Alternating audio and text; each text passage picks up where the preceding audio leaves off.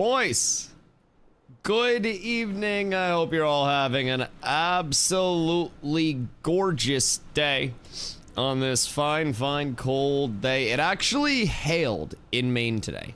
Like, it was cold and rainy.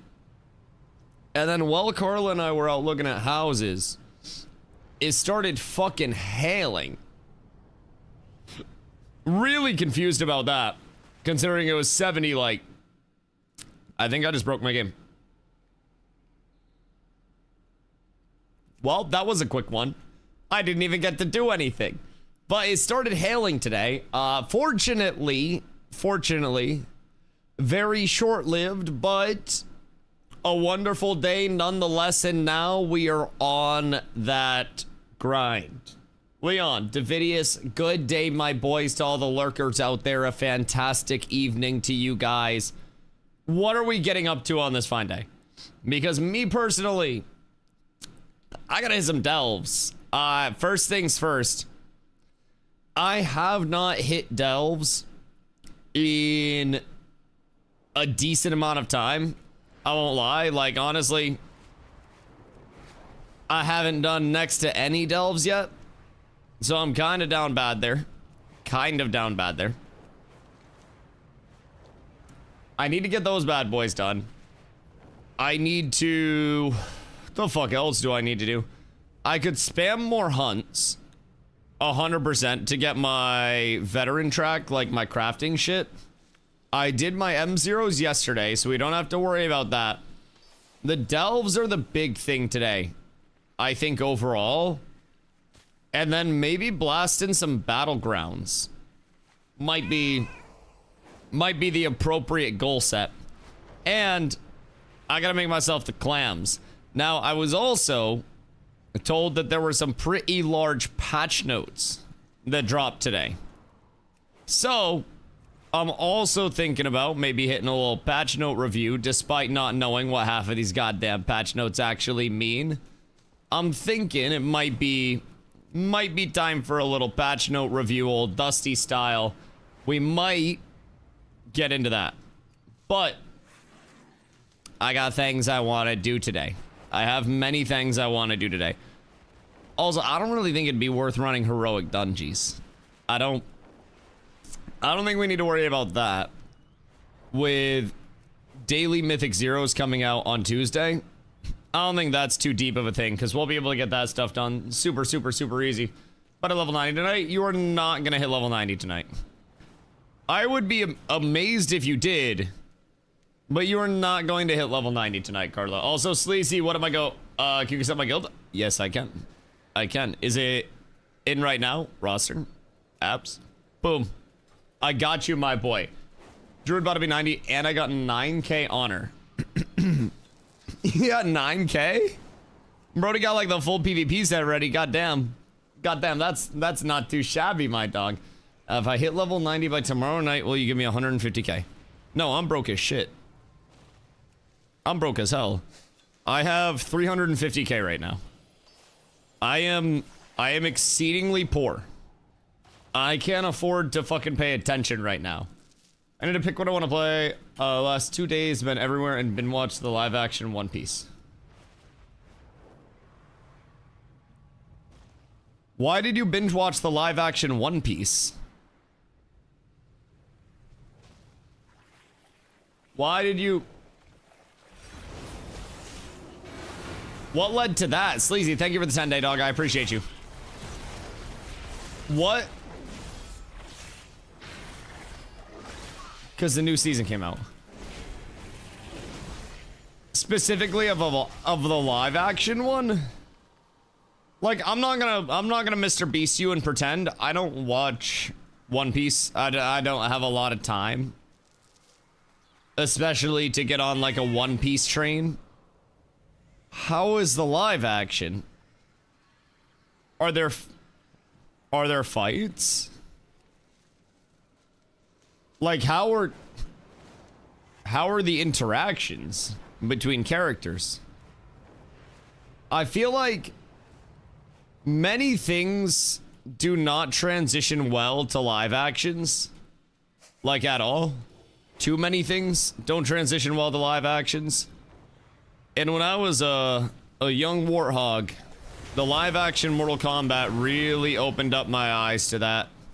It just really made me understand what an unsustainable world it was to try to get actors to purvey what literal cartoons could purvey. There's just more you can do when you don't have to worry about human stuff, right? You can't kill humans unless you're Alec Baldwin. Like, you gotta adhere to some very strict filming rules. But anime, you can do whatever the fuck you want. I just feel like there's realistically next to no way a live service could ever keep up. But I also haven't watched the live service One Piece. I don't want to shit on it without watching it.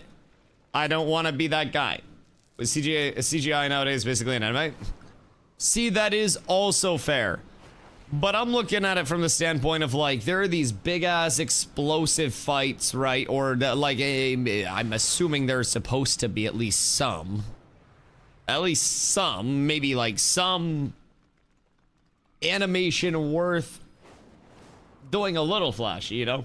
What about they did really well? Some of the Devil Fruits, Smoker and Nico Robbins powers came out awesome. How long is the live action One Piece? Like, how many episodes is the live action? Because, like, low-key, the odds of me watching the live action, if it's short, would be higher than me watching the actual, like, entirety of One Piece. Claire, how are you? Hope you're having a good day. Appreciate you coming through. I am doing very, very, very well. Did some IRLing today and some house hunting out in the big expensive world. And actually saw a couple of bangers. So it's a good day. I had to get up early as shit today, though. Which, early for me is normal for most people. So I can't complain too much or chat will make fun of me. But you know, is what it is, dog. Is what it is. Excuse me. Pardon me. You. My boy. John G. What am I going? Season 2 is wild. How many episodes? Are we all gonna be, like, talking about the live action One Piece today? Because if I say it one more time, I think Stomps is actually gonna show up before 8 p.m. That would be a fucking shocker if I do say so myself. I haven't seen that motherfucker Nin on a reasonable sleep schedule in months. Fupo, how are you, my friend? They butchered my love. Wait, is it bad? Because Leon was saying that it wasn't bad. Is it really bad? Because, like, the odds of me watching it if it's really bad might actually be higher than the odds of me watching it if it's really good, because I might be more of a hate watcher than anything else. I might be intrigued now. What's bad about it? Tell me it's like the action scenes. I say that as an avid One Piece enjoyer.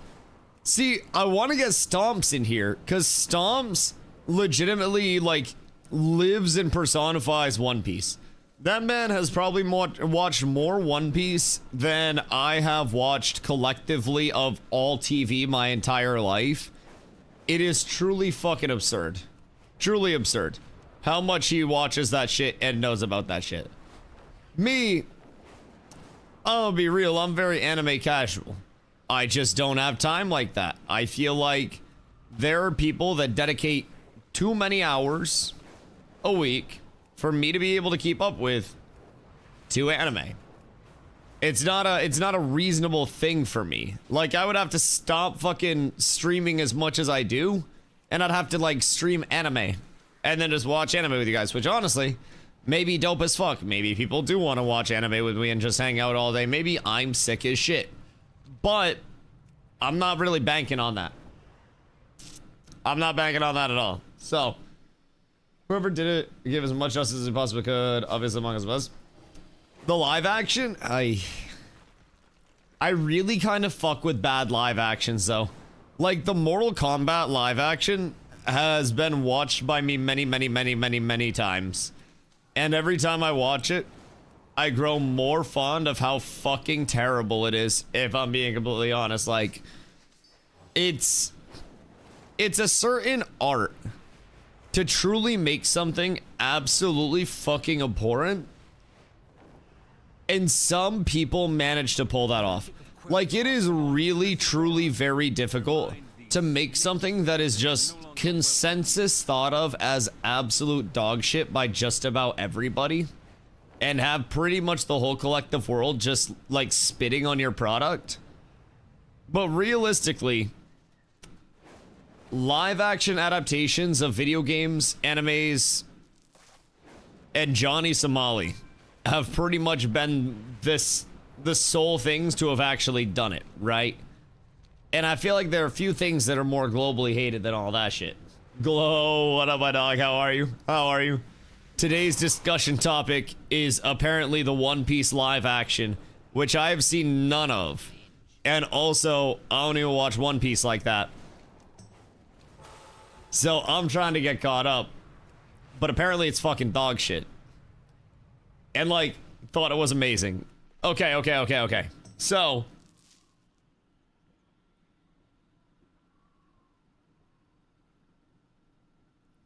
sorry, I'm thirsty as fuck today. We had Five Guys again. Because it was the last day of Five Guys buy one, get one. And I regret absolutely nothing. Absolutely fucking nothing. Oh, that shit was good. But so we got Five Guys 3 times. During there, was it 3? No, it was 2. I think it was 2. I think it was only 2. I don't think it was 3. I think it was 2. Never mind. We got it 2 times during their 40th birthday celebration. And I think I took 40 years off my life. Realistically, that shit got me good. I feel like I'm on the brink of death every time I move. For this casual, and he likes it too. I mean, is it faster paced than the actual 1,000 plus episode anime titan that is One Piece? Yes. Okay, so that alone is probably a huge selling point to get me to watch it. If there is much less bloat. Cause I'll be real, I'm not doing 1,000 plus episodes, dog. I'm not doing that. I don't really, like, care that much about pretty much anything to watch 1,000 plus episodes of it just to get caught up. I'm not getting into that very much. Yo, good morning, Calvo. Good morning, Cricks. How are you guys? Hope you're having beautiful days. One Piece is the greatest piece of fiction this generation.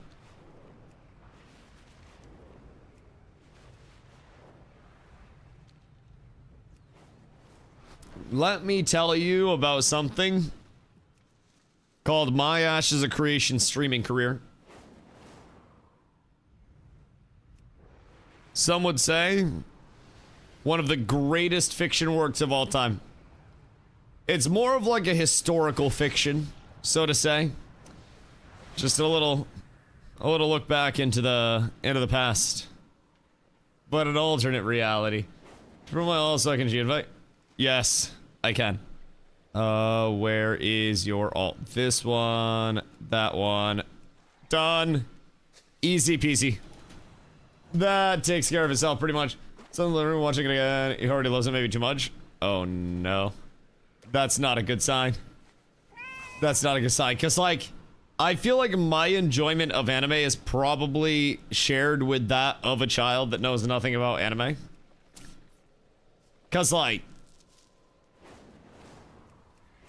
I know nothing, dog. I know nothing. I've studied nothing.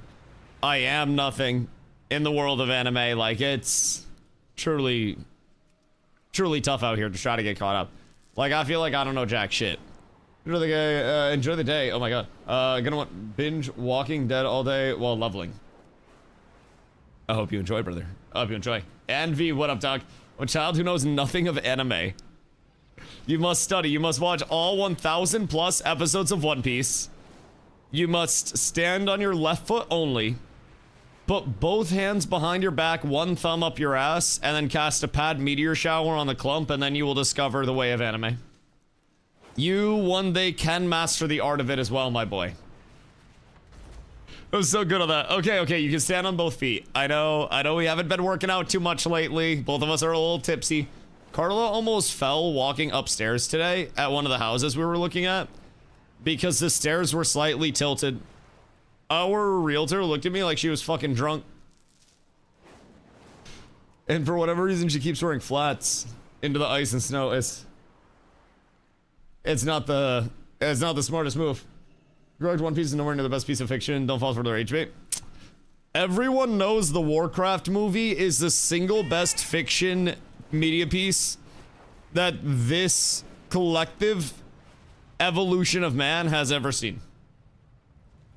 I feel like no holds barred. The Warcraft. Do you think I could, excuse me. Do you think I could get away with streaming the Warcraft movie on stream because it was so bad that nobody would really notice that I was actually streaming it because nobody would watch?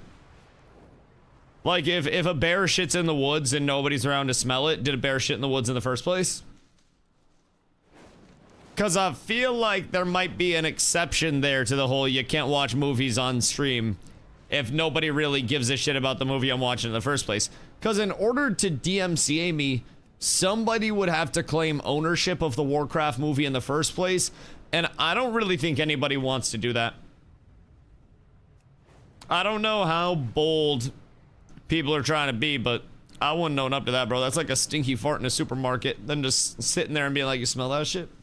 Surprised you haven't watched anime? I don't have time. Like, I've watched some anime, but I am by no means an anime fanatic or even like deep into that world. Primarily because I stream so much, and then when I'm off stream, like in the mornings, I'm not watching TV, I'm trying to go outside and shit. Or just exist, or, you know, take 3 shits because I had some ice cream the night before. And then I get on stream, and then when I'm off stream, I chill with Carla, and then we just hang out for the night. So, like, in terms of watching TV and watching series and shit, it's... I don't know. It's not the most time-effective thing, right? We'll watch, like, an episode of, or, like, a season of Survivor over the course of, like, a few weeks when the season's fully released, so that way we can just kind of watch it on our own pace. But other than that, like, we don't really get to watch much long-term viewing.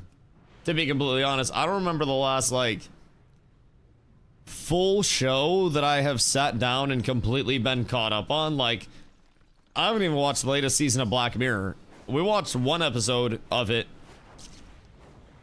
and then didn't watch any other episodes because we just kind of like had to do other shit, had to do the adult thing. So it's been slightly tragic, but it also didn't help early on before I started streaming and shit that anytime I would ask somebody what to watch, they were just like, oh, start with One Piece. And I'd look at it and I'd be like, I am not going to start on One Piece. I will not be doing that. That's like telling somebody to just casually watch the entire Simpsons catalog. Like, that shit just, that's not a thing that one just takes on as a light task. That is genuinely a fucking commitment. Black Mirror had me tweaking, it's too messed up sometimes. The first episode of the latest season is kind of fucking wild. But also, like, that's kind of what Black Mirror does. Black Mirror, like Glow said, always makes me feel not great. It's always that, like, I get this, but I don't really like this. Like, certain movies are like that as well, where their big thing is that they make you feel uneasy or like shit. And some people really like that for some reason, and you'll get this critically acclaimed film, right? And it just makes you feel like a piece of shit about yourself. And it's like got all these awards and stuff, and I just come out of it feeling not good. And then there's stuff like the F1 movie, where the F1 movie, I came out feeling like I wanted to drive 160 in my Honda Civic on the way home. And I definitely felt like I could shake and bake off of somebody, maybe get a little passing on the freeway. The F1 movie had me feeling nice. But man, oh man, I just don't understand why some people like seek out the shit that makes them feel all sad and stuff, dude. I don't have time for that shit. That's a vibe that I cannot get behind. I would rather watch a comedy or something. Granted, I think most comedy movies right now are fucking butt cheeks. And comedy has been down bad for years and hasn't really been able to establish a footing anywhere. And I think comedy as like a genre, I don't remember the last time there was a good comedy, honestly. It's probably been goddamn too long. Goddamn too long. Remember, does someone who want to get an anime to watch One Piece? Let's start with the classic. You go shoot. Like, what was the first anime that I watched? I mean, other than like fucking Dragon Ball and Dragon Ball Z and shit like that, that some will say are like fringe animes. I don't really know what your guys' synopsis on those are as actual animes or not, or whatever it may be. But other than that, the first anime that I unironically sat down start to finish to watch was Solo Leveling, because everybody in chat bothered me and kept bugging me to watch Solo Leveling, because everybody was just like, Dusty, it's so good, you would love it. And I'm like, motherfucker, I've never sat down and like had the time to watch a full anime before. And they're like, well, there aren't that many episodes, you'll love it.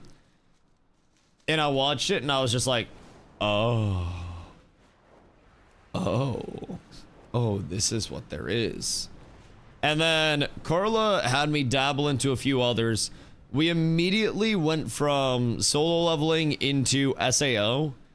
And honestly, it was like the equivalent in WoW terms would be like me telling Carla to play retail for a week and then having her go back and play like classic with no add-ons.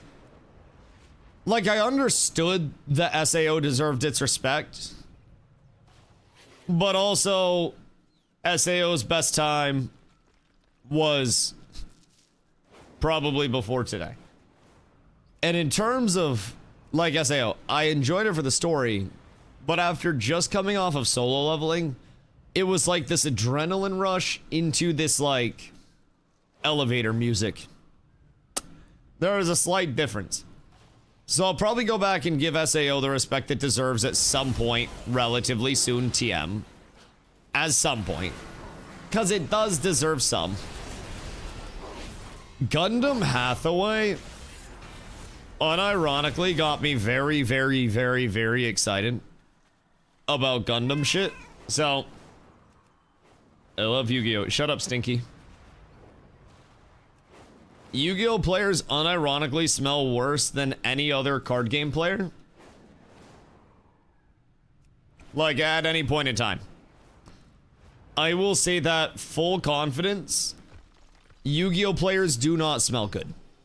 I personally think Magic players are most likely to have ass crack hanging out at a tournament. But they at least wipe their ass crack and spread it when they're in the shower so the water can trickle down so it gets a little clean. Yu-Gi-Oh! Players shit's all pasted together at this point, bro. Their pants stay up, but you can smell it outside their pants type thing. Yu-Gi-Oh! Players are a different level of stank. And I will stand on that business 24/7. Carla, I don't condone these habits. I do not. Why do you give me a Yu-Gi-Oh! Keyboard? Because you stink and enjoy Yu-Gi-Oh! Like, I'm not gonna shame your habits, but... And why is there a winged dragon of Ra behind you? Because you bought it. That's your winged dragon of Ra.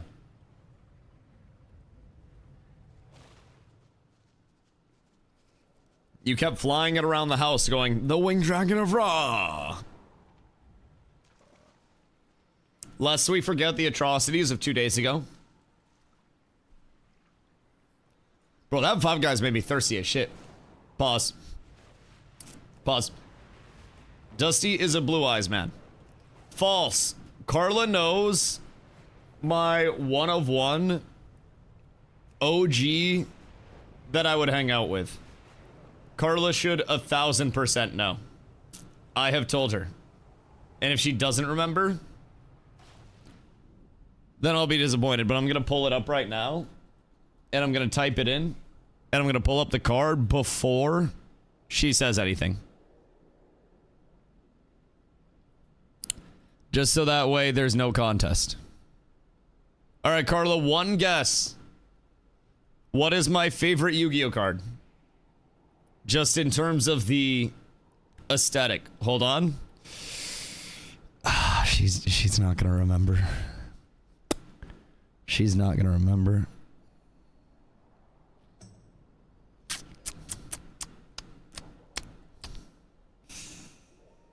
You really hate to see it. Dark Magician? Carla has a Dark Magician keyboard.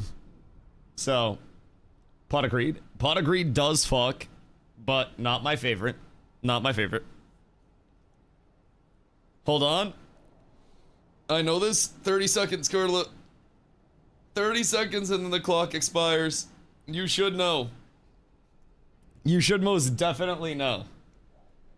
Because it is Aura Incarnate. Hitting the driving range after work today? Oh, dude, I'm so jealous. I'm so jealous. It's probably like warm enough here, but it's on the fringe. And also it was hailing. So, you said it not that long ago. You never listened to me. I think I have a mustache hair in my mouth. I don't remember. You're a fucking stoner. Despicable stoner with no memory. Dark Paladin boys. You need that Buster Blader, you need that Dark Magician. And then you slap them together.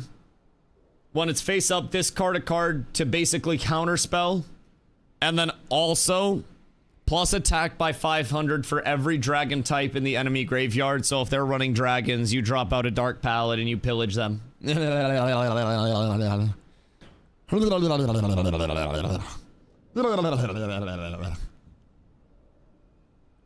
Truly love to see that. The goated of all goateds. Genuinely. It is truly gorgeous. Gorgeous. How much are they worth nowadays? I might just try to buy one. I had them when I was a lad. Hmm.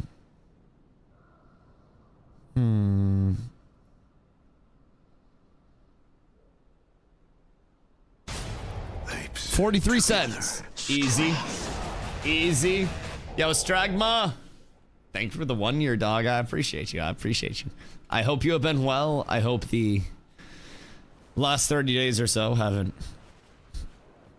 dragged you through the mud, because I'm being dragged through the mud, brother, and I'm starting to eat some of it. It's not the greatest. All right, from 350k to, do I hit 400? No, I don't hit 400. Probably like 375 if I'm lucky. It's probably like a 25k haul, if that. Nothing too crazy. Yeah, like 375. Not too shabby. Not too shabby. It's been terrible. We keep going. Gang, gang, gang. Well, that means it can only bounce back up, right? Or can it? Or can it? No, surely it can. Surely it can. I'm excited what the future holds. The last month has been wild with all of the adjustments and everything. Couldn't have happened at a crazier time, of course, with like trying to look for houses and stuff like that. So like, you know, it is what it is. But given that I find these new exciting lows, yeah, every day brings in just a little bit of super cheery excitement, doesn't it? Just a little something to look forward to on the daily. Something to remind us you can get kicked in the balls after you get punched in the kidneys. Yeah, I'm like in a limbo right now, man. I love WoW. I'm having a blast on WoW, but like it just doesn't feel the same as Ashes. You know, obviously it's not going to. It's such a different feel. Like today, my most productive things are gathering blasting battlegrounds, or doing delves, which are these like solo dungeons. And more likely than not, I'm gonna be blasting some battlegrounds just so that way I can get PvP reps in and keep having fun with that. Maybe do my solo dungeons today, my delves, but like, excuse me, the amount of truly community-driven content that there is over here, it is a lot lighter because they're not playing a social sandbox. And in social sandboxes, your options are either go and play something that is probably just going to die within a year or two, and then farm that for viewers while it's here, cry when it dies, get a bunch of people to gift me subs when it dies, and then move on to the next one of those and keep going through that stress of this game's gonna die, this game's gonna die, this game's gonna die. Or try to post up somewhere consistent, you know, somewhere that I'm actually going to enjoy instead of just chasing something, right? So, you know, it's gonna be a little bit of a downtick, and then hopefully in the long term the consistency reigns supreme with everything. But it's definitely, do I need to do a T2? I think I need to do a T2. It's definitely an experience, man, to say the least, but it's a learning process, it's an evolution process, it's a ton of new shit all at once, and all we can do is roll with it. Time for Dusty Alt. A Tauren Paladin, you say?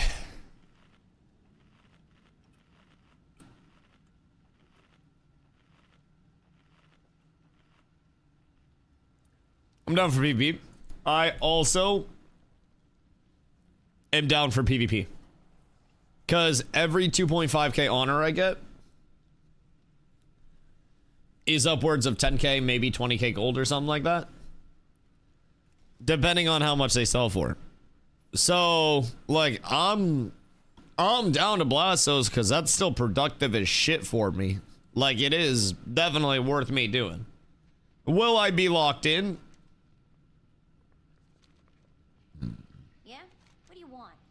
You ever need anything? Maybe not. Maybe not. But, wait, what am I supposed to do here? Oh, wait, I'm so sick. I did it, boys. I'm the smartest man alive. I unlocked the intro to this. Holy shit. Wait, are there puzzles that I have to do here to unlock the other teleporters? Bro, what the fuck is this? What incarnation do you mean? Alright, I'm just gonna pull everything for now. Oh, fuck, I'm in my ret set. I'm not in my pro set. I'm in the wrong build. I mean, good news. I have the healer with me. So that's not a huge deal. Bad news. I don't like AoE pulling as my ret spec. That was a little scary. I got time for 1 or 2 battlegrounds. Do I want to get into them already? I almost feel obligated to like review patches. Cause there were a lot of patches that came out today, right? Just in general. I'm kind of curious about those bad boys. I also know that I am going to know absolutely dog shit nothing about the patch notes themselves. And I will be very incredibly confused. Oh.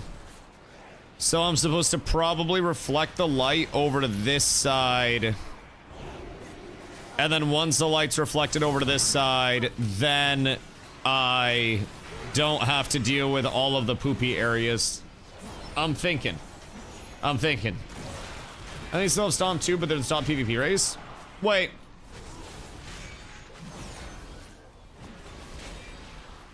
What makes them good? What's up with high Taurens? Also, what separates high Taurens from regular Taurens? Cause like, I'm not opposed, but went back to RuneScape. They changed the entire combat system last week. Been playing Marathon, digging the vibes with it for now. End of April, I'll be testing Scars of Honor. Scars of Honor is relatively intriguing, but also it's incredibly bothersome to me at the same time, in a sense, right?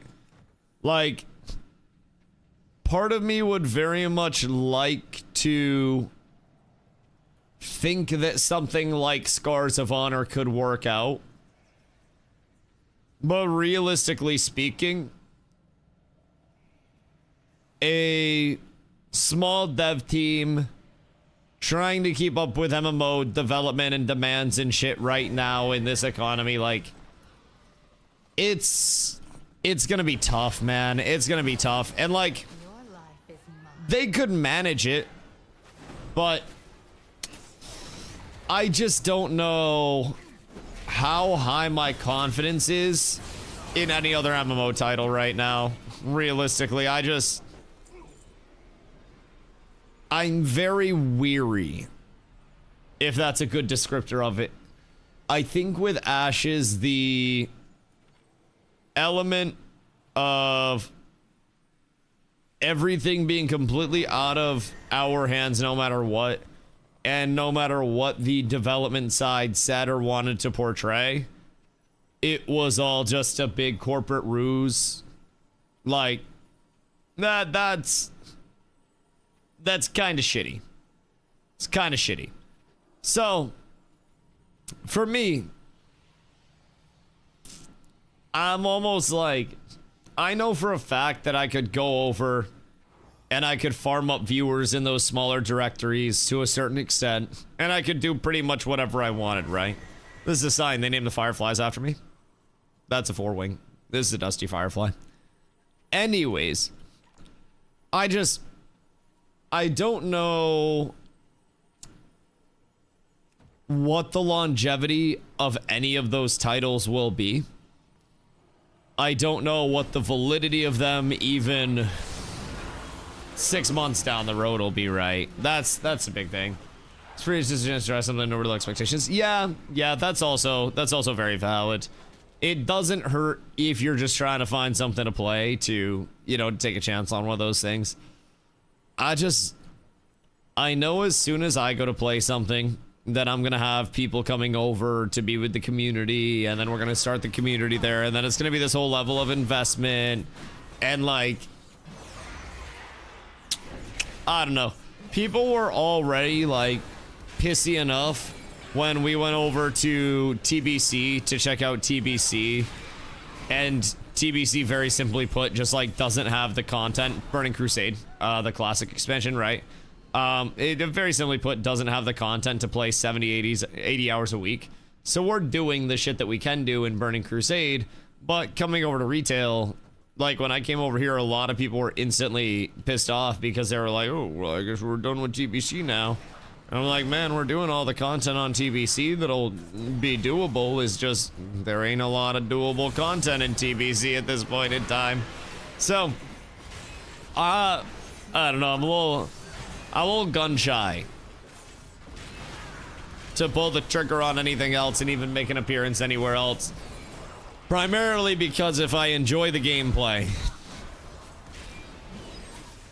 then I will ignore everything else, and I will just play something off of the gameplay. And I really don't want to invest myself for another year plus, because gameplay is good just to have every other element of it be bad. So I have to look at it and actually be hype or try what's point. Yeah, that's the thing. If I don't have an immediate look and at the very least, you know, my eyebrows perk up a little bit, it's just not gonna happen. Like, I don't know, I was saving the energy for the ride MMO. That's honestly what I'm hoping for, man. That's what I'm hoping for. I really, if the Riot MMO is anywhere near like this decade coming out before 2030 or being public before 2030, oh, I'd enjoy that a lot. I do feel like that's pretty much the modern MMO's last chance outside of course, retail. Because, like, you know, retail's around. Retail has been around. Retail's gonna be around no matter how good, bad, or indifferent it actually is. And unfortunately for everything else this time around, retail's actually really fucking good. At least so far. So retail's not really gonna, I don't know, instantly die out or anything. And if they have, this is a very good deployment. And then their next expansion, 2-ish years down the road, also hits, then that's going to make the market a lot harder for Rito to actually come in and hit that shit, right? It's going to make it much more difficult. What do you guys want to bet? This mirror does not work as an actual mirror would. Yeah, no, that shit does not actually mirror peep. So that's a mirror. This violates all laws of mirrors. I'm fine with it because I needed a slightly longer range anyways. But I'm just saying that is a fucking voodoo wizardry mirror at the absolute minimum. I just don't know how many of these bad boys I actually gotta fucking get. I'm pretty sure that'll be enough there. Okay, we're set. We're set. I feel like this took a very long time to clear. And also had next to 0 mobs in it. I might be tripping, but daily reminder that weeds equal to fen. Yeah, you gotta be cautious, dog. You gotta be cautious. I smoked a bowl before I went to look at houses today. And I was fucking leaning the entire time. It was truly a sight to see. My real estate agent had to call an ambulance for me 7 different times. You fucking hate to see it. Fingers crossed, right, MMO? I just don't know when the Riot MMO would have any look at going public whatsoever. To the point where, like, I'm not even sure what their concept is. I unironically have heard next to nothing about the Riot MMO at any point in time whatsoever, other than talking about it and knowing that the Riot MMO does exist. Which, I mean, it's not the end of the world. It's not like that's the only thing that matters is, like, outward hype. But I'd love to at least know, like, what type of MMO they're developing. I think that would be great. The new arcade is supposed to come out at the end of this year. Which new arcade?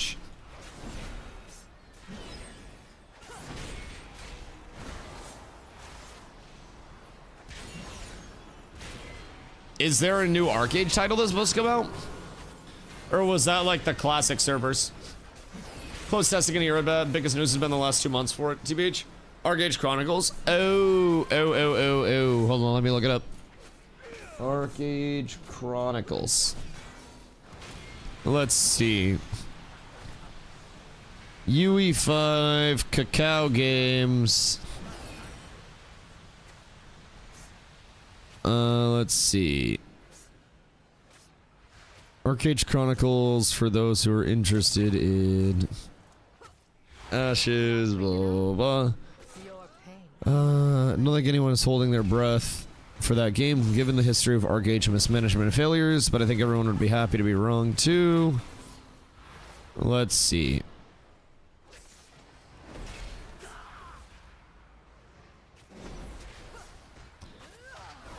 It's not. It's gonna be an action on an online action RPG, so like an MMO light. So a lot of people are thinking that it's going to be more akin to Where Winds Meet. For all the information I can gather, it seems more like an instance-based online game that simulates a traditional open-world environment but limits the amount of players in each zone. That limit seems to be around 40 players. It is using UE5, and I believe that it's more natively geared towards instances with an upper limit of around 100 players. However, many things seem to be shared global resources. Here's some relevant quotes from a recent developer letter. And yes, the world is shared with others, but it's more intimate. Smaller group sizes, meaningful cooperation, moments that feel personal, not chaotic or dominated by zergs. So expect life skills, housing, and crafting to return, just better. Shared housing areas, decor you can actually interact with, NPCs who feel like housemates, not decorations, crafting that's tied into your character's growth, and the player economy in real ways. So, worst version of Crimson Desert. I'm actually not too hype on Crimson Desert. I know that might be absolutely like crazy for me to say, but I have a very bad ick feeling about Crimson Desert that they're going to try to provide too many systems and they're going to deliver on all of them pretty badly instead of delivering on a few of them really well. That's like my big scary with it. It also looks like one of the combat systems that ends up being very cinematic, I guess is the way that I would describe it. Where it's like, I feel like I'm going to go into combat and it would be playing a cutscene. More than anything else. A lot of the systems were just developed from their BDO engine, so it's not as much as you might think. Is it not though? Because they got like fucking jetpacks and shit too. I keep seeing more and more about it, to where I'm like, oh, that just seems like it's gonna be another Where Winds Meet. And Where Winds Meet's hype has pretty much died in terms of a watchability point for it. Like, Where Winds Meet has 1.5k viewers on Twitch right now. And also doesn't really push past that. Like, Quinfall has almost 2k. Granted, the Quinfall directory is really sus right now, because there's a lot of drop farming going on there just exclusively, but also you have a lot of really sus content creators over there that are just like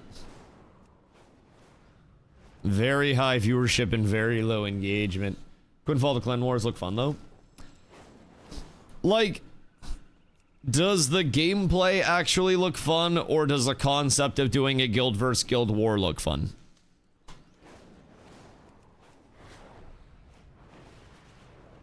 Because I feel like the concept of doing a war is more fun than doing a war in the gameplay standpoint. The guild versus guild. Yeah, exactly. Like, if in TBC or in retail, we had an area like a guild castle, right? Where guilds could fight over that shit and own it, that would be really nice. That would bring in that guild versus guild aspect. That's definitely the big lack at this point.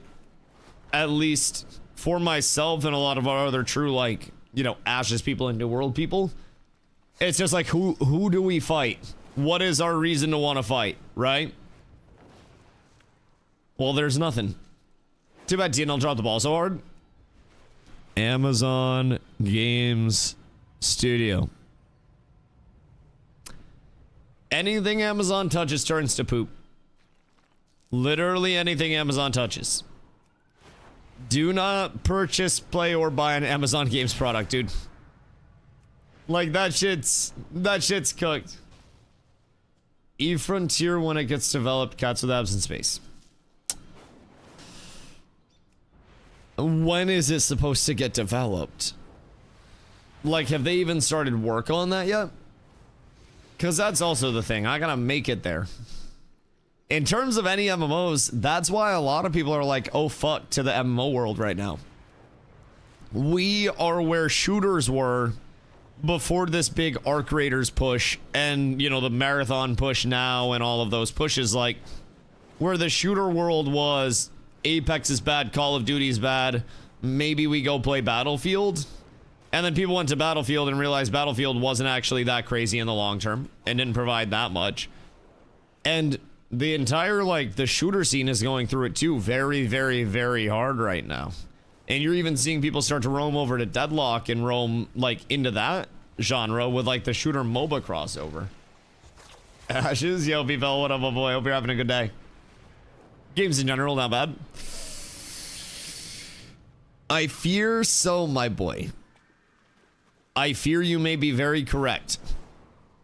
And I don't know in another 10 years if gaming is going to be way better off or if gaming is going to be in a completely different state of affairs and content's not going to be a thing anymore. Like, I got no fucking idea.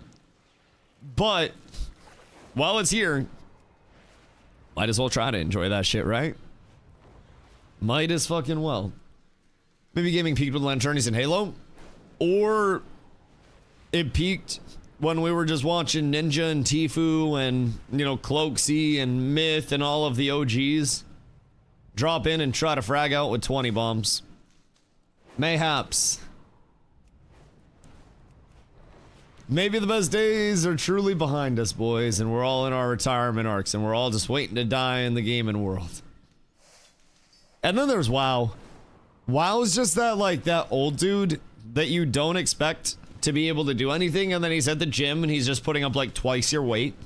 And you're like, yeah, old man, okay. And then you walk up to the weight, and you can't move that shit at all. WoW still moves weight. WoW still moves a lot of weight. Some would say too much weight. Also, Shadow Enclave kind of sucked. I don't really know what my best bet is for a delve right now to push up delve difficulties. But I am also down to blast some unadulterated amounts of arena. Not arena, but battlegrounds. Or maybe arenas at some point, but... The pit shroomies. Wait, over here? Or a different one? Which one's the pit?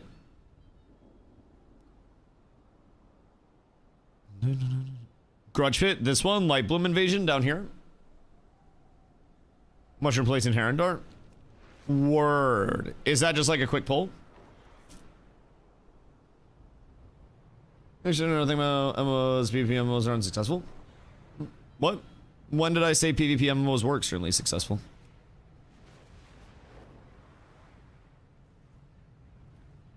Brother. You can't even spell unsuccessful right. And you're a YouTube chatter with 6 numbers in your name. Dog doesn't even know how to exist properly, brother. You spelled success as S-E-C-E-S.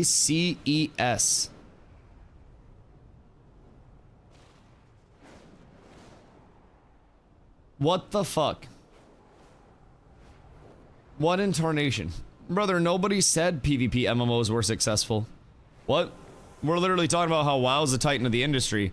We're just talking about how my personal community's preference, because we come from PvP MMOs, is to find a PvP MMO that has that actual, like, incentivization of fighting somebody else. But because of gaming right now, we're actually, funny enough, saying that PvP MMOs are down bad, and that that subgenre of MMOs is really down bad, and that there's nothing out there. Which is why you have things like Quinfall down bad, which is why you have things like Ashes down bad, New World down bad. Like, if anything, I think you might be misunderstanding the discussion that we're having, where we're basically discussing how relatively every MMO right now is unsuccessful. Like, gaming as a whole right now is very, very, very down bad. I have bad eyesight and using phone. Oh, so you're just a fucking dumb boomer. Jesus Christ. You're either a dumb boomer or you're an inferior 4 eyes being. No, I'm kidding. I'm kidding. Sorry. I had to get it out. Camel on Chains coming soon? Yeah, I'm just... Like, part of my thing is I'm really gun shy after playing New World and playing Ashes and investing literally over 10,000 hours of my life into those projects on stream. I'm really hesitant to put in time to MMOs that I don't necessarily, or products in general, that I don't really know will, like, make it or anything, you know? Why the abuse? You came in hot as fuck. My man came in with a, you actually know nothing about MMOs when you were agreeing with me. Golly, I don't know, why are you trying to be a parasocial mean chatter to streamers? Be nice. Just out here trying to work, dog. I looked at houses today. I had a long day. It fucking hailed outside. I'm still trying to warm the fuck up a little bit. Thirsty as hell, because it's the last day of the 5 guys buy one get one, and I got 5 guys. I got bubble guts going on right now, and I can't go take a shit because then everybody's gonna know I went and took a shit during stream. I'm having a day. Motherfucker came in trying to be sassy. Wish I had numbers in my name. You gotta put like 7 numbers and a hyphen in your name. Letter of potato chip? No, I don't have to poop, just farts. Just farts. I missed 5 guys? No, it's still going. It's going until the end of the day. It was like the past 5 days or something to celebrate their 40th birthday. But there is still time, young Padawan, for you to get all 5 of your guys. I would not let that hold you down. Not going out again today. Why not? Everybody poops, especially while working. Well, that's because you guys get paid to poop. I do not. How about grow up and respect your viewers? How about don't be a pussy? Brother, you came into a chat, Snappy, when you were too stupid to actually understand the conversation that was going on. Don't hop in Snappy and holier than thou if you don't want a streamer to clap back. Shut the fuck up, you pussy-ass YouTube chatter. You can take a conversation if you want to, or you can eat my entire butt, and you can look at how you enter chats next time and try to not shit on somebody and talk down to them and expect them to not clap back. Take your goddamn sorry, bad eyesight, boomer ass, try to feel your way through your house to find your front door, turn the doorknob, go outside and stare up at the sun and realize that at any point that could go away, and enjoy your goddamn life a little more, brother. Much love. God did. Pre-poop eating of the butt, or what are we talking about? Is it better to eat ass pre-poop or post-poop? Because, like, if you eat ass pre-poop, then there's a chance that the relaxation happens and then you get a snack. And if you eat ass post-poop, then you're basically always eating poop. I feel like it's post-poop, post-shower exclusively in terms of eating ass. I feel like it's gotta be a fresh, like, I shit and then I showered. Post-shower after poop. Yeah, exactly. I've trained you well. Exactly. For sure, post-shower after poop. Yeah, any other form of ass eating is just not acceptable. If you are not directly, like, in the shower eating... Post-poop after cleaning, pre-poop is like, you know, it's up there. Never stare down the barrel of a loaded gun is what my Marine father taught me. You never look down the barrel of a loaded gun. Oh no. Post shower eating ass and play WoW after dream life. Alright. I'm not trying to judge anybody. Let's do some fucking battlegrounds. Holy shit. Anyone for a couple BGs? Cause I need to go to Herondar later and I need to hit my delves. That would be a productive thing for me today. I'm judging. We'll do some experimenting later. We'll figure it out. Figure it out. We'll figure it out. Uneducated, inbred fuck. Brother, I have a college degree and you're sitting here watching my channel. You literally can't even try to be sassy. Old boomer man's mad because he can't see his phone, and he also misspelled 6 things in that message too. He tried to say inbred, and he literally said, like, in space bread, like I'm stuck in a loaf of bread, like an egg in the middle that you make for breakfast. Brother, I got terrible news for you. You probably projecting like shit. Roll Tide, baby. Roll Tide.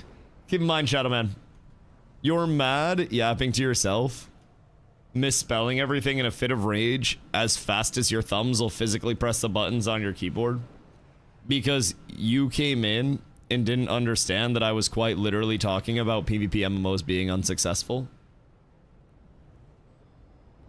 Imagine lacking communication comprehension to that degree. It's not even reading comprehension. All you had to do is listen. And then getting so in a tizzy about it that you're now red in a fit of rage. Couldn't be me, dog. Couldn't be me. But on the topic of stoner, yes, and I will be going to smoke a bowl before I start these battlegrounds, and I gotta fill up my water. I gotta stay hydrated. I am a stoner, but I am a hydrated stoner that very much takes care of myself. It is beautiful. Misspell a lot too, because I type too fast in between games and shit. You wanna know what's crazy? My man could have came up with like any other excuse for misspelling stuff, but he goes, I have bad eyesight and I'm on my phone.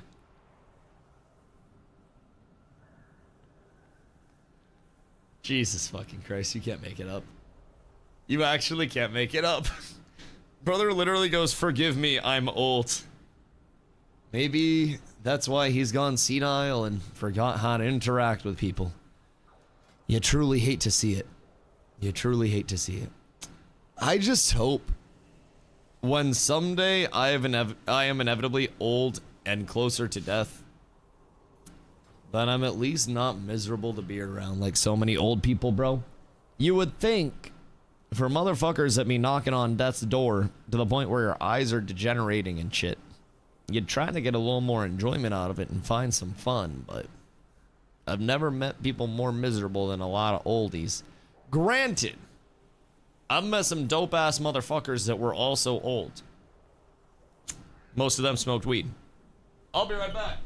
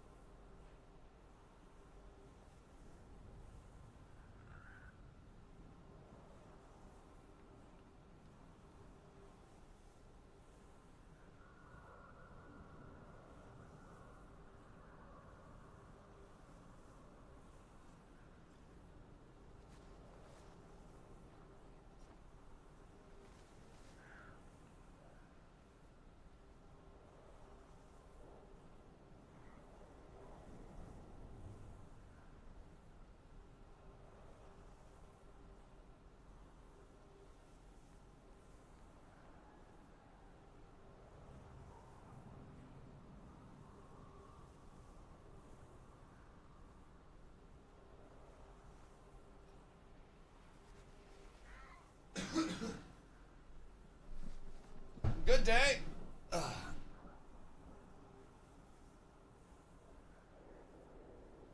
Hiya. I've returned, and it is time to dominate, my boys. It is time to absolutely dominate. Chat, who took advantage of the Five Guys deal? Random question. I can't be the only person, right? Also, I can't be the only person that may have done it multiple times. 0. What is this? Powerade. Is it Canada? I always used to think Powerade was Canadian. Hi, Henry. Hope you're having a good day, sir. What you getting up to on this fine day? Didn't do it. R.I.P. Disappointed in you. Very, very. Oh, wait. Do we have a horde? It's fine. I'll just play fucking Alliance. I'll just have my dumb, stupid stone form. Truly hate to see that. Truly, truly, truly hate to see that. Toe is horde. Promote to lead. And then we'll see if that does it. Yeah, either way. If you want to invite everybody, we can. I'm down to get swamp. To get stomped. That'd be nice, but... Should I eat for 30 minutes? Probably not, because we have to get up early tomorrow as well for more houses. If you sleep right now, then you're going to be up all night and you won't be tired when we actually go to bed. Because realistically, we don't have, like, that long before we got to be going to bed because we got to get up early to drive again tomorrow. So, like... I don't think I can play anything. I mean, if you're more tired than I am, then feel free. Just make sure you don't sleep like 3 hours. I would say like actually wake up. Yeah, don't oversleep like Deku said. Like as long as you don't absolutely oversleep and fuck yourself, then you're chilling. You just don't want to like go to nap and then be out for 10 hours. So if you don't kick me awake, I won't wake up for real. I will go smoke a bowl in 30 minutes and wake you up. Yeah, I got you. You never really wake me up. I literally wake you up and have a conversation with you, and then I leave the room and you go back to sleep. I don't know what you want me to do, short of like maybe like drop kicking you. Like, I don't really think that domestic violence is ever the answer. So I'd like to avoid that route. Waterboard me. The closest I have is the hot cocoa powder in the cupboard. We're out of water. So I could maybe like... I can maybe take the cocoa powder. Cinnamon challenge me. See, that's what I was saying. I was saying like the cocoa powder and then do it with cinnamon instead. Or do it instead of cinnamon. That'd be bis. Like when you go to snore, it's just cocoa powder. Yes. That might be good. That might be very good. You should not drop kick your woman. Leads to a mean shouty time. Leads to the mean shouty men in blue. You're right. You're right. Gotta be richer before I can get away with that. Not good enough at throwing a basketball into a hoop or running a football. Really hate to see it. Really hate to see it. Or apparently hitting a golf ball into a hole. But, you know, I'll work on those things and then we'll see what we can do. 3-day ban incoming, boys. I'll see you Monday. I'll see you Monday. My boyfriend's jealous of you. Why? Because you love me more than you love him? My boyfriend's jealous of you because I talk about with you 24/7. But he don't know you like I know you, Dusty. No one does. Because I always tune into your stream. I knew it. I knew it. Have you taken your man on a date recently, Henry? Because, firm reminder, you haven't gifted subs recently. So it's like, if you're spending on him and not on me, and he's still getting jealous, then you might as well give him a reason to get jealous and just gift a shitload of subs to the channel. Like if he's already gonna be jealous, then you should let him know that you're willing to spend a bunch of money on me as well, but you don't, and you spend it on him instead, then he won't be jealous. But until you show him how much money you're truly capable of spending on me in the first place, he won't understand the levity of it. Like, Carla used to get jealous when I would talk to other people, and then I made out with her best friend. And ever since him and I had our thing, I didn't actually make out with Christian, by the way, don't worry. Don't worry. Don't worry, don't worry. Not that Carla knows of. 10 subs to waterboard Carla with synonyms. Cinnamon. I mean, that doesn't sound the worst. I feel like, what would be the worst thing to be waterboarded with? Like, drink-wise. I feel like a slushie would really fucking suck. What else? ACV. What is that? Because you're one letter off of ATV, and my parents had a Can-Am 800 when I was a kid that we always used to drive around. Henry, thank you for 13 months, my boy. I appreciate you. I appreciate you. Thank you. Thank you. Thank you. It's a beautiful date night. What you guys doing for the date? Battery acid? Battery acid's not a drink. Battery acid's not a drink, Carla. No, bleach is not a drink either. It is if you want it to be. I mean, realistically, batteries might be on the same level of snack as like boba, because technically they do just pop in your mouth after you chew on them for a little bit. So they might be closer, and they both start with a B. They could actually be in the same food family. Might want to check anything liquid Carla gives you to drink from now on. If she kills me, then I don't have to do it myself, so it saves me work.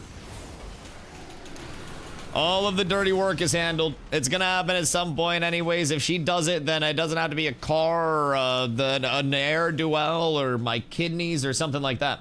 Is it tax deductible if she kills you on stream?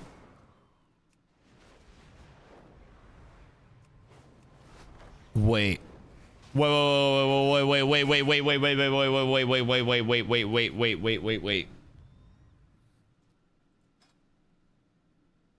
If I buy a new car on stream and then stream from the car,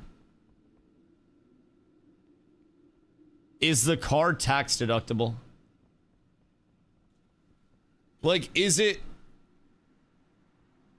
entire thing deductible?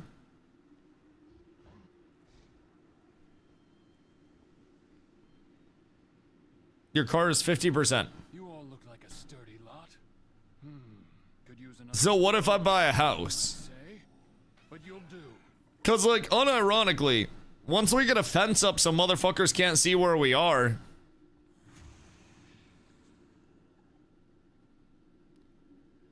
I could do like the reno of the outside area, like the landscaping shit.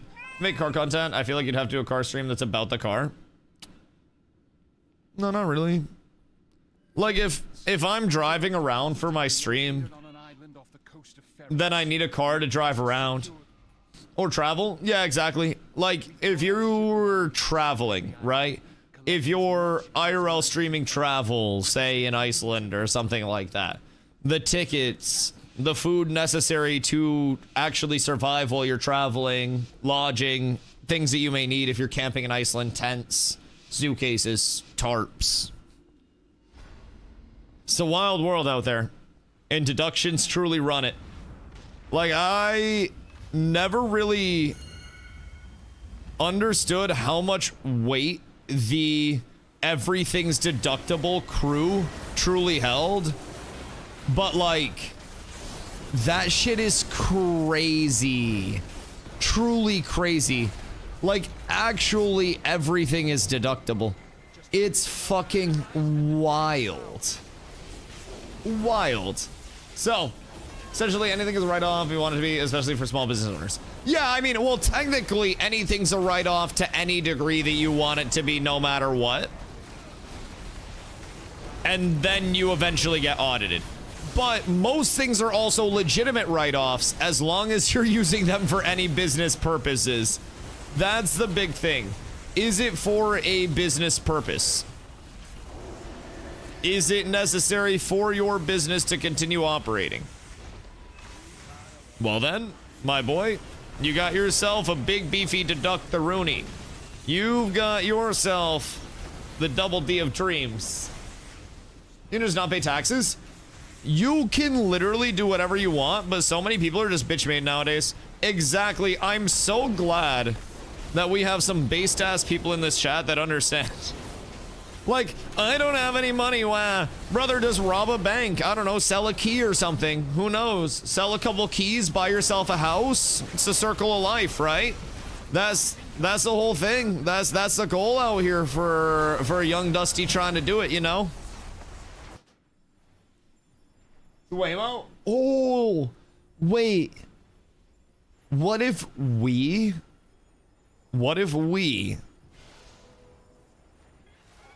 started our own Waymo company?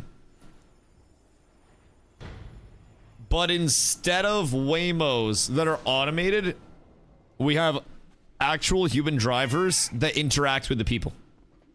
Just for the experience. But instead of just normal human drivers, hear me out. Right? Ready? They dress up really nice. And then, when they're dressed up really nice, they wear a suit and like a cute little hat and stuff. And we have them pick people up in limos. And then people pay out the ass for it. Chat, we genuinely might be onto something good here. Might be onto something beautiful. What's a key? A key can be many things. A key can unlock a door. A key can unlock a heart rate that you have never seen before. A key could ruin Dwight Howard's marriage. Keys can really do just about anything in this world. And I think it determines, it's determined based on what kind of key you're actually looking for. One more trouble that was worth learning a new keyboard to enter into space. Oh, I thought you were talking about Waymos. Look here on something, so if I didn't pretend it was on purpose. Listen, I feel like eventually everything is cyclical, right? In the 90s, Jenko jeans were a thing, and then slowly over time, jeans shrunk in until it was basically ball cock ball division sign visible at all points in time. For a certain point in time, if a man wasn't actually showing you the outline of his penar through his skinny jeans, he wasn't a real man. Now, it's starting to widen back out again. So, I just got used to showing my mushroom stamp through my jeans, and then I gotta get on this fucking, you know, stanky leg tech, where now my fucking pants are like 32 inches in the waist and like 48 in the goddamn ankle. I'm not really sure what the hell's going on with it all, but Carla tells me I look swaggy, so I keep wearing it. Everything's full circle. It's all full circle, brother. Like, I see posts on Twitter all the time that's like, yo, this fit is crazy.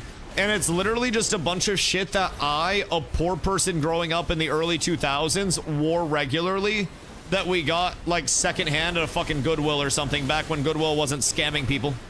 Because let me tell you what, Goodwill be expensive as a motherfucker. As of right now. Hard-hitting journalism. Man, I am a documentarian. I'm personally out here trying to reflect on modern life and life as it used to be through gaming. And funny enough, much like the gene evolution, the game evolution, I, as a wee lad, played WoW as my first MMO. First one ever. I am now playing WoW once again. Why and for how long? I have absolutely no idea, but I hope a very long time, and I hope it's the last one that I have to play. Because I don't know how many more MMOs I got in me. Also, we have no heals. Unironically, we have 2.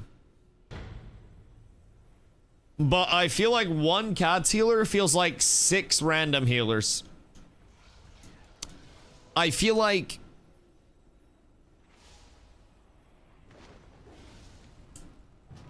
I miss our blasters right now, I won't lie. A proper group with anybody capable of casting healing abilities whatsoever is a goddamn life changer. And we're just not built for it right now, boys. We're not built for it. They got heals everywhere. I feel like 1, 2, 3, 4. They're all the way across the goddamn map. Okay.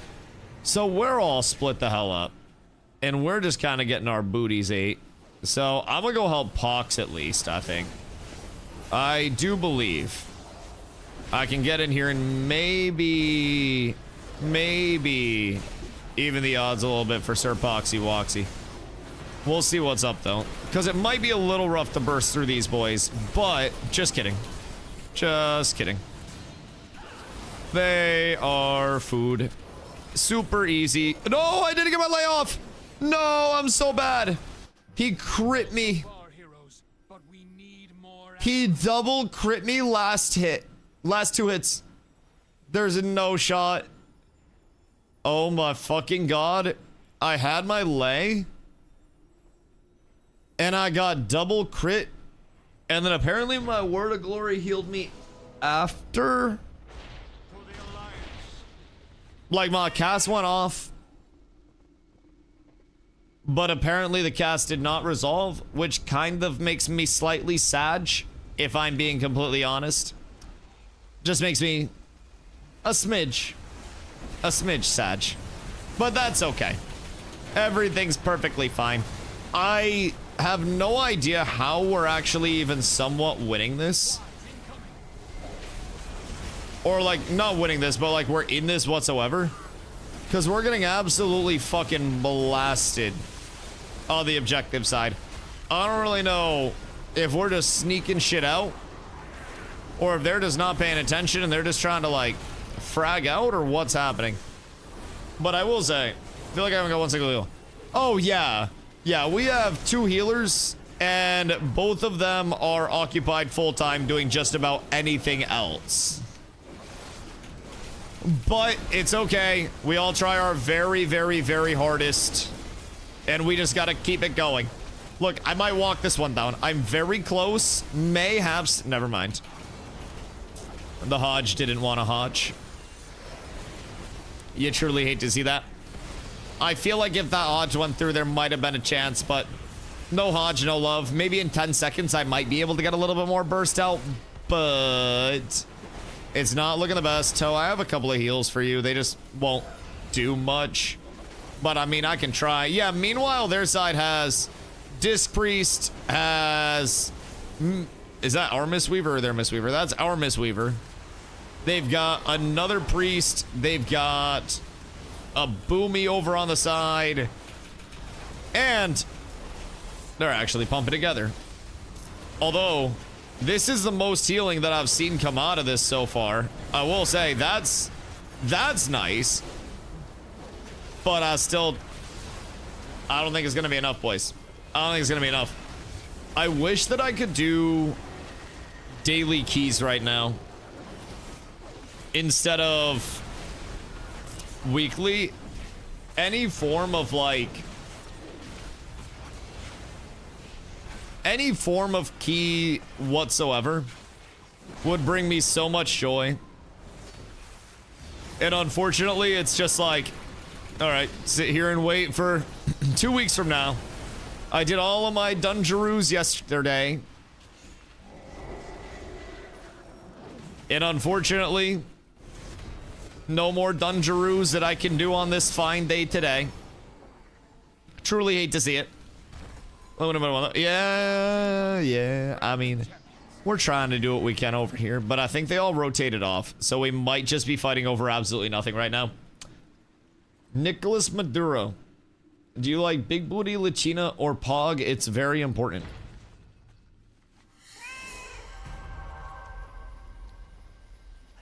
I feel like a reasonable man's answer to that is art and beauty are both in the eye of the beholder.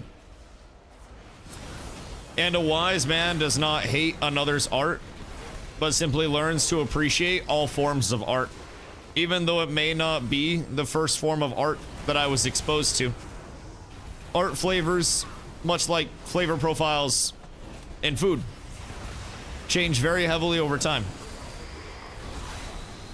And I think it's important to appreciate all things in life, because you do truly only have one life, Nicholas Maduro. You really only got one out here, big dog, and you just gotta live it. Can I join the next BG? We have 5 right now, but I would actually give my ball sack to the hydraulic press channel if I were able to get a healer or 2 in my group. I would let them have their way with it for science. I don't really know if anybody's got a plug with a healer and a guy with a hydraulic press and a Russian accent, but you put me in the right place, and I'm sure we can figure something out here. I'm sure we can come to an agreement somewhere for a couple of fucking heals. Man, this guy's getting absolutely fucking blasted with all of the loving goo that his entire heals could throw at him. Like, I am witnessing a goddamn protection racket out here.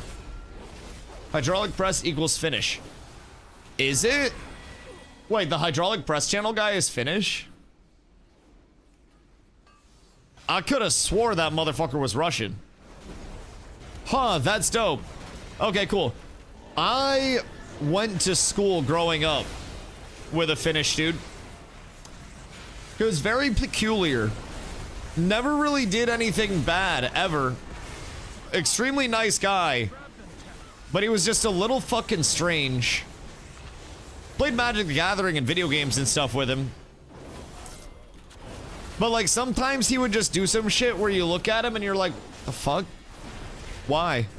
And then you kind of, I don't know, you just kind of accept it. But great dude, really nice. I need a couple for the rest of the gear I can get for now. Oh, what are you going for gear-wise? I think Glow has to step out relatively soon. And I would absolutely, like I said, I'd love to get a healer in, because no healer makes everything sad as a ret. Like, I can do pretty much everything available in my toolkit, and it's just not the greatest. Was this our Mistweaver? Bruh. Look at the fucking Pad Weaver right now. Look at the Pad Weaver. That shit is disgusting. Like, that is actually gross. 37 million healing and 13 mil damage. Had more healing and damage than any two other healers combined. Like, there's no combination. If you take the highest healer and the highest damage and combine them, this is 22.6. And then this is a combined 20.3. So that's what, 42.9? He's out here at 50. Brother. What the fuck do you actually mean with that? Genuinely, in what fucking world? Is that a thing, and how do we still manage to lose? I just got wrecked every time I try to fight. Well, it's because you're not playing a Mistweaver. Up until the 17th, when the first nerf wave comes in, Mistweaver is going to be insane. And then there will be other very good healers that come about, and very cheesy classes that come about. But the 24th will chop down some of those. There are 2 balance patches that are on their way. And I'm very confident. Very confident that the Cheese Weaver gets brought down. Message in guild what I'm wearing. Wait, what you rocking? Oh, okay. Yeah. You're trying to get the rest of the 276 stuff. Yeah, that shit is very nice for PvP. Very nice. The second I got my full PvP set, it felt so great. You talking about current tuning? You're saying Mistweaver's top? Mistweaver's nuts right now. I mean, not necessarily like top. There are some things that are very good very strong outliers. But Mistweaver for a healer does insane amounts of burst. So for PvP, it's very, very, very strong. I don't know as much on the PvE side if it's being glazed like that heavily. But PvP side, Mistweaver is almost impossible to kill. Can kill pretty much anything in the game other than another Mistweaver. And it's very outliery strong. Bear in PvE and PvP, both very strong, incredibly strong. Just both ways. Guardian is that shit. Like, is real big. Let's see, what else? Unholy DK. But I feel like Unholy DK in PvP is stronger than it is in in PvE is stronger than it is in PvP. I feel like in PvP, I, as a ret pally, deal with Unholy DKs quite well, because once you can get into range against them, you can blast them. But I do not have fun on Unholy DK. Yeah, I felt personally like I had an easier time fighting against Unholy DKs than some other classes. But I mean, that's also spec dependent. That's like game mode dependent. That is dependent on so many other things, right? That just vary. So, loving Arms War. Oh no. Oh no, are you? Now, I don't know what is consensus the #1 class spec right now. But I can tell you pretty much what the #1 worst is in a lot of people's minds. I haven't played it to know. I do not know why Arms gets so much slander over here. But Arms gets so much shit thrown at it, dude. Does it really? Oh. picture like fight or hate from Ashes of Creation, but instead of people making fun of the class, it's people making like boomer political references about the class. Like, I unironically saw some, no, we're not even going down it, bro. I'm not even gonna reiterate what people say in fucking trade chat about arms warriors when they're brought up. It's crazy. But yes, motherfuckers hate arms warriors. I don't know why either. I have not. Also, yeah, we can probably remake and go horde. That might be a little bit better. Because at least then Tauren. I feel like we win more on horde. I won't lie.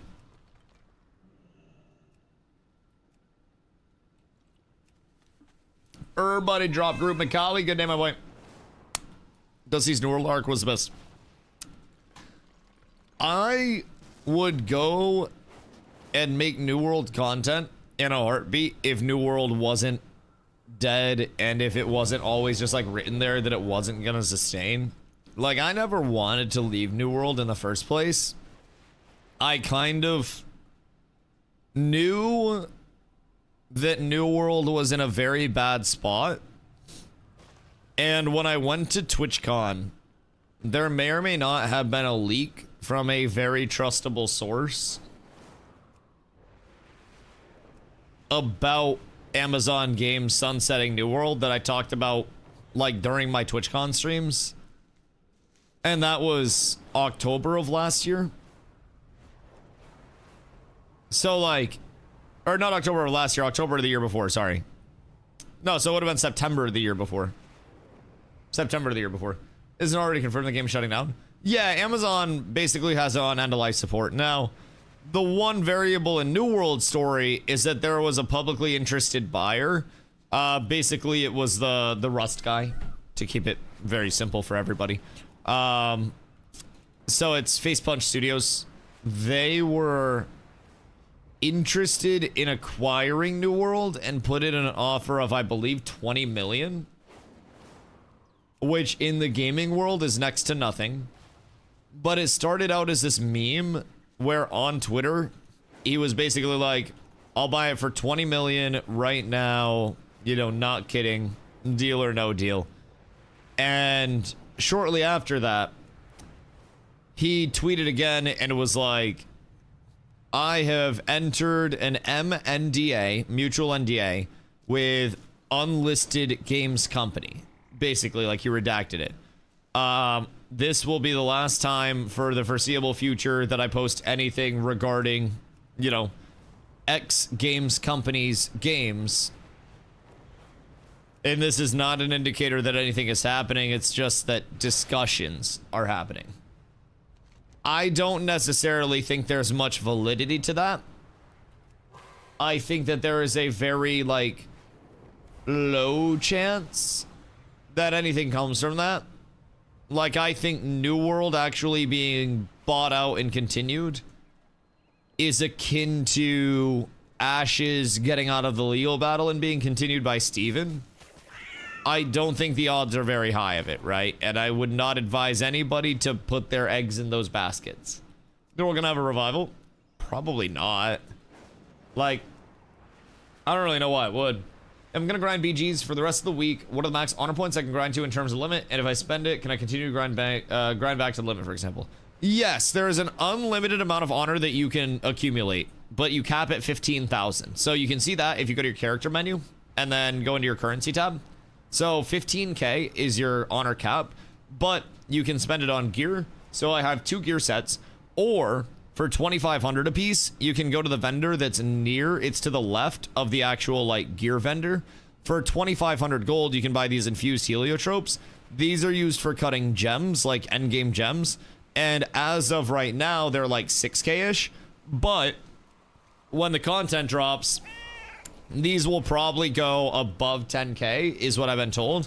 So every 2,500 honor that you get that's excess, you bankroll about 10k gold. So it's not going to be this, like, you know, hyper efficient game changer or anything.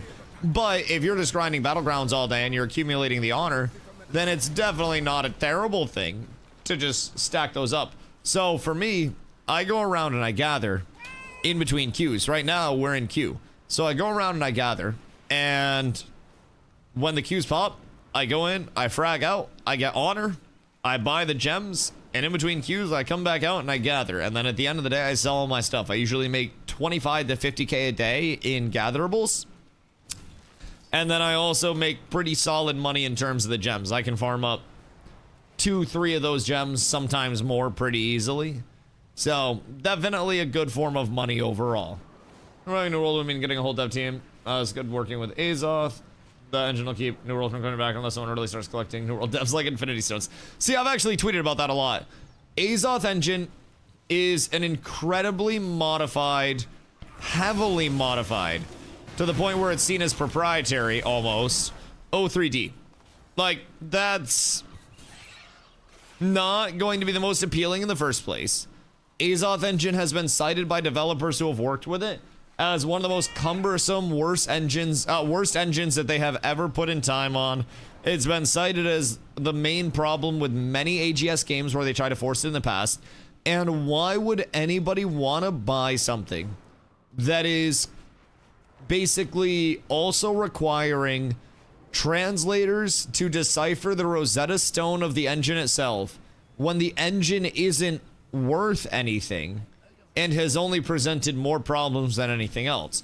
Now, I do think that Amazon definitely wanted to long-term sell its Azoth engine because they were trying to add some fundamental capabilities to it. They did add swimming into it.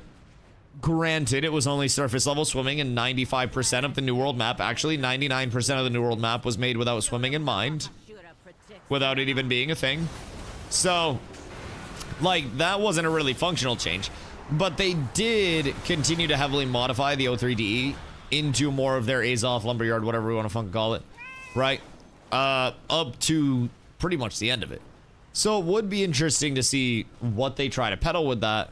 But also, I don't really think there would be many people that would be interested in that, if I'm being honest. But I also don't think an engine swap would be the play either.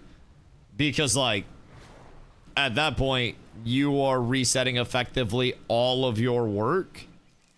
And you would have to redo assets, redo gameplay field, redo pretty much everything, especially in a substantial engine swap. So, who knows?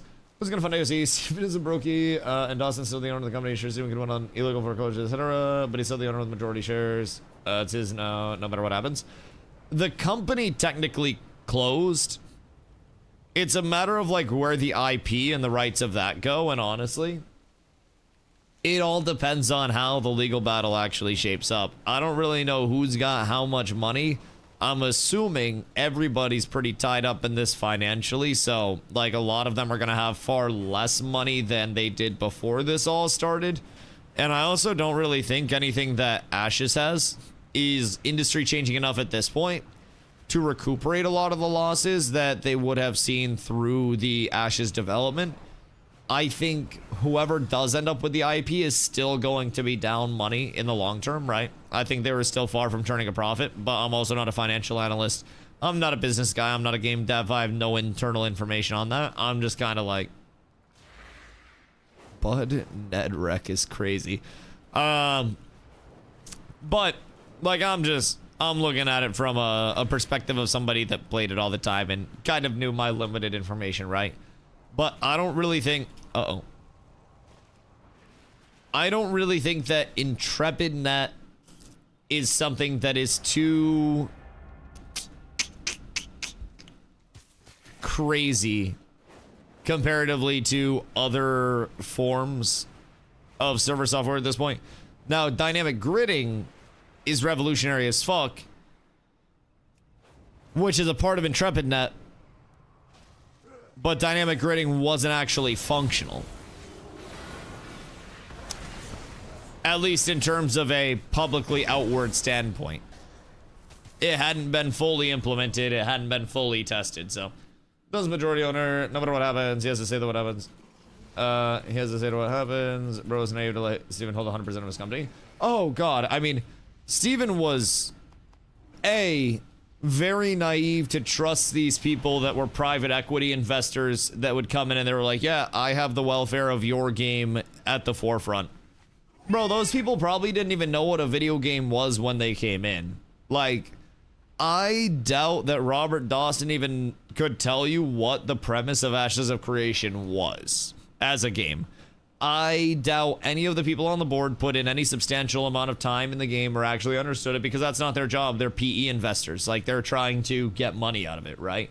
I think Steven was naive to trust that those people would give him money and allow his passion and his vision to come through and be at the forefront.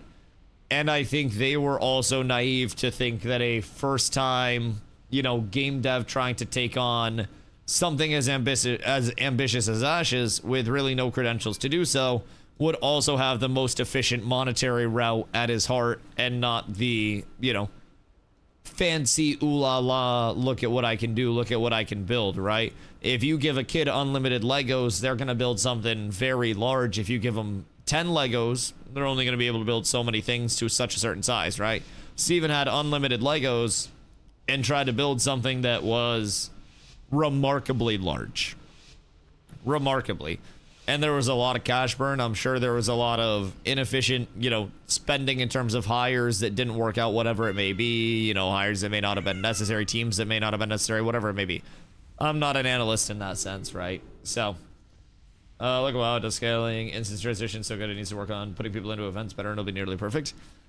Yeah, I mean, I will say, I don't like WoW's layering, but that's also from an open world standpoint. Like, but also open world is not the forefront of WoW, so it doesn't really matter what their open world tech is that much from an open world friction standpoint, right? Much different game just at its core in that regard.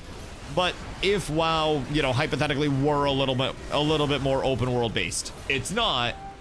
The lack of friction due to layering is definitely something that would be a negative for me, but layering works incredibly well with WoW, because a lot of the time people in the open world just want to vibe out and do something specific in the open world where they're not getting entirely griefed by somebody else, right? So with WoW systems, I think I agree, like everything that they do have, especially on the retail side. This has been a reason why I've stuck around retail so much. I'm not going to farm viewers in Quinfall or anything like that. Like, I am genuinely, to my core, enjoying retail very much. And I think that there is a shitload to do in retail. And also, always a lot to learn, right? That's the big thing for me. I want to keep learning more. I want to keep understanding more. I want to keep doing more. And that's only going to be possible, you know, if retail keeps growing. So, very excited to avoid large skew, which open world game suffers from. I guess pros and cons. Yeah, exactly. It's pros and cons for different types of games. Yeah, 1000%. But yeah, the big downside of open world is that open world pops off somewhere. And if there's a reward to the open world, like, for example, in Ashes, you had your caravans. So, say your guild called in a bunch of caravans that could make money and you were running them place to place. Then, like, I call in a bunch of people to match you, and then out of nowhere, we've got hundreds of people in the open world, if not with a game like WoW, thousands to tens of thousands, and then your servers are like, ah! That's it. Yeah, as you said, man, entirely correct. I agree 1000% with the pros and cons. And like, that's also kind of cool to see on my journey through MMOs, where I started with WoW, then went to New World, then went to Ashes, then went back to WoW as my main ones. I played other ones on the way through the journey, but those are my 4 big ones, right? So now I'm seeing the entire journey from theme park to, you know, the scale of sandbox and everything in between. Also, Gooner Slayer, what up, dog? How long do you play this game? Like this game, WoW? Not very long, actually. So I just got back into World of Warcraft probably a month ago. So the game that I was playing before, Ashes of Creation, very unexpectedly died after I had played it for about a year. It was in development. And a lot of people always thought that there, like, might be a chance that it doesn't make it out, right? But the way in which it died was really sudden for a lot of people and was like an, oh shit, damn, y'all serious, huh? So, when Ashes died, I found my way back over to WoW because it's kind of like a little, you know, comfort thing, so to say. I feel like WoW has a ton of content. It's got so much longevity. So I've actually only been back on WoW for about a month overall. And I have been on retail for less than that. Retail being Midnight, the version of WoW that I'm playing right now, the current expansion. I have been on this for a few weeks at this point, I believe.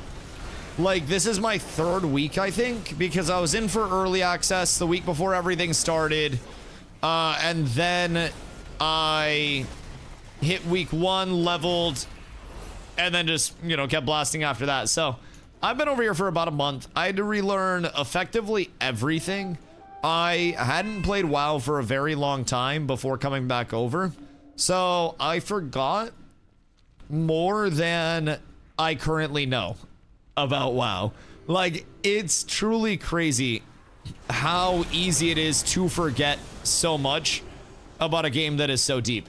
So I've been trying to get all caught up. I've been trying to get myself all situated again, and it's going pretty well, but it's definitely a learning process on the daily. Like, always, no matter what, I'm learning, which I think is one of the big things for me so far.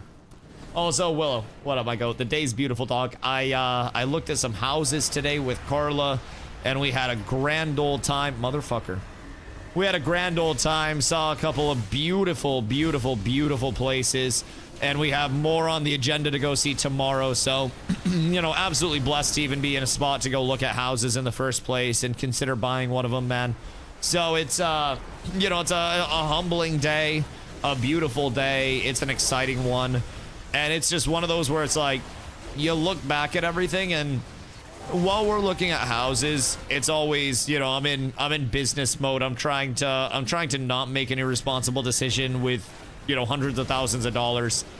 And I'm not really able to appreciate it for what it is, right? And not able to really understand how cool the situation is until I get home after and I decompress and I'm smoking a bowl and I'm like, damn, man, I grew up in a mobile home because my parents worked their entire lives to, like, try to provide something, right? They didn't go to college. My dad was military and then drove truck and all that shit.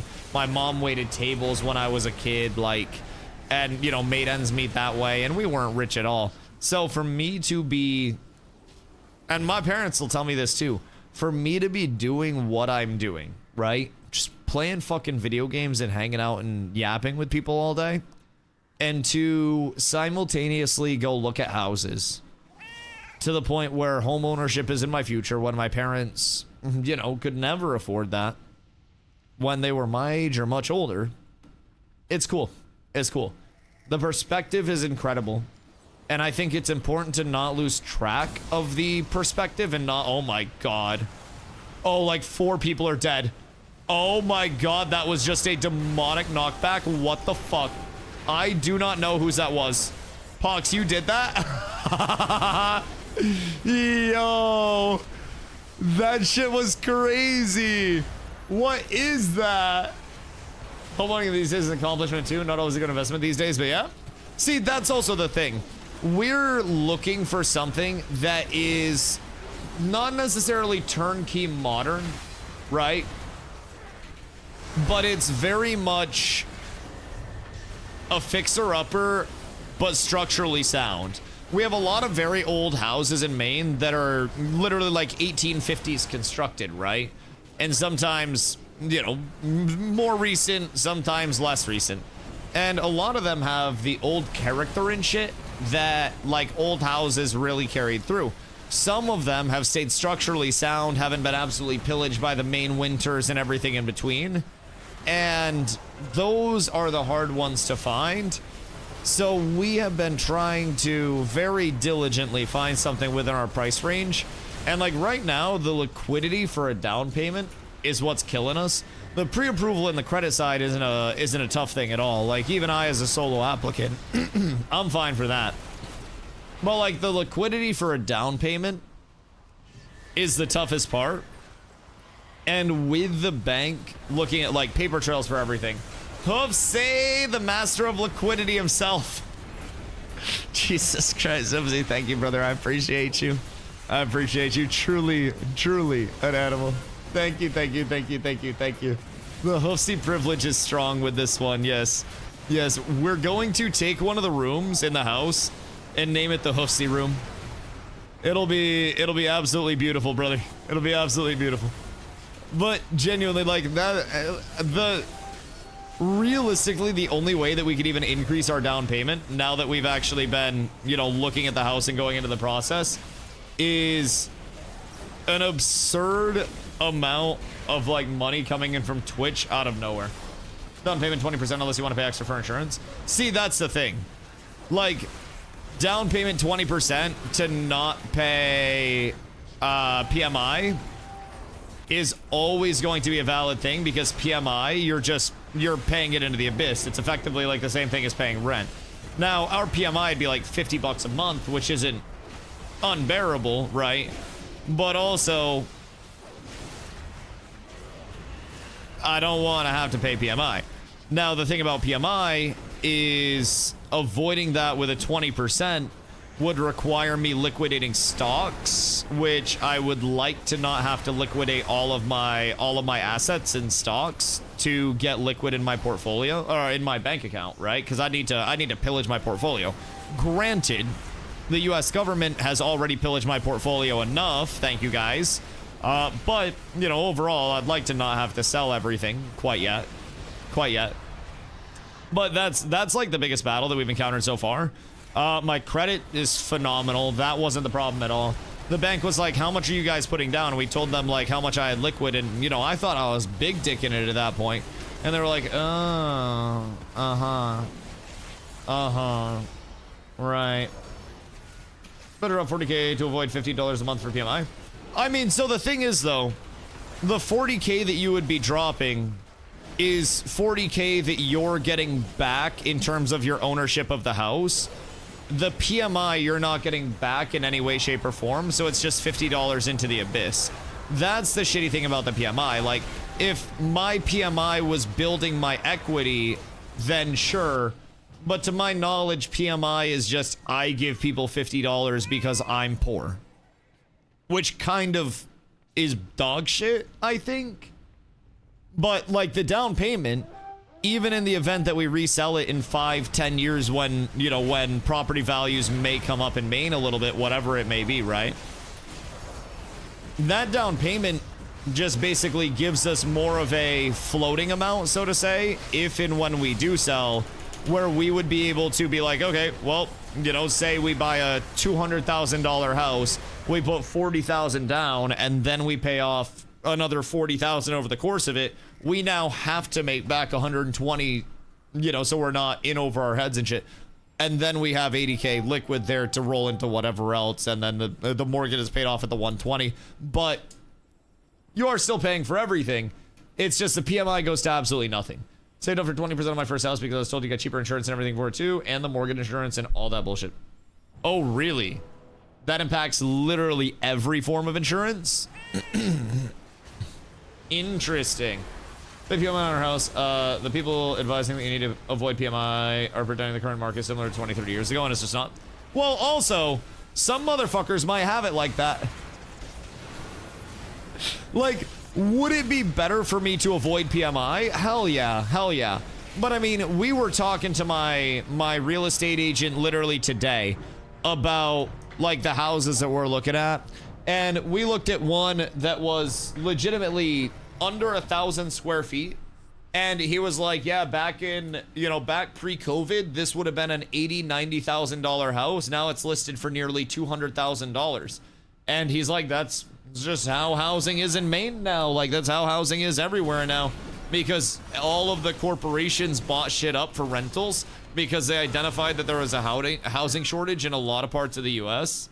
So they started coming in and buying up rentals like crazy and renting them out, drove up the price of rent, took advantage of the housing shortage, and now we're at a point where some areas are being resold in mass because the rent isn't there anymore, and people are going other ways for it, and the ones that aren't, you're seeing rent go fucking sicko mode. So, I can't remember if it was Goth or Pro, but they were getting a new house, and they like carved people's names into the bricks for a garden thing or something similar.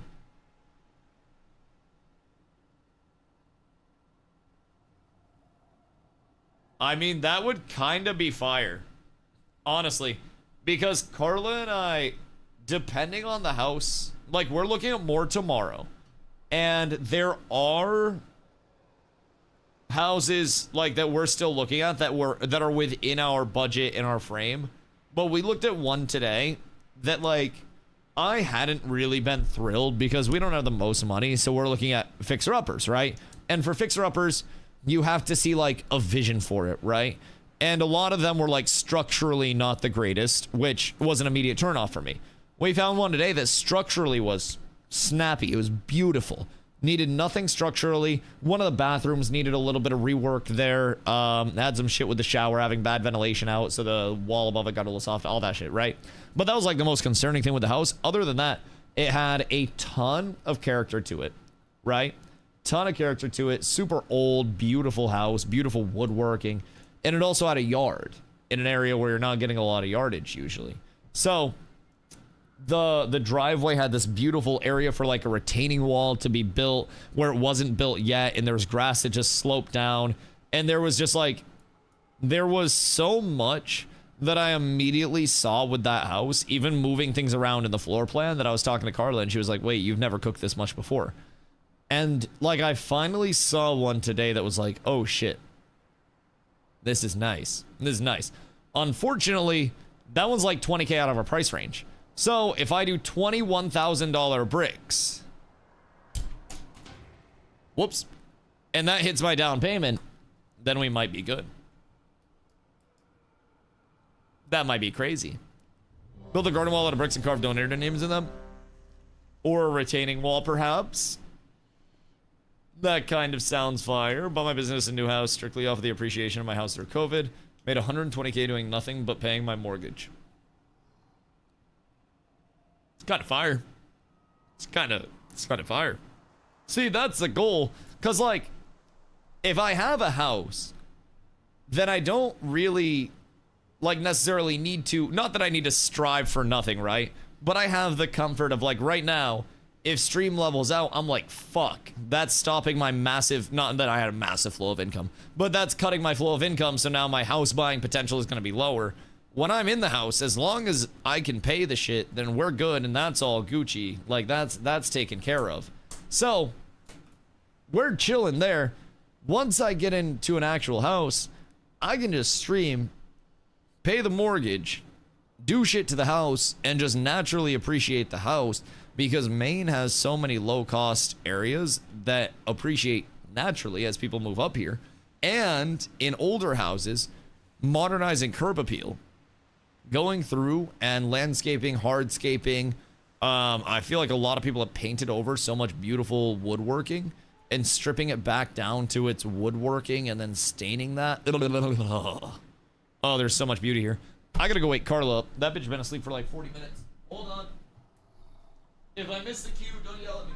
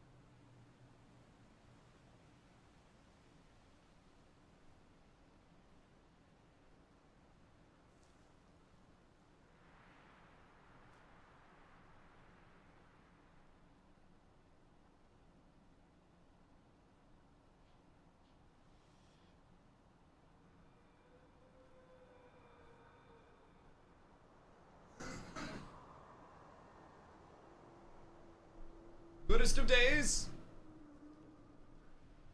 Doth I miss the queue? So a chart today that said Maine was in the top 5 for largest population growth. Large population swing as well.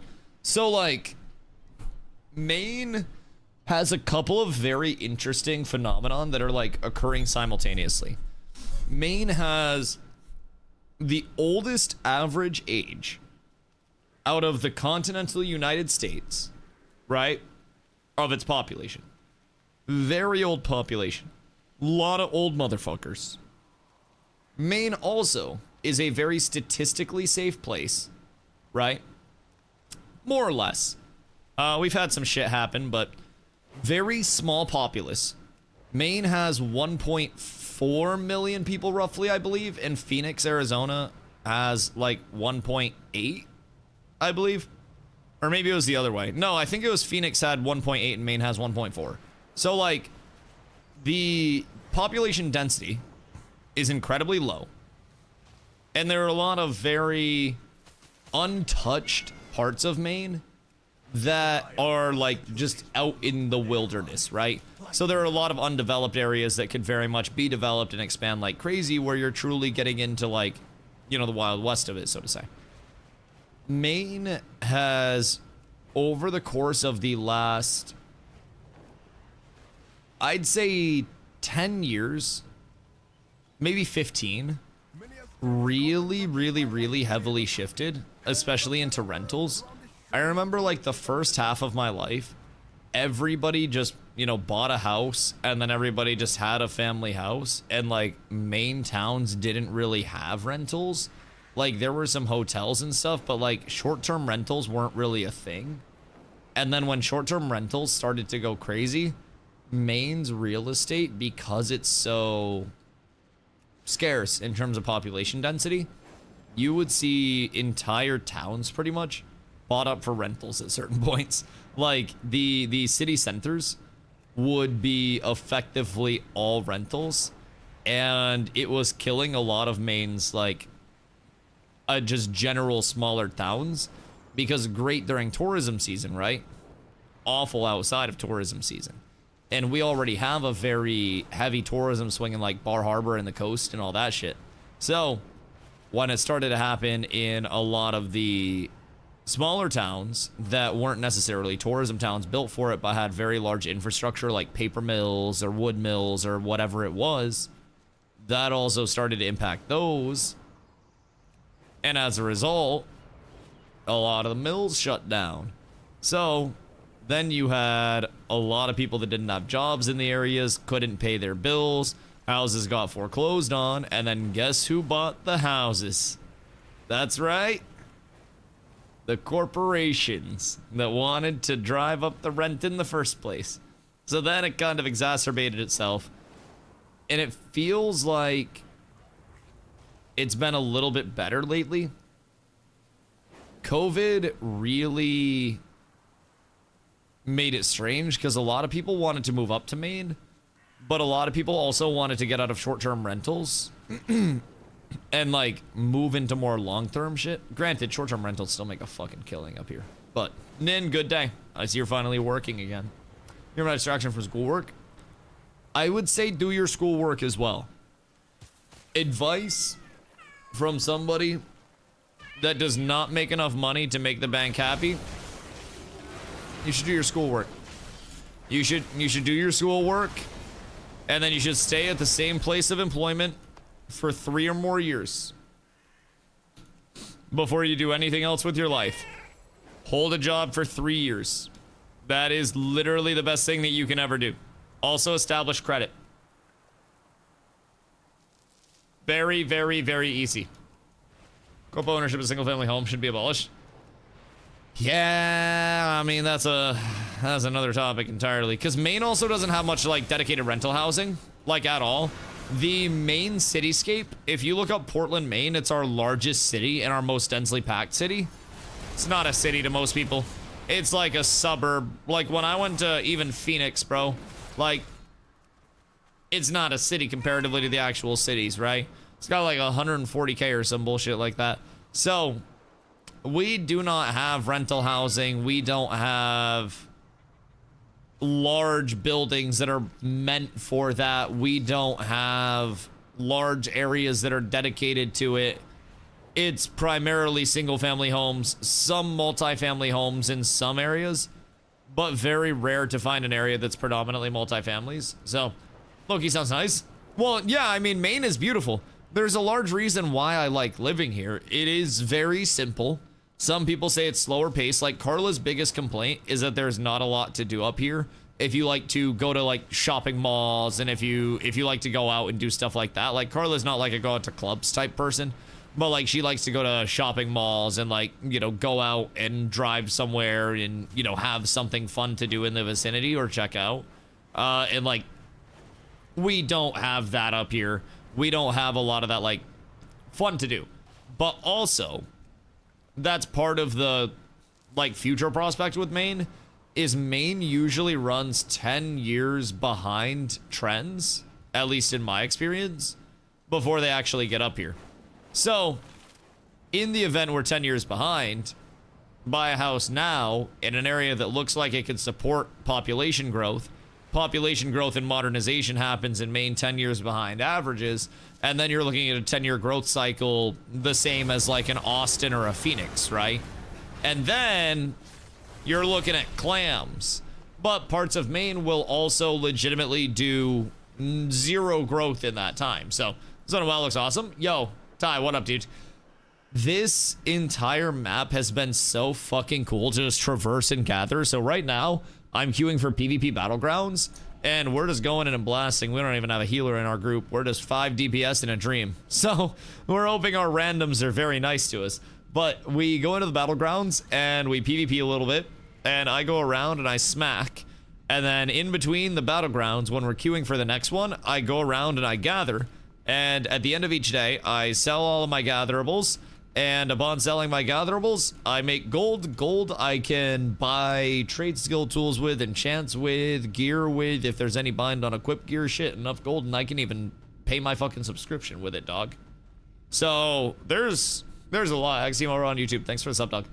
Like, there's a lot that you can do over here. I'm just chilling today, really, you know, vibing out. I like doing the battleground content because it's very autopilot, so to say. But I'm also benefiting from it and getting better at PvP because of it, which I really enjoy. Yo, DG, what am I go? It's going well, dude. It's going well. Today was a very good day, very fun day. I looked at all the gear I got yesterday. Man, there's a problem about 31% is owned by corpos. Oh my god. Wait, really? Yo, Rui, thank you for following, man. Much love. Is it really 31% by corpos? Now, what is the definition of a corpo owner, though? Is that like... Technically, the building that I rent in right now is owned by an LLC. But it's also not like a large LLC owning a bunch of buildings. Would anything owned by an LLC be like owned by a corporation, so to say? Because an LLC is a limited liability corp. Is it a limited liability corporation? What is an LLC? What is that? Yeah, Emo, Nin actually worked. Imagine that. Nin fucking did something. Good gravy. It's like hell is frozen over. But he also wasn't doing his schoolwork, so we're the reason that he's failing out of college. Just know that. But good news is, you got your Dusty Toast command. The French toast steps. It's literally structured like a clickbait article about you will not believe this insane French toast recipe. It is structured so ADHD ranty, and I feel like that is the perfectly appropriate way for it to be structured. I might have to blow this guy up. Just quickly. Uh-oh, he got heals. That's not good. That's not good. He's one of them pocket healed rogues, huh? Ay, Phoenix, thank you for the 165-day streak, dog. I appreciate you. Tired of this kid's experiencing life without failure. They must be told that early on in life, they will disappoint a lot of people. And that will continue later in life for them, and will remain a consistency throughout their entire adult life. and they will slowly disappoint every single person in their life until they have nobody left to disappoint. And then they will only disappoint themselves. Exactly. Exactly. I feel like false expectations make entitled kids into asshole adults. Like, you're not gonna be the president. You're not gonna make it to the NBA. You're 5'6". Shut the fuck up and go restock a shelf somewhere, buddy. Go wash some dishes. It's where I started out as well. I was making $7.25 an hour scrubbing dishes. And everybody used to make fun of me because I was slow. Because kitchen staff are asshole. I was actually our fastest dishwasher, but they made fun of all the dishwashers. Wasn't a very fun place to work. I didn't last there for long. That was kind of a mean place. Kind of strange. Bunch of like older men just making fun of all the dishwashers because we couldn't wash dishes fast enough. They've got to be taught that failure happens early on in life. You gotta take it on the chin, and you gotta wear that shit with pride. And if you can't do that, then you can't make it in today's day and age. Uh-oh. +1 killed. Nice. Nice. I am so happy every time I get to kill steal from somebody. I don't know why, but like anytime I get a confirmed this is my last hit, it makes me so happy. Now, slight critique if I could. I don't want to be a nuisance to anybody. I don't want to seem like I'm demanding, because I'm not trying to. But man, New World really had it right with that little tink that you got when you killed a motherfucker. May I have that, please? New World is not using it for much longer, and we're literally owned by Microsoft. I feel like we could get like an on-death kill sound for retail that's a confirmation of a killing blow. Really miss that New World tink. It may have been the singular best kill confirmation sound that gaming has ever had.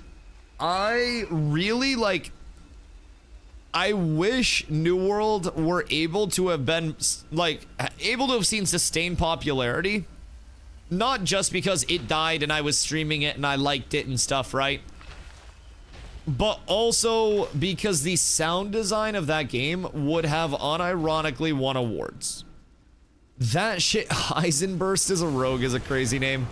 That shit was unironically so stinky good, man. So stinky good. Their sound team fucking Gordon Ramsay'd the shit. It was done so exquisitely, man. There were very few things sound-wise in that game that I didn't immediately vibe with.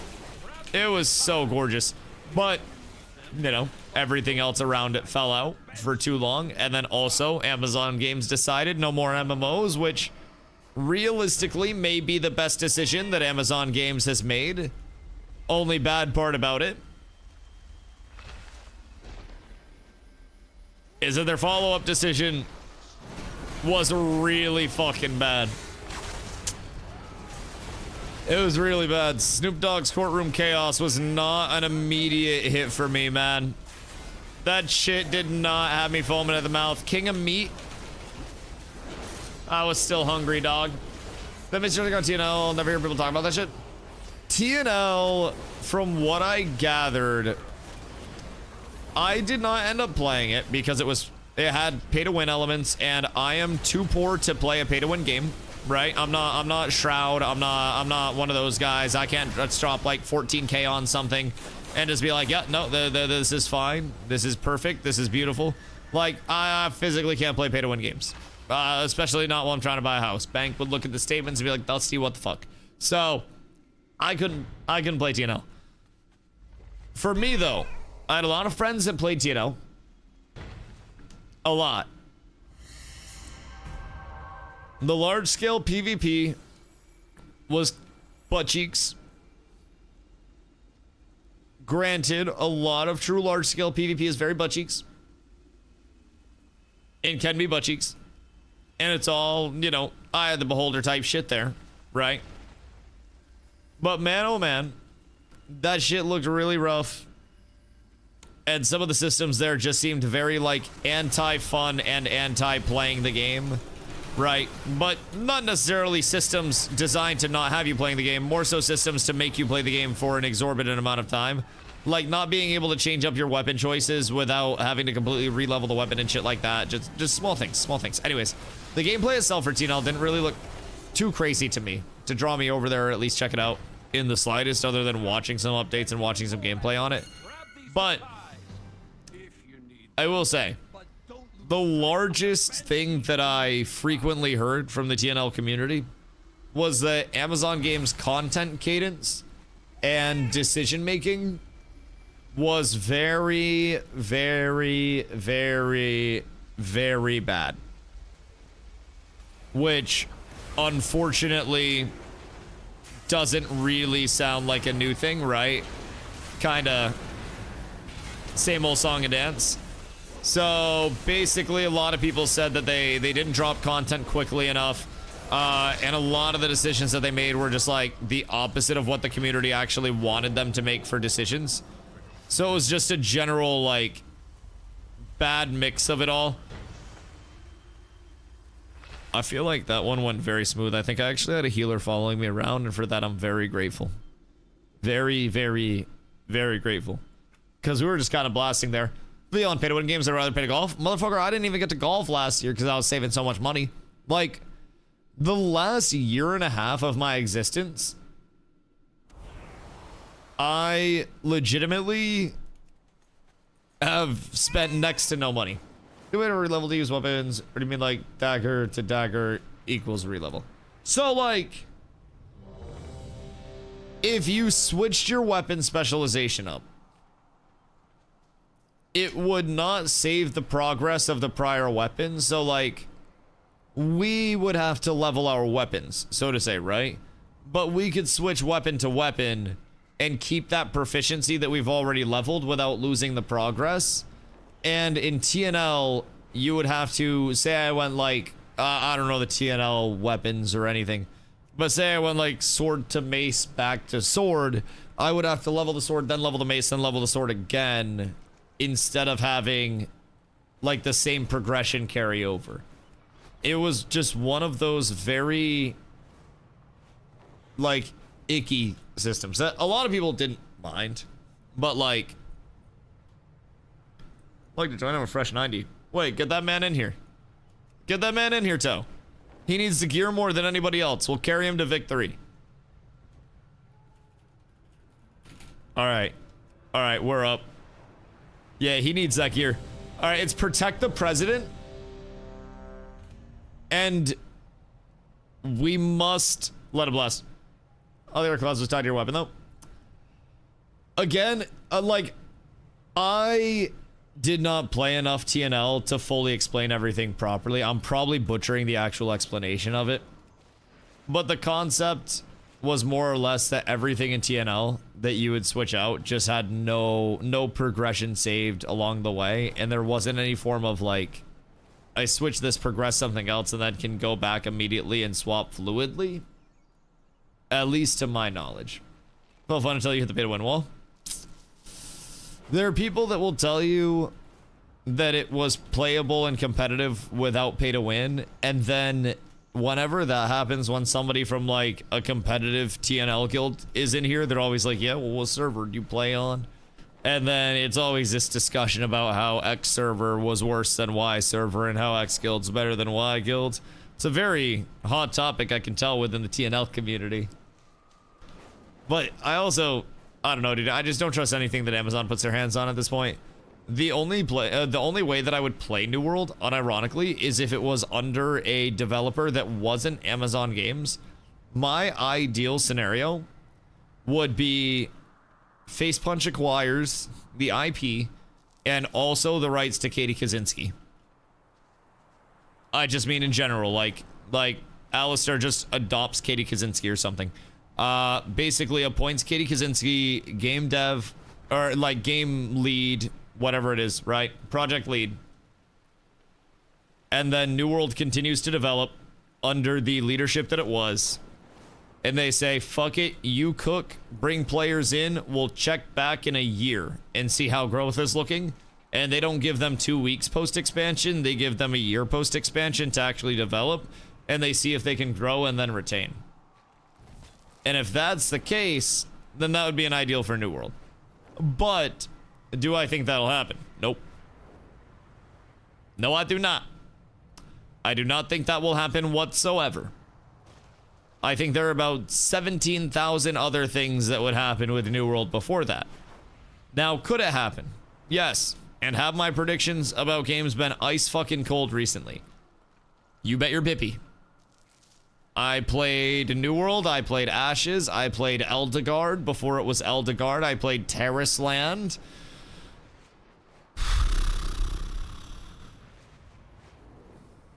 Not looking good. Not looking good. So, with my luck, fucking Quinfall is gonna get a visual overhaul and a movement overhaul in one patch overnight from this solo dev superhero that they have. That's gonna make it the greatest goddamn visual fidelity game running on 600 FPS the world's ever fucking seen. What's Eldegard? Eldegard was previously called Legacy Steel and Sorcery.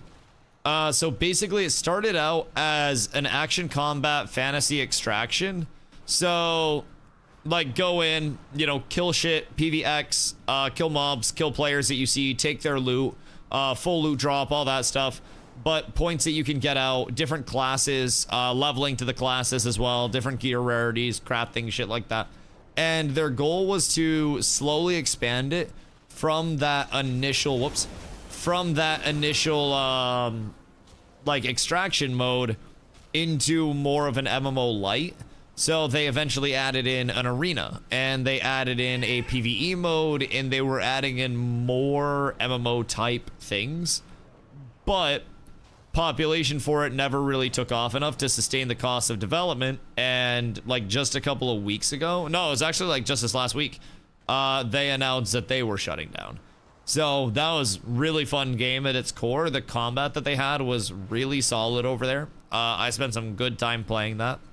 But like, damn, bro, most of my games that I have played and really enjoyed the game feel of are just like getting cooked, and I'm like, damn, do I just genuinely have that bad of taste in games?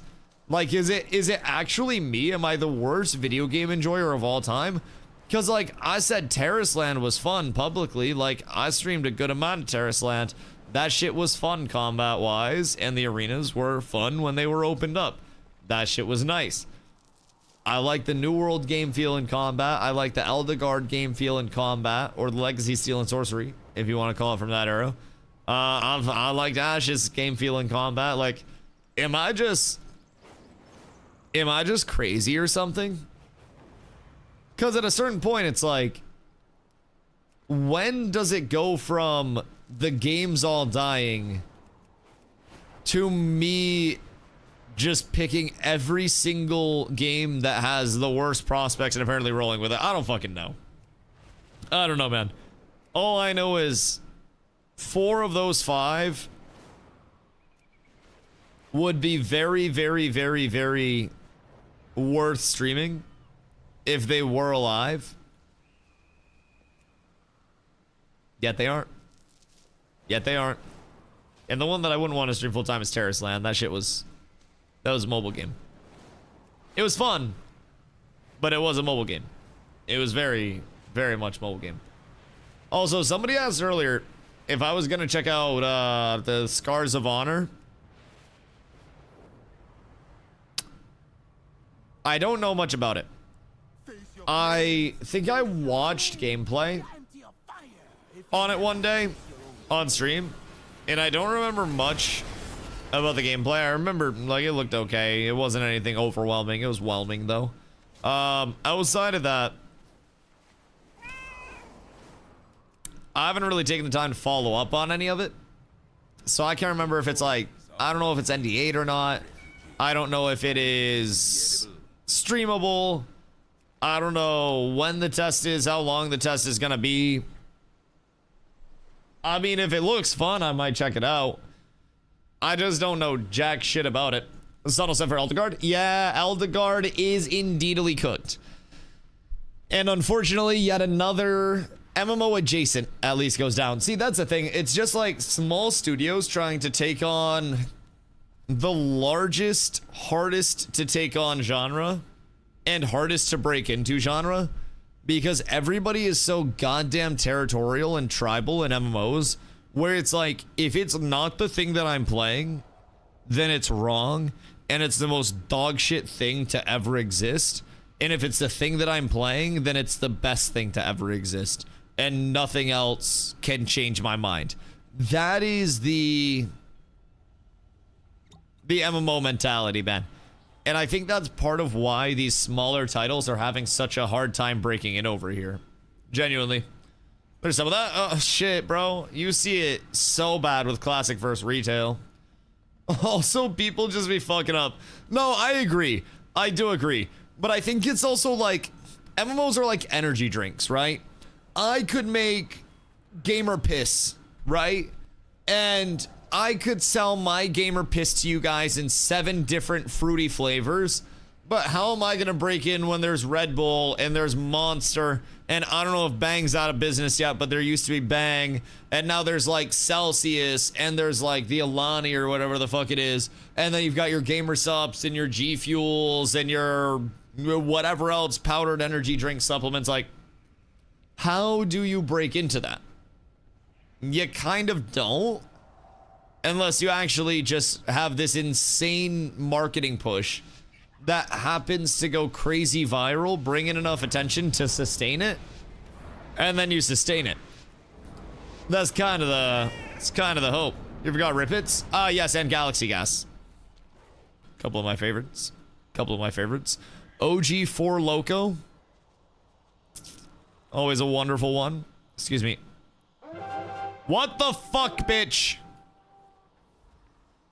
Bruh, that's my bonus damage. You fucking rat. Swear, honest to goodness. Oh, Winchester. Wait, was this guy in our game last time? Oh, he's dead. Kobe! No! There's unironically no way he survived that bullshit. Bruh. That makes me so sad. That genuinely makes me so sad. Chodid? Is that Chody? I feel like it's a Chody ass name. Who thought nothing but Monster would exist forever and ever? I never fucked with Monster, I'm not gonna lie. Everybody that I knew that drank Monster ended up like having property crimes on their record and shit. I don't know, dude. It was like, this is a really weird correlation. I don't know what's up with Monster drinkers and being absolute fucking degens, but they just like to break shit that's not theirs. I don't really get it. I don't really know why, but you know, gotta fucking respect it, I guess, because I'm not doing shit about it. These guys know that I'm standing beside them, right? Just random question. Or are they just like, because I'm cool with it. If they're cool with it, okay, they're on the move. They're on the move. Everybody's moving now. Okay, here we go. Now we're blasting. Good, beautiful. Chodid, I need you to be here, sir. Thank you. Thank you, thank you, thank you. Okay. I was very confused. Everybody was just kind of like letting me exist on the stairs with them. It's like they thought I was on their team. I'm just blending in out here, slashing and smashing, I guess. Sir, can I interest you in stomp in the yard with me for a second? Just for a smidge of time. He's gonna be so mad when he does all of this just to come out and get blinded. Oh, that rat. Come here. Come here. It's Hodge time for you. You are... What the fuck is this bullshit? You're going to die, clown. You will fucking die right now. Jesus Christ. Alright, I had to lay for this. I'm pissed. I'm pissed. This guy's not allowed to exist. Good shit, Cryptoverse. That's my fucking goat. That's my assistant paladin right there. My dog went on that mission and said, I'm not coming home until it's fucking done, boys. Actually crazy with it. Goodness gracious me, oh my. Me, oh my. I need to get my hands on more clumps. I got nothing to hit right now, boys. It's all dying too fast. We're never gonna... What's that? Rippets?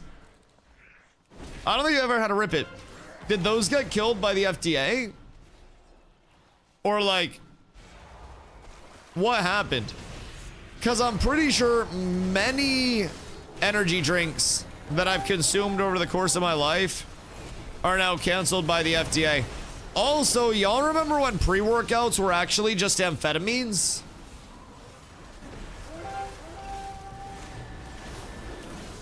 Random question.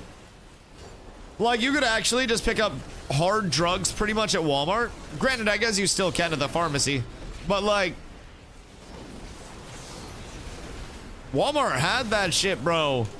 It was legitimately, like, you were getting crazy shit just over the counter at Wally World. Life-changing. Life-changing. And probably not in a good way, if I'm being honest. Probably in a very, very, very bad way. We love to see the damage coming out here. Absolutely thankful for it. You, sir. I can get to... Oh. I didn't expect him to die that fast. I'm just gonna build up some holy power, and then when he breaks this, or comes out of it, I'm gonna hodge the shit out of him, watch.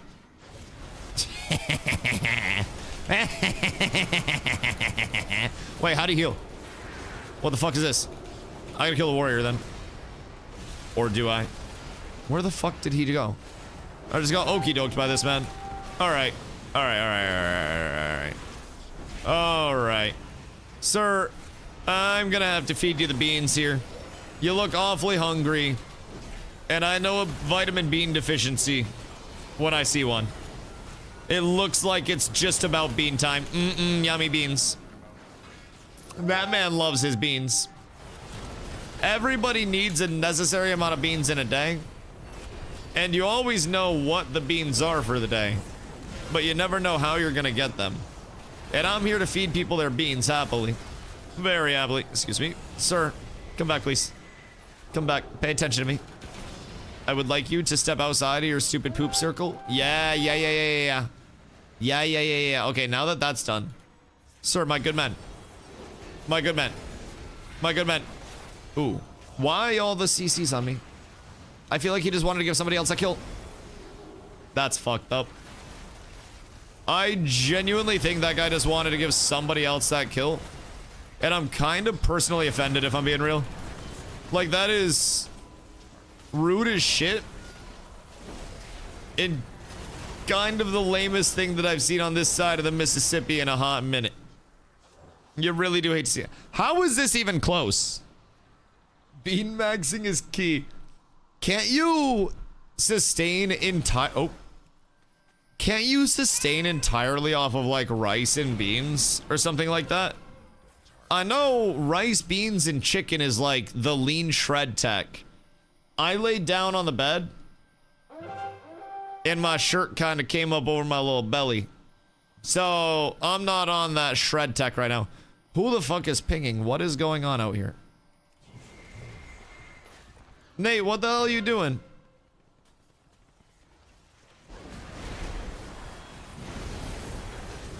My man going fucking crazy on the pings. Jesus Christ.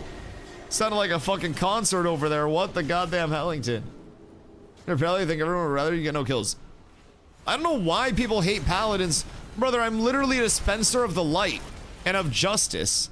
Do you not support justice? What the fuck do you mean? I feel as though there's no reason whatsoever to hate a paladin.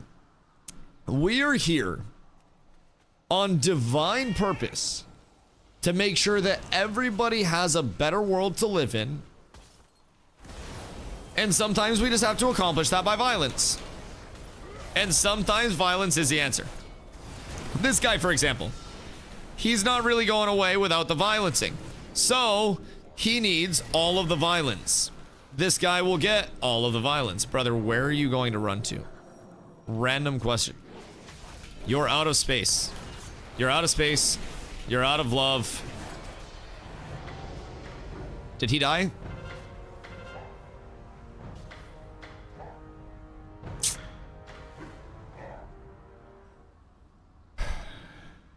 I don't think he died.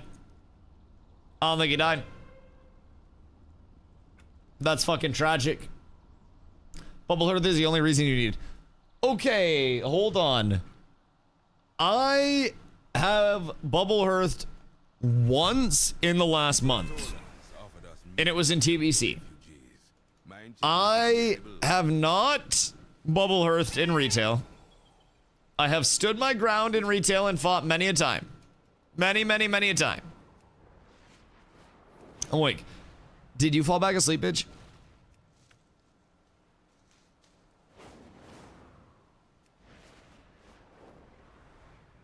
What the fuck do you mean? How in tarnation do you pull off the things that you pull off? I'm awake. Are you?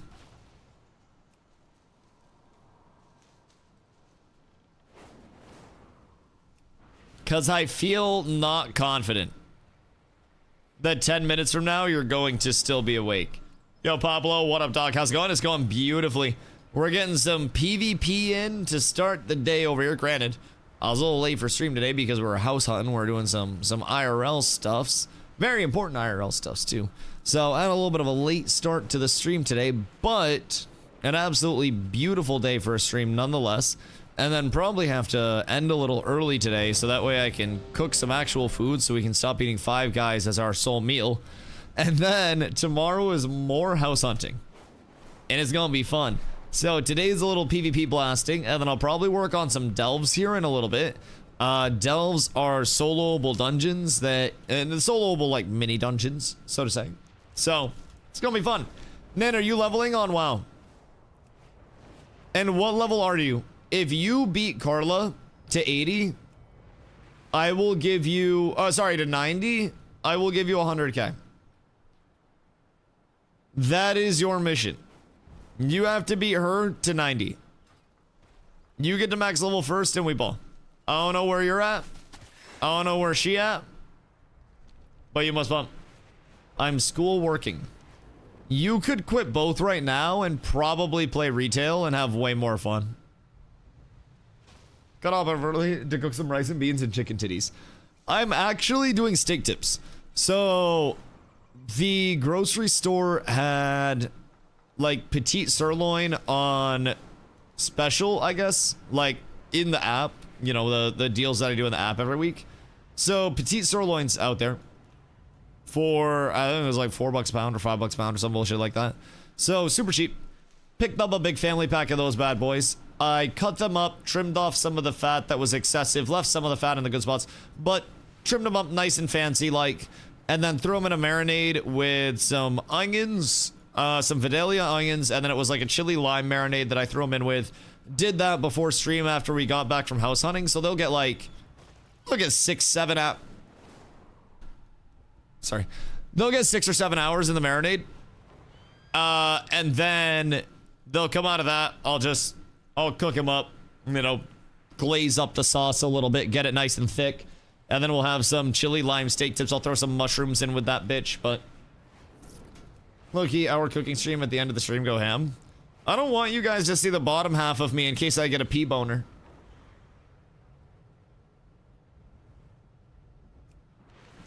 I feel like that would be bad.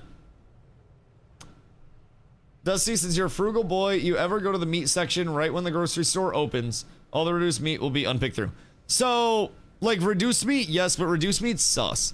And I can get the meat cheaper than the reduced meat usually.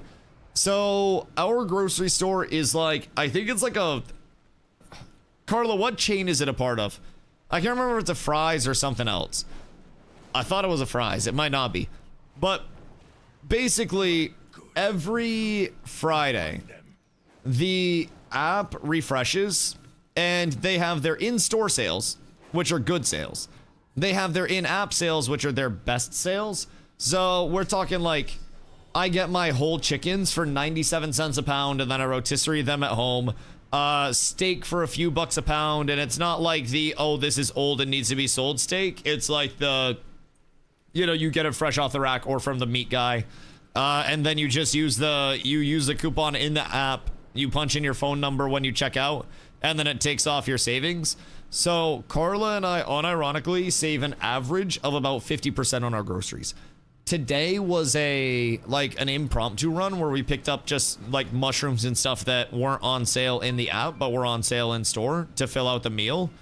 And we spent $30, but we also got like $55 worth of shit.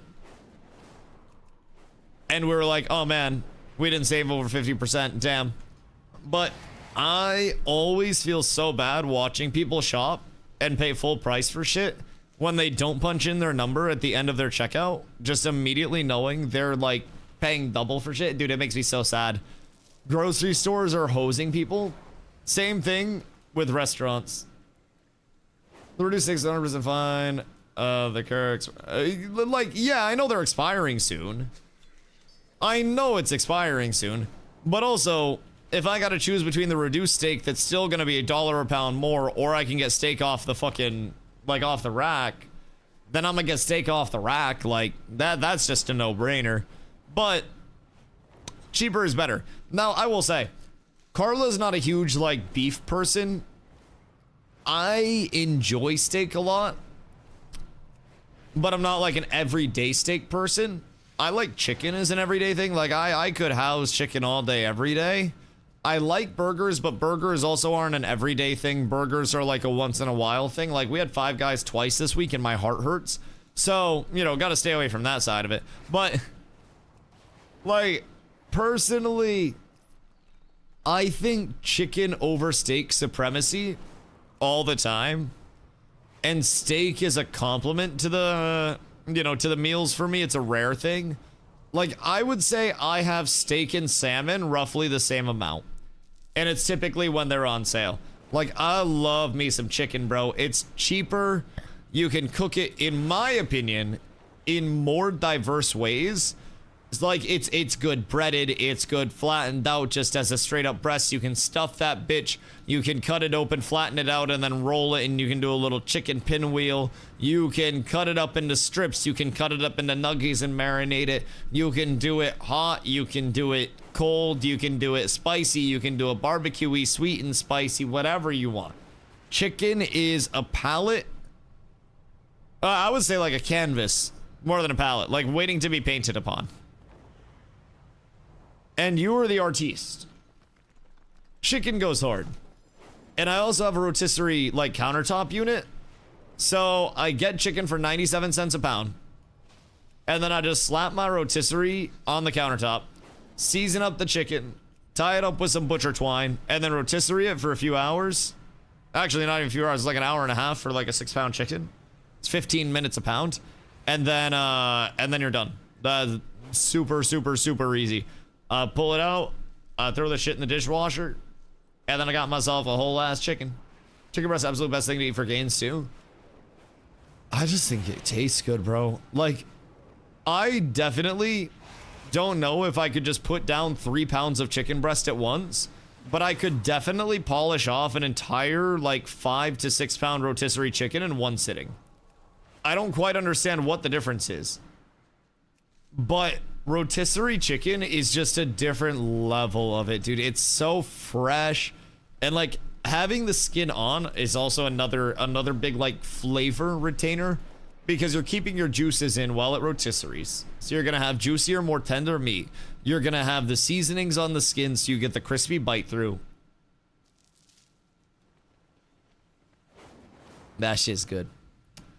That shit's good. They haven't had the 97 cent a pound tissies in a while though. The last bird that I have in the freezer is like a 25-pound turkey. And I'm not even exaggerating. That was also on sale at one point in time. But just straight up a 25-pound turkey. So that's got to be put in the rotisserie at some point before Carla and I try to move, because I'm not trying to have like a 25-pound turkey that we're moving with us. That seems like it would be a little excessive. So I'm gonna have to cook that bitch up at some point. That put my rotisserie to the test last time. Like, it was full. Deep fry that thing. What part of Louisiana are you from? I've heard deep fried turkey is very good, but I've also heard that it's very easy to burn your fucking house down deep frying it. Like, very easy. And I'm not trying to do that. And I'm also probably not trying to go outside and deep fry a fucking turkey. That seems like a lot of work when I could just AFK it. You know? Slap it in a tissy, you deep fry outside. Yeah, I don't really want to go outside. Because then my neighbors are going to come out. And they're going to be like, oh, what you doing? And be like, deep frying a turkey. And then they're going to be like, oh, well, I've never had deep fried turkey before. And then I'm going to have to be the good guy and share my turkey. And I don't really want to be the good guy and share my turkey. So I feel like it'd be easier if I just let it thaw. I pat it completely dry. Let salt sit on the skin for just a little bit. And then pat it again. Season it up. And then put it in the rotisserie. And then let it fucking blast. For like 6 hours. The problem is people put frozen turkey in the oil. It's exploding turkeys, you see. Right. I would also assume if people have frozen turkeys that they're putting in the oil, then they're also dumbasses and they don't always take the little bag of goodies out of the turkey. Because there's like the bag that has like the turkey's like gizzard and like kidneys and stuff in it. And if you don't take that out, I would assume that would probably not take very kindly to a deep fryer. I'm not an expert on like turk anatomy, but definitely doesn't seem like the best option. Wait, we have multiple healers.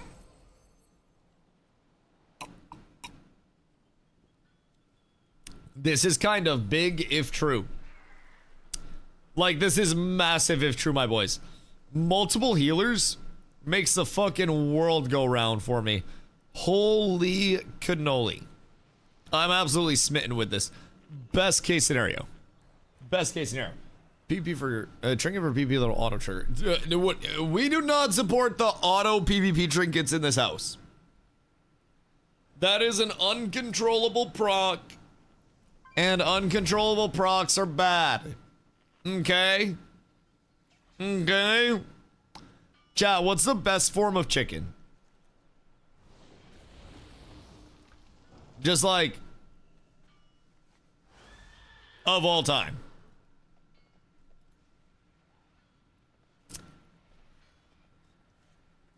Cause I feel like, wait, where'd our healers go? Did they leave? What the fuck, man? Chicken I'm eating? That's fair. That's fair. I feel like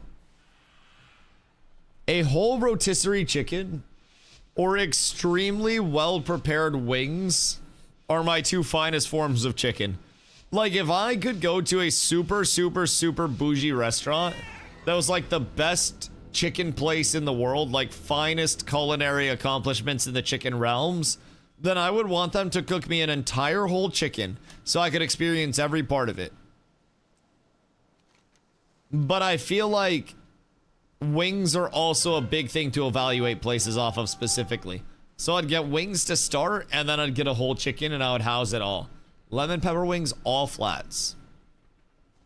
Why all flats? I've never understood the all flats or all drums people. I think you guys are all psychos, personally. Just my fucking 2 cents on it. I think you guys are all weird. I think if you give me a basket of wings, I am going to eat a basket of wings. Like, I will be chowing that shit. And there is nothing that will be done to stop me. I will be absolutely blasting. And anybody that would say anything else, you're simply wrong, dog. Truly, truly wrong. There is no alternate answer. There is no other way around it.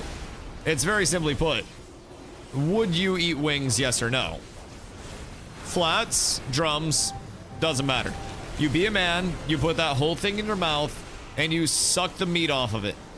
Thank you for coming to my TED Talk. I think drums are the only wings and boneless. I think you're weird. Barbecue bacon wrapped wings. That sounds excessive. That sounds like you're living a life of luxury. Which, like, I'm not saying that it's, like, bad. I bet it'd be good, but it just sounds extra, you know? I feel like it very much sounds extra. Bucky. Wait a minute. Bucky the class designer? Oh my god.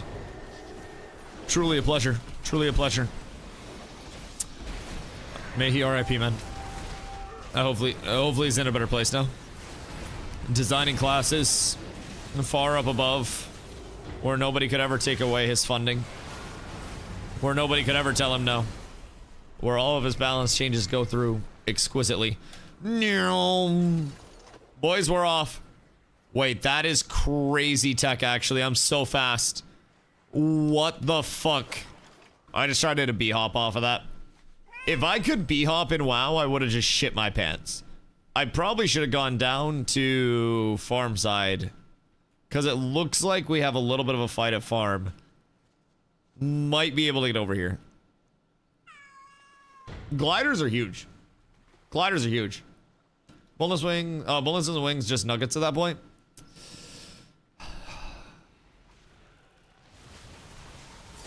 What if, hear me out, the meat was boned from the chicken, right? And it was a wing.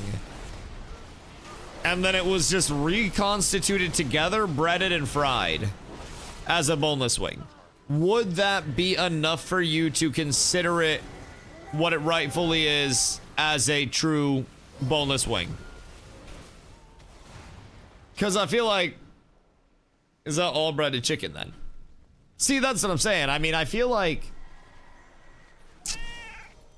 nuggets and boneless give me a different vibe.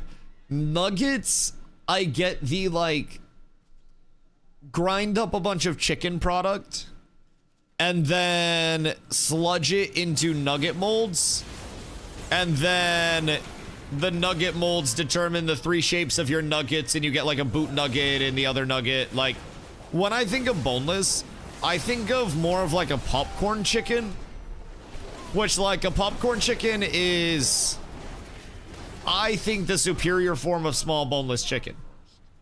Nuggets aren't usually sauced. Right, nuggets are typically like a,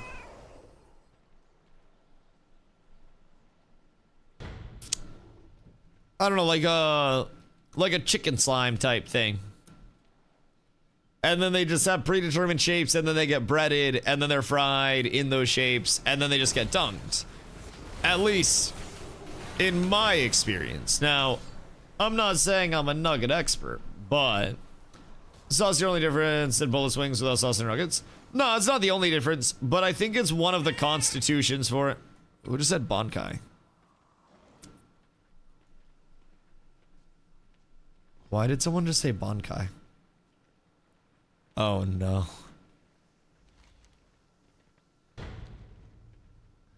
Did I just get Bonkai'd? What the fuck do you mean? What the fuck do you mean?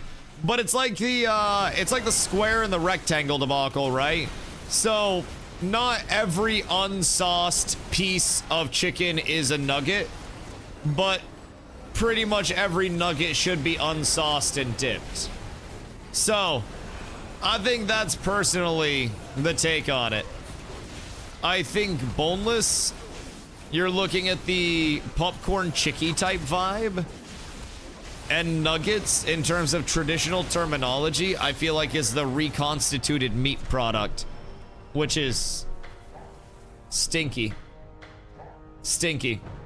Ordered Buffalo Wild Wings for 10 years. I've probably handled more wings than most of the Shock about will say in their life. I feel like we don't need to get ego flexy about how people consider boneless wings versus nuggets. I don't necessarily think that's like the... I don't think that's the necesito route. I don't think boneless wings are made. Ground up chicken formed into a ball with some popcorn chicken. With popcorn chicken, they're all nuggets and good in their own way. See, I have popcorn chicken right now that is not reconstituted ground up. Buffalo Wild Wings is straight ass. Buffalo Wild Wings is actually dog shit. Yes, I will second that. I will second that. No, that's okay. That's okay. I'm just giving you shit. I'm giving you shit stumps. Buffalo Wild Wings is actual dog shit. Crime to nuggetry. Used to be good. Were they acquired by a PE firm? Because modern Buffalo Wild Wings is dog shit. Yes. Yes. Modern Buffalo Wild Wings dog shit. Dusty has to learn. I'll have you know, I did more tours through Applebee's half-price appetizers, fucking running Applebee's daycare for all the fucking teeny boppers that wanted to come in. Bro, I swear to God, if Diddy was a waiter during Applebee's half-apps, holy shit, the list would have fucking tripled. Jesus Christ, it was so annoying to actually deal with. My God, I did more tours through that bullshit than you guys could ever fucking imagine in your life.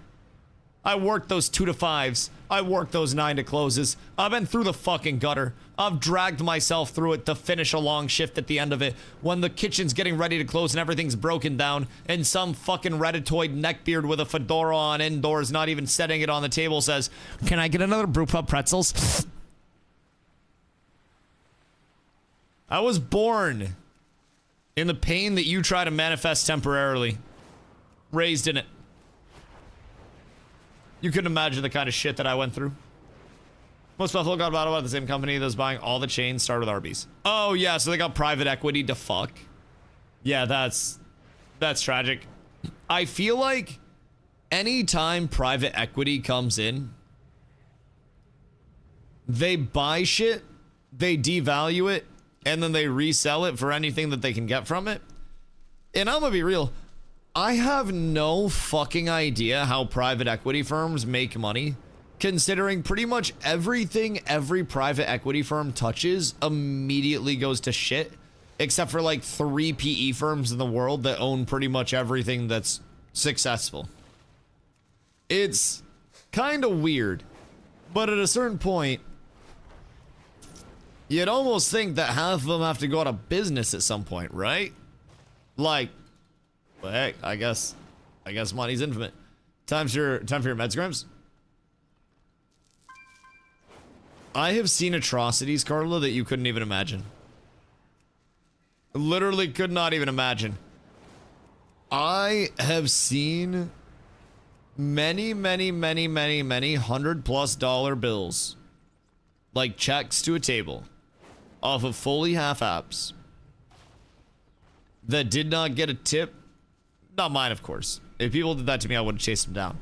But many servers get stiffed on a half app bill, primarily because the servers hate the people coming in for the half apps. The people coming in for the half apps don't want to fucking pay anything in the first place. And like back when I was there, you had to get a soda to be eligible for half apps. And sometimes servers would hook people up and just give them the half app pricing without charging them for the soda. And then people still wouldn't tip. And it'd be so toxic. Like we started on Endless Apps at Fridays and wanting a refill on the apps as you ask for a box. Oh, wait. I hadn't even thought of that. So what do you do at that point? Like, do you have to explain that it's not a to-go promotion? Or like, what's the bullshittery there? I tell you no. So, what happens if I get a big refill on apps, right? And then I eat some, and then I'm like, oh shit, man, I'm full. Can I grab a box? But I also had entrees. At the end, it was no box, no refill. No box for Endless Apps at the end. Right, but what if I got an entree and I was like, oh, I'd like to box up my entree. Could you bring me a box for my entree? Because then I could also just steal the apps. What if I had Carla put the appetizers in her purse?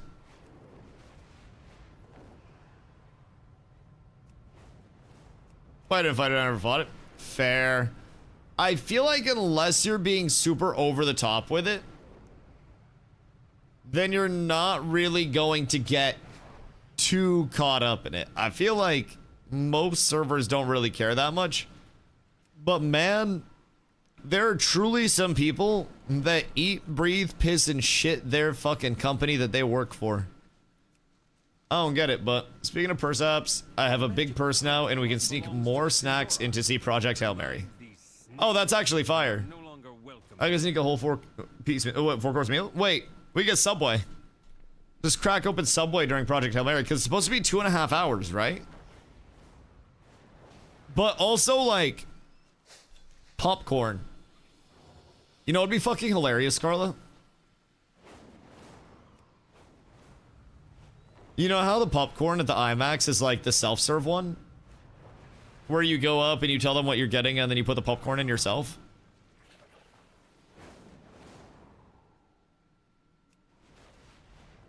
What if you put it all in my purse? Yeah. Because you would also have a butter pouch. So I could fill it with butter, and then throughout the movie, we'd be able to scoop butter out with our finger and put it on the popcorn. Like, dip the fingers, and then in, like, full, like, up to the first knuckle in the mouth when you eat the popcorn, like, and then you get the butter and the popcorn and everything. What should I do in retail after level 10? Level? However you want to. That's the thing about retail. Like, there's so much that you can do, and there's not really anything that you, like, have to do, so to say. I would just level however you want to. You could quest, you could dungeon, you could go explore different, like, different expansions. Like, you can do literally whatever you'd like to at that point. So, personally, right now, what I'm doing, while we're waiting for the PvP queues to pop off, I'm just going around and I'm gathering stuff. While I gather, it all goes into my gathering bag, and at the end of the day, I sell all my gatherables, and usually if it's a good day, I can make over 50k gold in a day just going around gathering. Also, I'm getting honor, since I already have my PvP gear. I buy these with it, infused heliotropes. These already sell for over 6k a piece, but they're going to keep going up as the raid content starts to come out, so I be making money.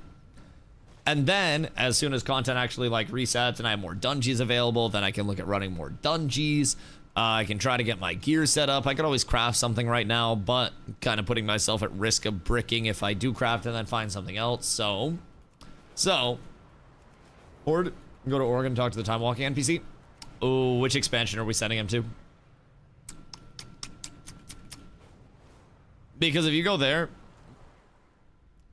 then you can go through and you can check out different expansions. I personally, if you're a first-time player and you really want a quest and you really want the stories, Pablo, I would personally recommend checking out the questing and, like, really digging into the questing, because it is nice. It is very fun.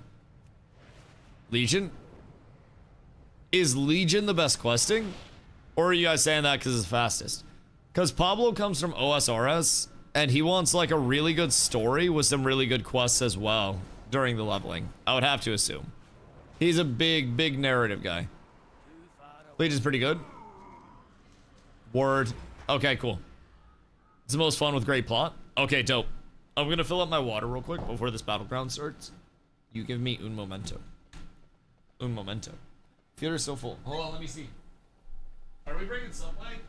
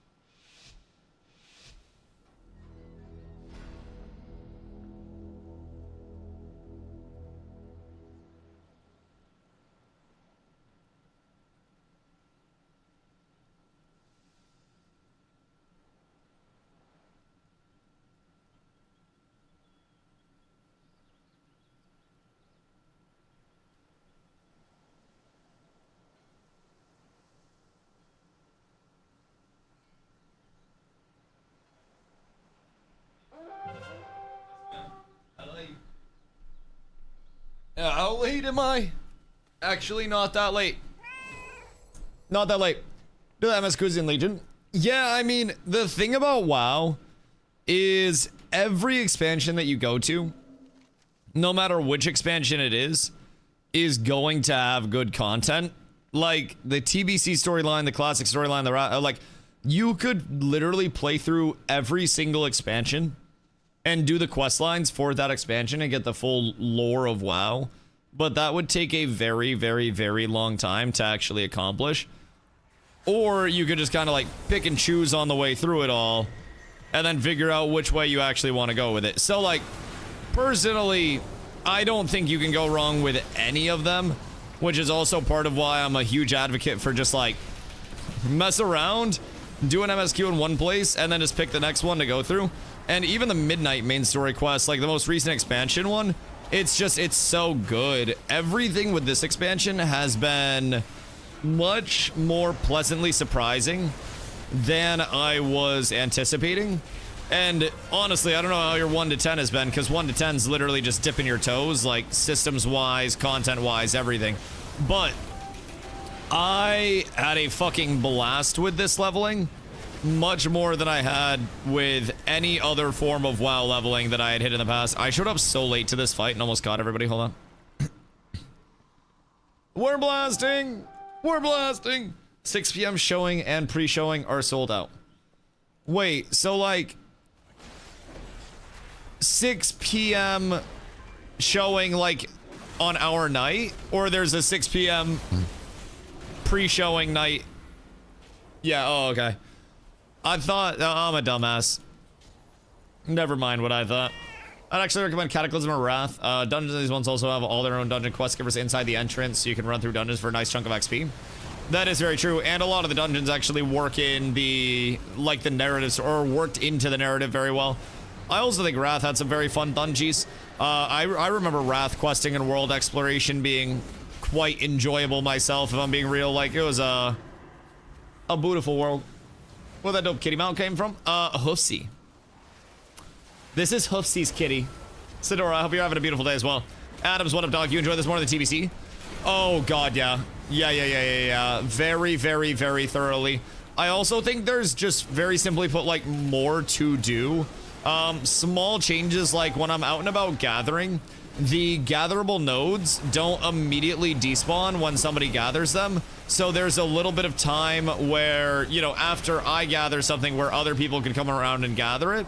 And as a result, you're not just flying around for an infinite amount of time, not really finding anything gatherable-wise. You're able to get consistent gameplay out of the gathering. The builds, PvE and PvP-wise, are a lot more active over here.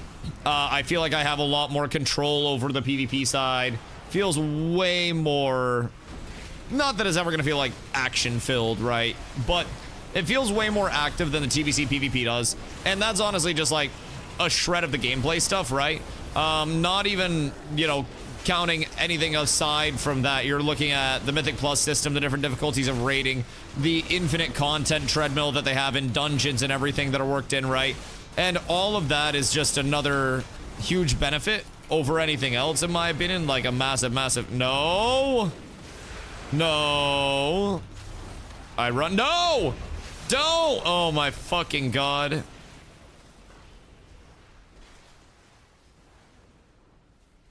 I got gripped from so far away, brother. I just had the gorilla grippiest of bussies come through and just my shit. Jesus fucking Christ. Also, Sidora, it was from the store. So they have their rotating store skins. So I also have, I may or may not have an entire Murloc outfit at this point in time. I wonder if I can hit this. Ni hao. All right, let's try it. Oh, fuck. That's not a good start. Yo, ni hao pizza. How are you, my dog? I hope you're having a beautiful day. All right, I'm not going to hit it this time. I wanted to hit like a super sick glide down there, but also seems like it would not have been worth it at this point in time. So exactly this year they should be doing with anniversary releases, specifically gathering nodes. See, I agree. And they also have like a housing system over here. They have heroic dungeons that are runnable on like in mass. They have mythic zeros right now, which are weekly lock, but they're going to be going to daily lock very, very, very soon. And then they have the mythic key system that comes in. And with the mythic key system coming in, that basically allows you to go into M pluses. That starts on the 24th when the mythic season starts. And then you'll have the mythic version of the raids coming in. That's the hardest version of the raids. It's used in Race to World First content. You'll have the actual mythic dungeon stuff, which is an infinite treadmill of content. You'll have your ranked arena seasons. You have your unranked arenas. You have ranked battlegrounds, unranked battlegrounds. Like, there's so much. And then you have your housing, you have your gathering, you have your crafting stuff. There have been so many modernizations with the crafting as well. So there's now like a crafting buy order board basically, where you can get a certain number of things crafted a season through that, where you just put up a buy order, get the mats for it, and then someone crafts it for you and it goes to you. There is player to player crafting. There's enchanting, but the enchanting is now done on like scrolls basically that you get from your enchanters themselves or from the auction house. So there's so much more to it now. Instead of farming a specific piece of gear, so like going to Karazhan to farm, you know, a necklace from Curator, you're basically farming with two things in mind. The first thing is item level, because everything has a visible item level with it. And keep in mind, I'm playing no add-ons right now for this PvP. This is all in-game normal UI and shit, zero add-ons. So, in terms of what you're looking at for your gear, first thing that matters is item level. So like my PvE gear, you're gonna see it's like 258 on this piece. This is, well, it's 240 on that piece actually. So that's really good. And then you have your strength, stamina, those are your main stats. And then you have your off stats, like your secondaries. So the versatility, the mastery, the avoidance, they've simplified the stats. So I have strength, stamina, and armor to worry about as my primaries. And then I have crit strike, haste, mastery, versa, and speed. Those are all my stats. No add-ons or anything. Item level is right there on display for everybody, so that way if anybody asks, you know what it is without any add-ons. They have baked in quality of life for just about everything, and it is so fucking nice. So this is they should add some of this quality of life stuff that wouldn't drastically change the game to anniversary releases. See, that's part of what I like about this. This is honestly more of the vibe of what I thought Anniversary was going to feel like. Granted, I didn't play Anniversary Classic, so I didn't really have much of an idea that not much had changed. But like this level of change, obviously the combat system's very different, right? There are a ton of new movement systems. The new flying system to get around the world is skywriting, I think. And that's more of like you know, a pseudo mini game, so to say, where you're going off of momentum and kind of like sailing around the world, and your mount has some abilities and shit, so you can navigate that. They've brought in the mining journal and the herbalism journal for me because I'm mining herbalism, where you have specializations. Eventually you'll get all of these, but there are different knowledge points that you can find and earn throughout the world. There's just, brother, there's an infinite amount. There are AI dungeons, there are AI battlegrounds where you can practice dungeon routes or battlegrounds or just run them chill if you don't want to deal with people. You have solo dungeon, mini dungeons called delves. I've got to work on some of those throughout the remainder of the week, make sure those are all caught up and in a good place. But like, there is infinite content over here. I, as someone that streams literally, you know, 8 to 12 hours most days, will never run out of content over here. Oh, also there are gliders now. I will never run out of content over here. I will forever have shit to do. And that is if I go hard at this every single day on stream for, you know, my entire stream duration, right? I'm not even into like the housing. I'm not even like good at the game yet. I'm not into the sweaty PvE or PvP content. Like, I'm still a learner, man. And there is genuinely just so much out here to learn. And that's a big thing that keeps me coming back. Housing, you got a level, ma'am. You got a level. The fuck you about to pay for your house with? You broke as shit. Luka Doncic's wife. God damn. God damn. Well, I guess now ex-wife, huh? Huh. Maybe Classic Plus will include these things. Early open includes a graphic update. The graphics and animations, I will say, like, I admittedly, when I was first looking at it, I was like, damn, the animations look really weird, but they look less clunky and more fluid, which I wasn't used to seeing with WoW. So it is more fluid. Everything feels a little bit better, plays a little bit better. I genuinely think there's so much. Oh, also, transmogs, housing, mounts, a lot of chase items, achievements. So you have 5,754 achievements. You have an ungodly amount of transmogs, mounts to chase, all of that shit. So, I'm personally a transmog. I think with them devaluing the individual pieces of gear, transmog makes sense and blends really well. And I think in a game like New World, where the individual gear pieces didn't matter that much because you're just rolling the perks, it makes more sense. But in a game like Ashes, actually, where it was very important to be able to see somebody's gear to know what they were using, especially without an inspect, it obscured a lot of information, and information is half of PvP. Like, information, positioning, all those intangibles, like, that is a very substantial amount of what makes the difference in a PvP fight. So I personally dislike it a lot more in stuff like Ashes, where you are looking at, no, Carla cannot buy stuff from the store. We're buying a house. We're looking at houses tomorrow. We looked at houses today. That's why I was late for stream today. We got adult shit to do, brother. And it's too much adult shit. Much too much adult shit. I wish it weren't the case. And I wish that I was just richer so I could blast and buy all the shit from the store. I do like housing giveaways and shit, because I'd be able to. I could gift you guys shit. Unfortunately, that is not the case. Unfortunately, your boy is Dusty W broke. But it's okay. Soon, excellence shall be achieved. A house will be acquired, and the net worth appreciation begins. Why is he 1 HP? Sir, I don't know what the cause of this is, but I'm also not very happy about it. If I'm being completely real with you, I'm gonna have to kill this guy immediately because he's really trying to fuck my shit up. I need you to die here, sir. I'm so sorry, but yeah, you don't have a block. Okay, cool. And then I think I'm actually just fine. I kind of just ran through many men. Pause.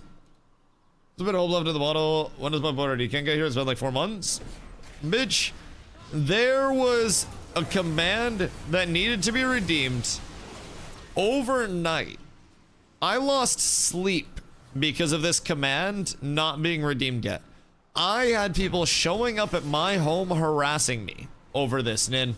I don't think you understand what you put me through. It's absolutely ridiculous.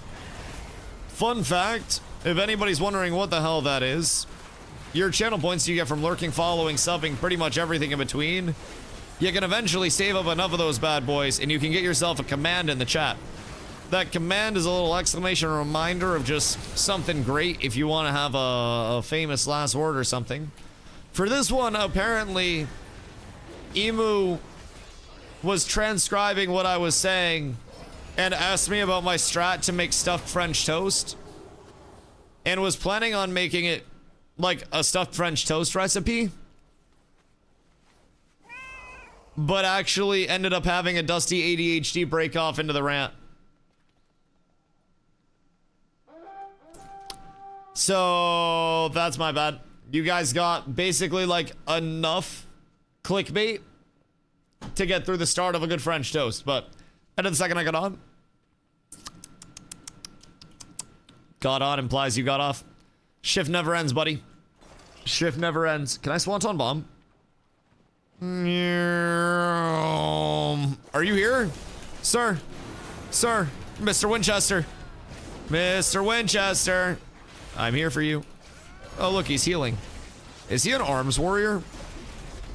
Because I don't really think an arms warrior does much. Watch him just cook my shit, though.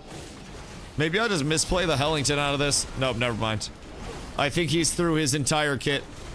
So now, just to be safe. Oh, he got a kick on me. Wait, does he use another one? Wait for it. 3, 2, 1, blast off. Straight to the graveyard. Sorry, big dog. It's actual combo time out here. He was spinning, but the winning did not quite happen there. And you really do hate to see that shit. I'm getting the fuck out of here. I'm literally hitting the digi-dash, bro. Ain't nobody about to stop me. Y'all slow as fuck. Excuse me. Uh-oh. Uh-oh. Why are you following? You stop. You stop. Alright, everything's fine. If one of them follows... Turn. Turn. Go. Turn. My boy. Oh yeah, here we go. All right, show me the barrier. Show me your barrier, please. That's all I need to see right now. One stomp to rule them all. There it is. Okay, he can't get back in time. He physically can't. Oh, you fucking rat bitch. You rat bitch. All right, all right, all right, all right. Unless we have another stun, we might want to get out of this. But I'm quite certain that we can at least kill this. Oh. Wait, what the fuck was I doing? What the fuck?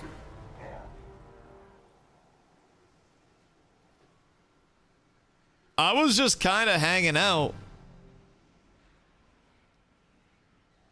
Dusty Smash.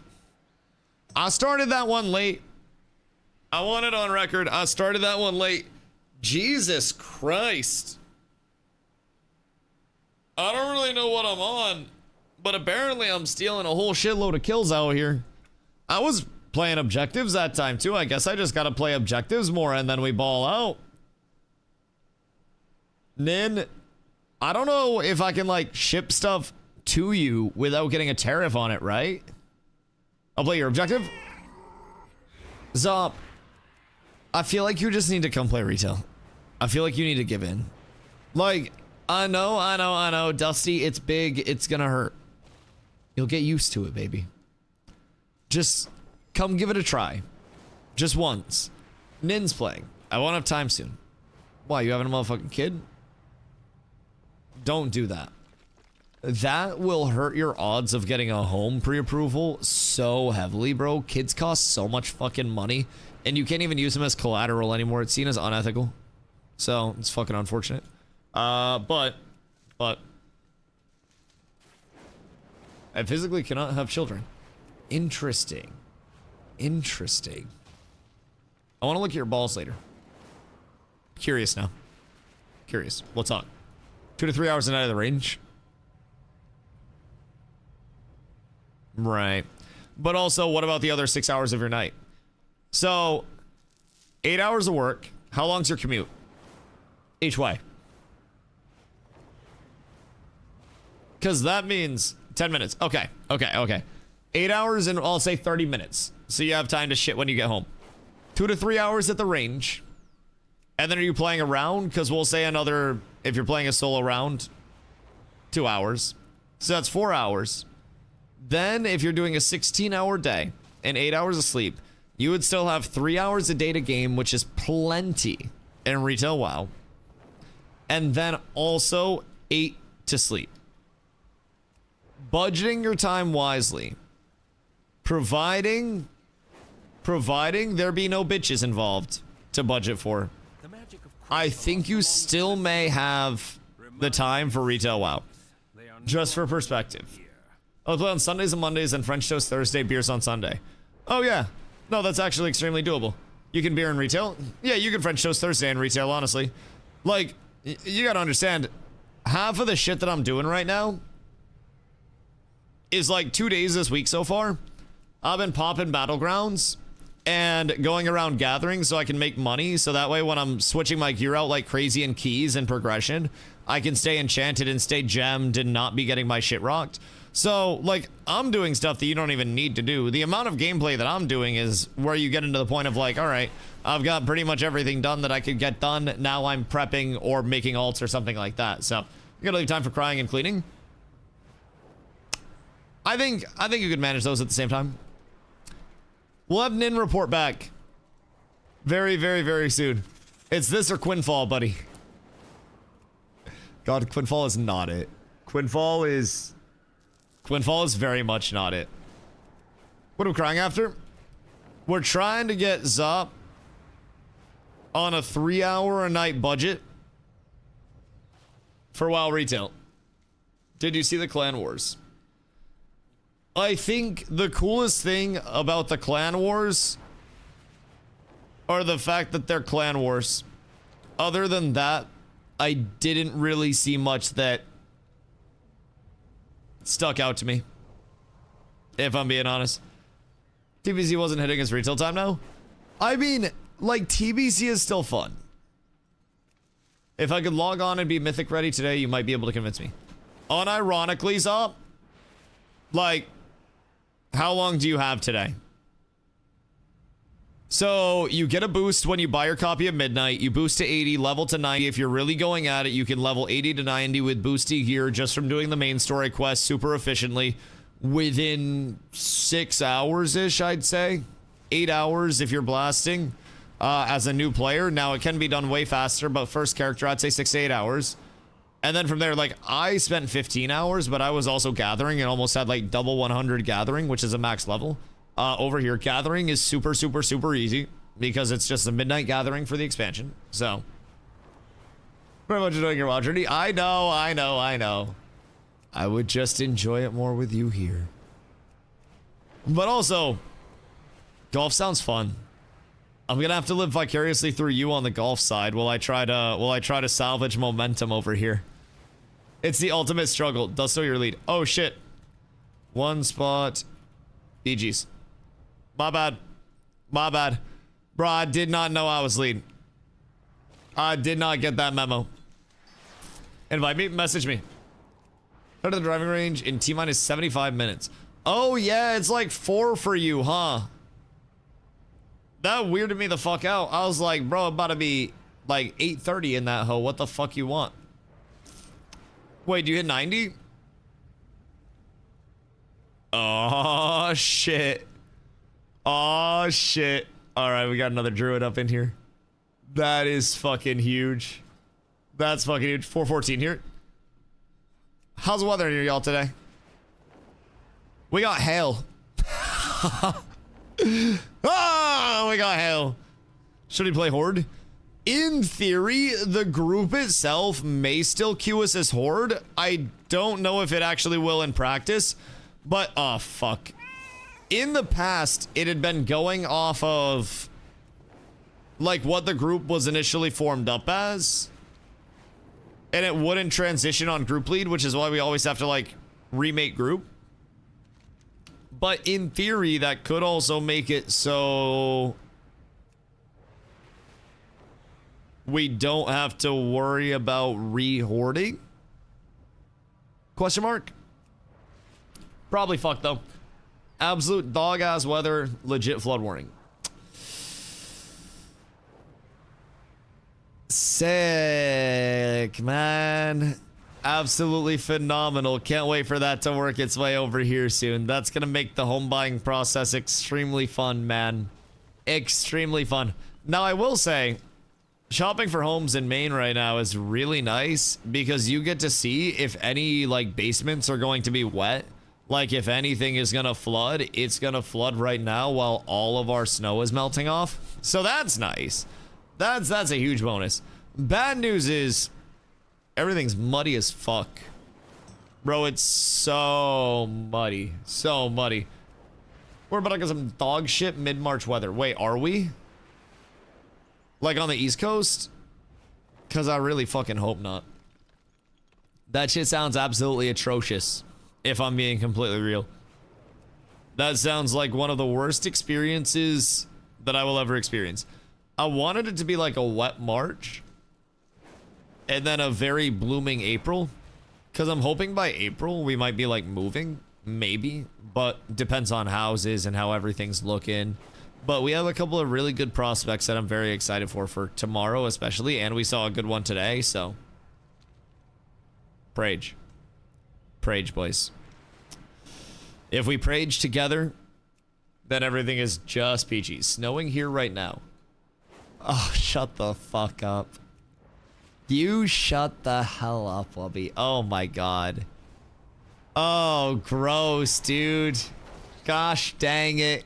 Dude, I hope you're having a good night. Staying warm in the snow. We got random hail. Like, it was cold today. It's 35 degrees right now. And we randomly got hail. I'm south of you, though.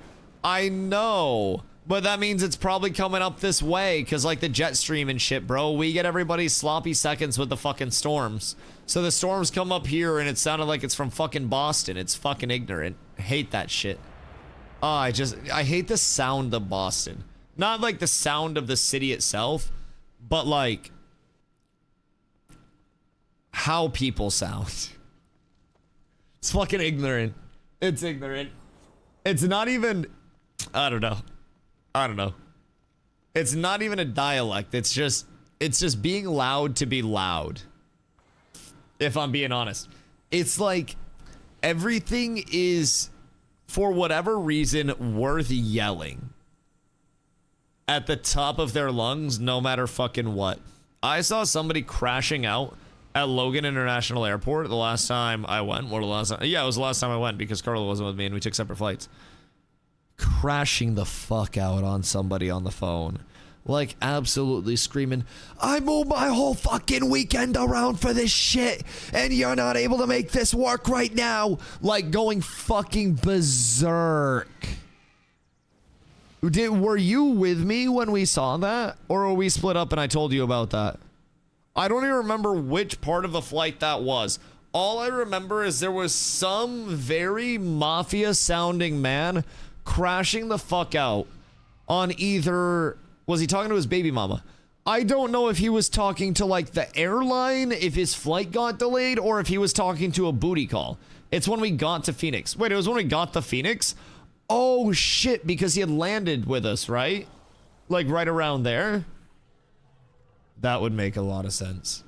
Oregon travel is so common, as if we can help with delayed flight due to weather. Well, it wasn't even the weather time, so people were actually kind of chill with the weather thing. Phoenix Airport's hell. I thought the Phoenix Airport was nice. I looked at the art. That was quite nice. Look at my HP. That's dumb. What the fuck? Make sure you get the feast back here. If you didn't get the feast, this will give you a little bit more. Because steak and potatoes gives you stamina increased by 10%. You might be above a milli if you don't have it. Oh, you do have it. That's absolutely tragic. Yeah, you're fucking huge, though. That's absurd. But the weather delay was actually kind of chill. Even the people that, like, we parked the car with in Boston were extremely understanding of the weather delay. And shit, like, we obviously had to pay more, but the weather delay fucking sucked. When we flew out, it was actually fucking beautiful. It was just starting to snow a little bit.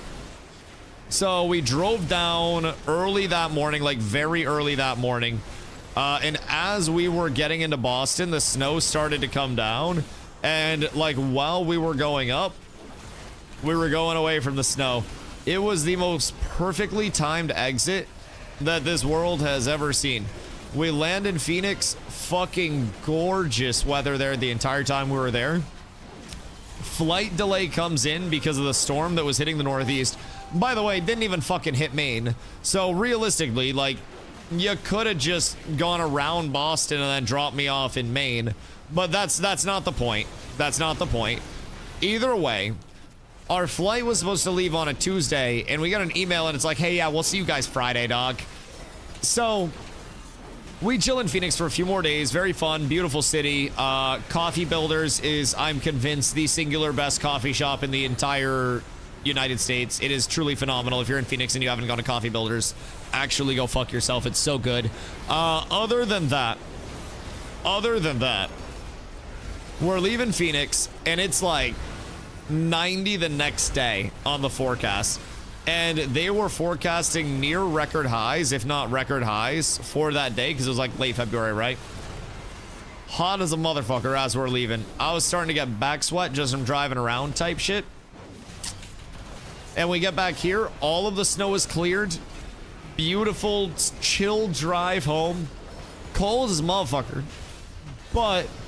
beautiful drive home. You know, post-snowpocalypse, roads were cleared, everything was back to normal, and I enjoyed the entire trip.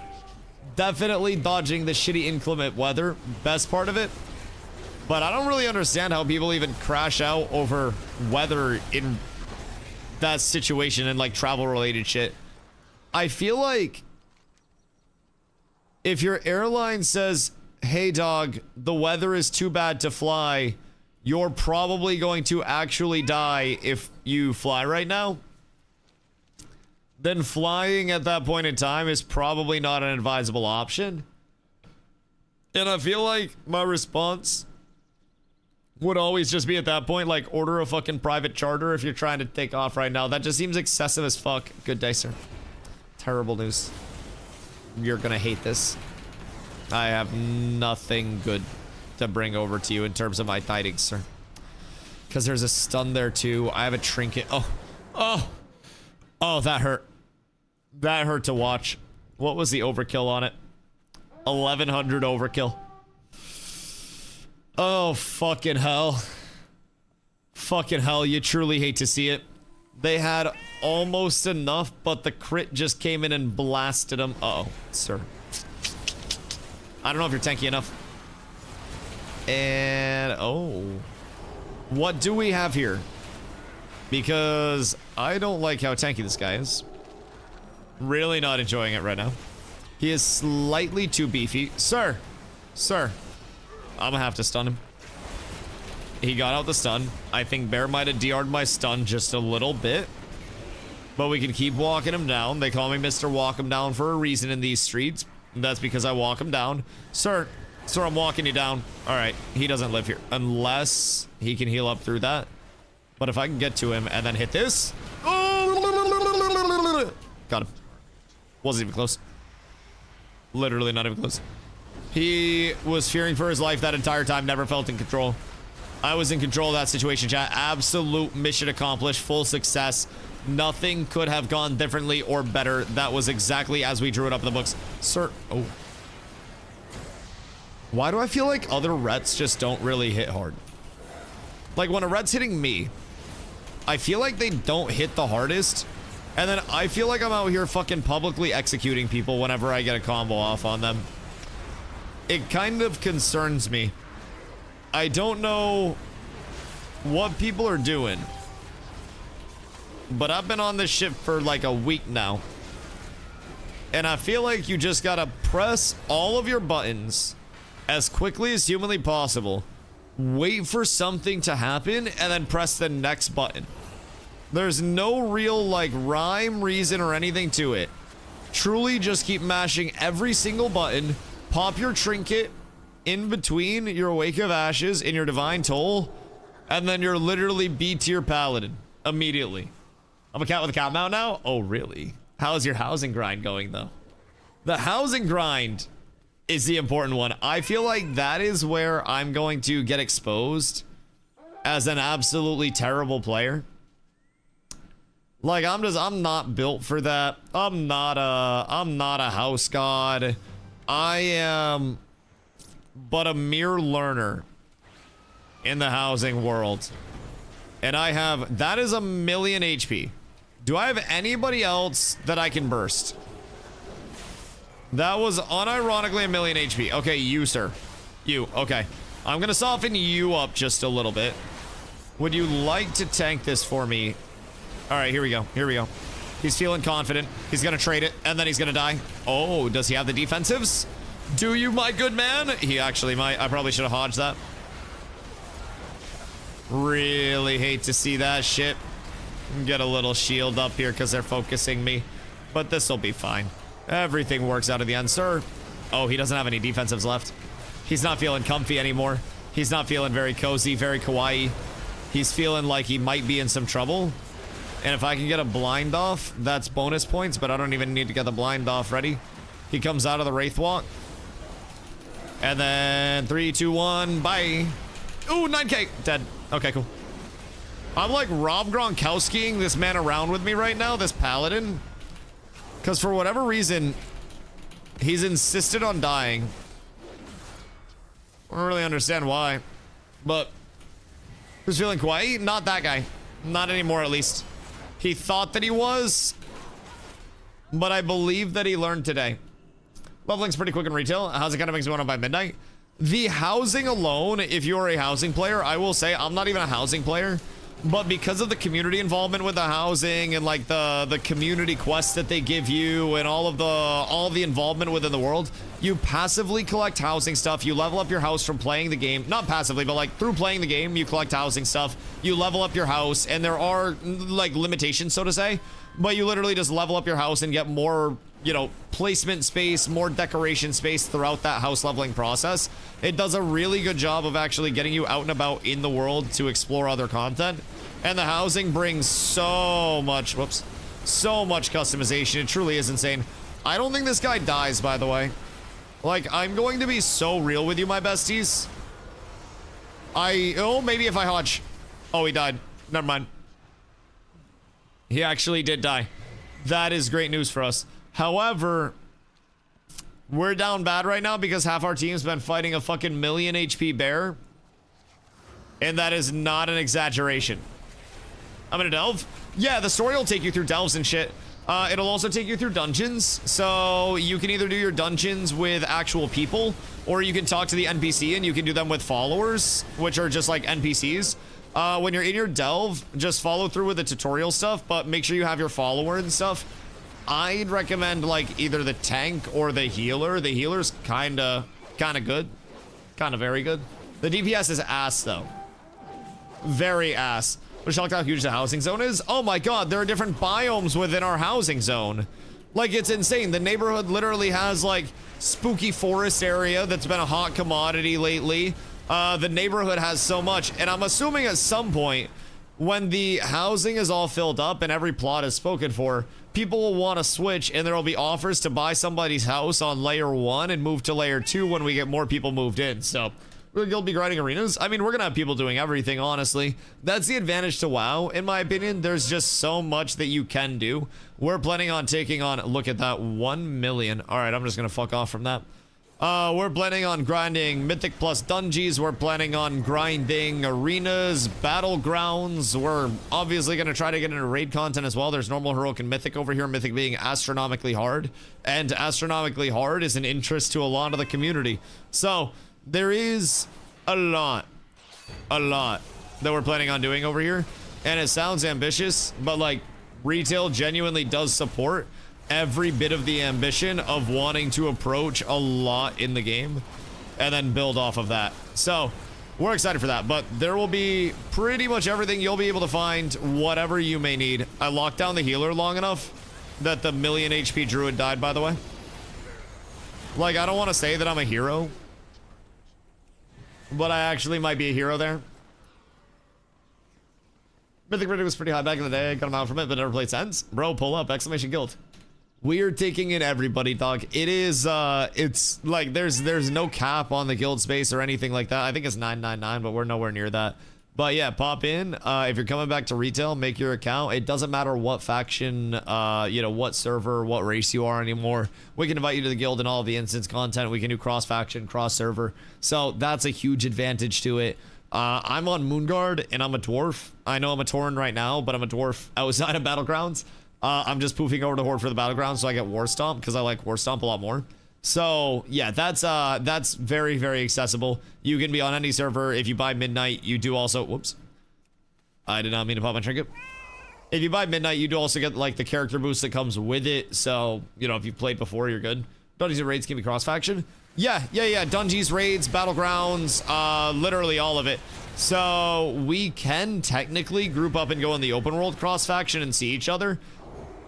But like cleaving becomes a little strange at that point. So like there is a lot that's over here. Wild, yeah. So like if we're doing, you know, mythic raids or anything like that, like the hardest content in the game, that can all be cross-faction progression, right? Oh, well, technically mythic plus dungeons are the hardest content in the game. But if we're doing very hard content, you know, whatever it is, whether that's arenas, whether that's ranked battlegrounds, whether that is mythic dungeons, whether it's mythic raiding, all of that is cross-faction. Our housing neighborhoods, cross-faction. There's so much accessibility now. It's actually absurd. So, go for Reg 1 on Tichondrius. Yo, Tichondrius has so many people over there. I don't know, like, what's up with Tichondrius' history as a server or anything. I went Moonguard because I thought it'd be funny to go to the Moonguard Goldshire Inn and try to get, like, an E-handy or something for the content, right? But I genuinely do not know the history of Tichondrius. All I know is that shit has, oh my god, that shit has a ton of people over there. A ton of people, especially in our community.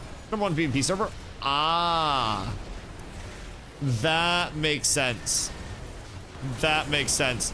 So Tichondrius just gets you a shitload of like the PvP side. Okay. Maybe I'll have to make my Tauren on Tichondrius. Maybe that'll be the play. Tichondrius used to be top 3 NA servers, not as popular now, but still popping. That makes sense though, especially with like the streamer presence over there.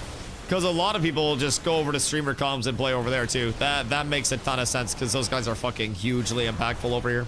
Okay.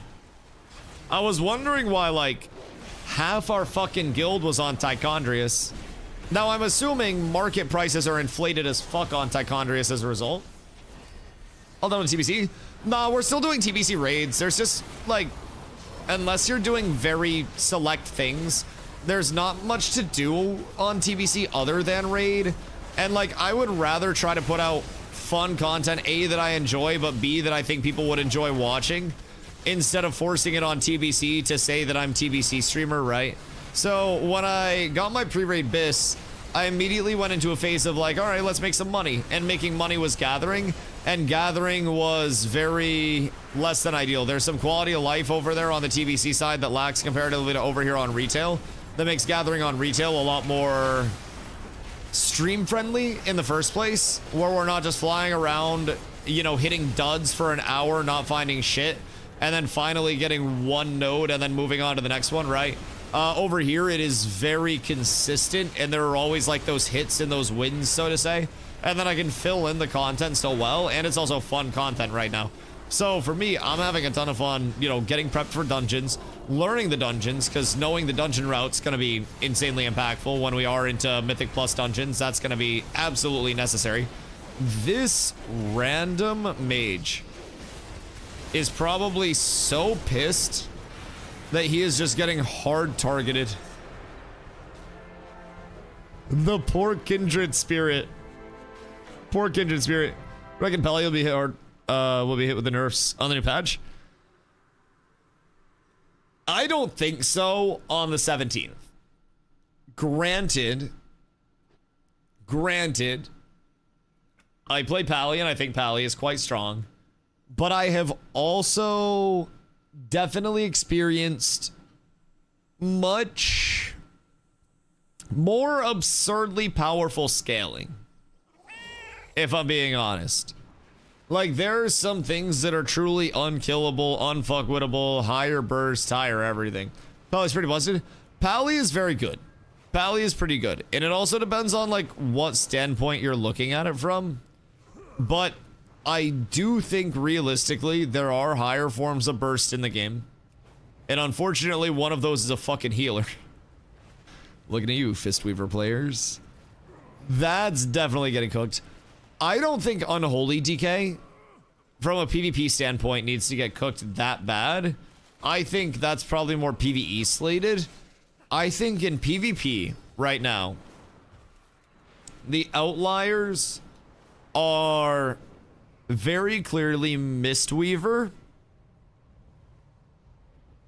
Like, just Mistweaver bar none.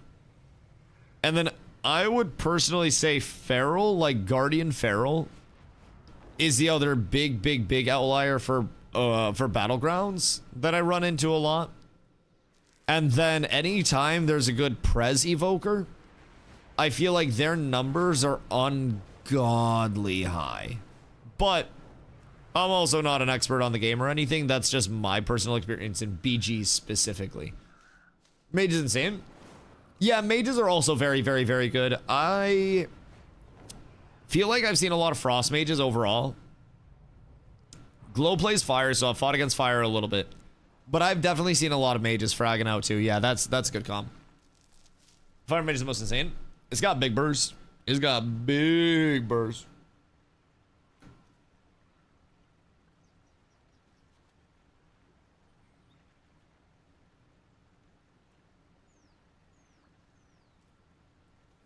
PvE Frost Mage is insane. I mean, don't you just like pseudo CC everything and then just blast? Dusty, look at guild. What? What, boot it? What am I? What? What's this? What the fuck is that? Wait.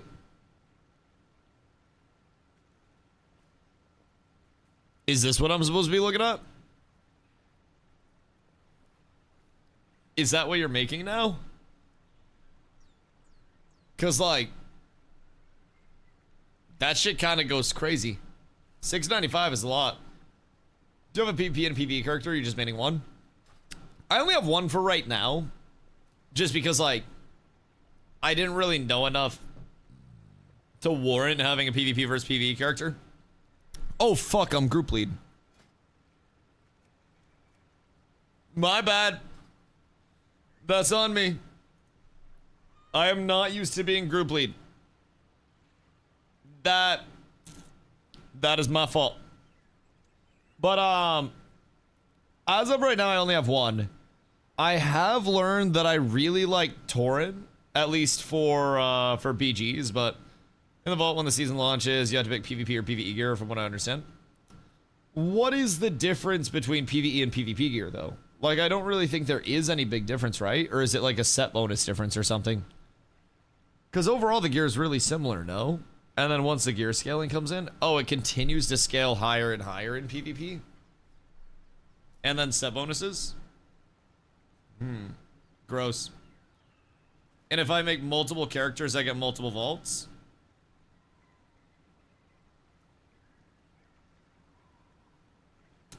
God damn it. You need one for both. Is it Tauren time then?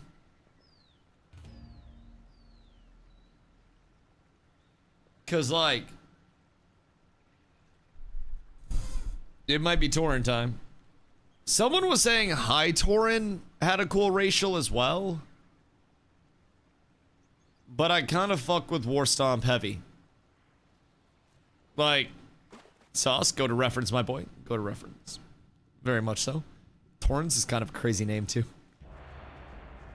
Torrens lives at home with both porns. War Stomp's big goated. Big cowed, even. Yes, yes. I'll fuck with it heavy. What is the High Tauren one? They like Bull Rush or some bullshit? Or some such good interrupt? It's also a secondary form of stun where I don't have to full commit my Hodge. So I can use War Stomp to secure a kill or play defensively, and I can commit Hodge to healer CCs. Having 2 stuns versus 1 stun is really good. Now on the defensive side, Stone Form is really good. Stone Form is a debuff clear. Stone Form's great.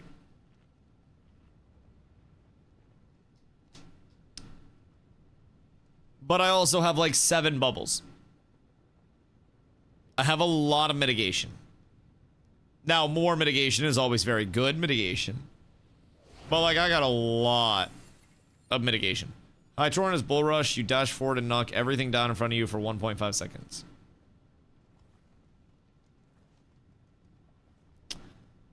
I mean, that doesn't sound bad. Doesn't sound terrible. What are your talents? Ka-chow.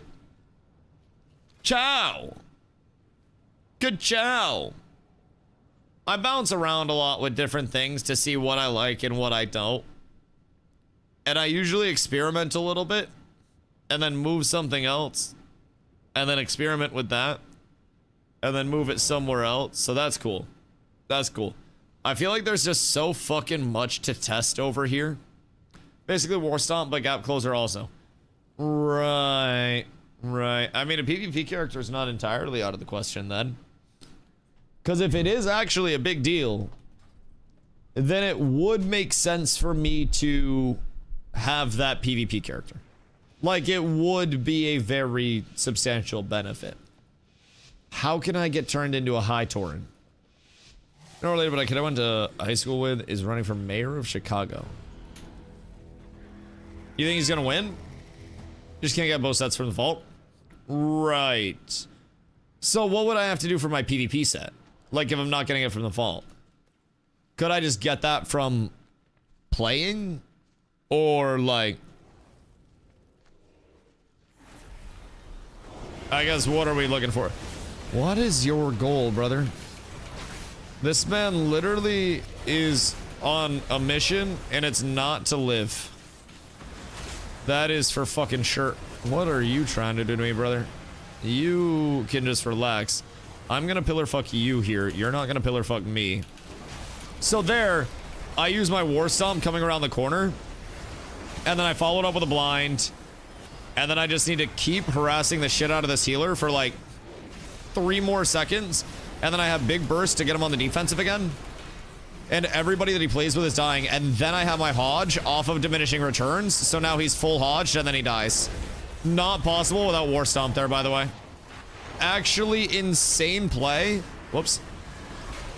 Entirely possible because of War Stomp exclusively, and anything other than War Stomp does not result in me getting that kill. I love War Stomp, and War Stomp loves me. And I will never... God damn it. I will never falter on it. Excuse me. Pardon me. He's probably the smartest human I personally interact with and has a good background in economics. So he'll probably lose. Is he a good swimmer? Fortunately, you need Vault gear. You're not PvP for like 7 weeks. Right. So there's not like a direct replacement to Vault gear where it's like Vault is equivalent to Conquest gear or something like that. Like it's substantially better, right? Because that definitely makes sense. How are you, Jordan, suddenly? It's 2026. I can be whatever I want to be. You don't need to judge me. I feel like your look of disapproval says everything that I need to know.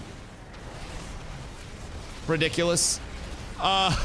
When you go into BGs, it wants to keep the group either all Alliance or all Horde. So, as a result, your group composition that you queue with is a very big impact of everything. Oh my god, wait. There's no way that I live this, right? Like, absolutely none? What the fuck do you mean, brother? The reinforcements are coming from the backside. I just have to push forward and live. Just a little bit further, DustyWhy. Oh my lord, there is literally no way. There is actually no fucking shot. And we're turning it for kills. The kick and the death. Oh my god, we're playmaking off of it, chat. We're rolling this into some goddamn momentum now. Holy. You truly love to see that. The live lording into the immediate impact on the other end. DustyWhy, the two-way player, the offensive threat, the defensive threat, literally everything in between. I might drop here, but hear me out. What if I don't? What if I just go kill this guy?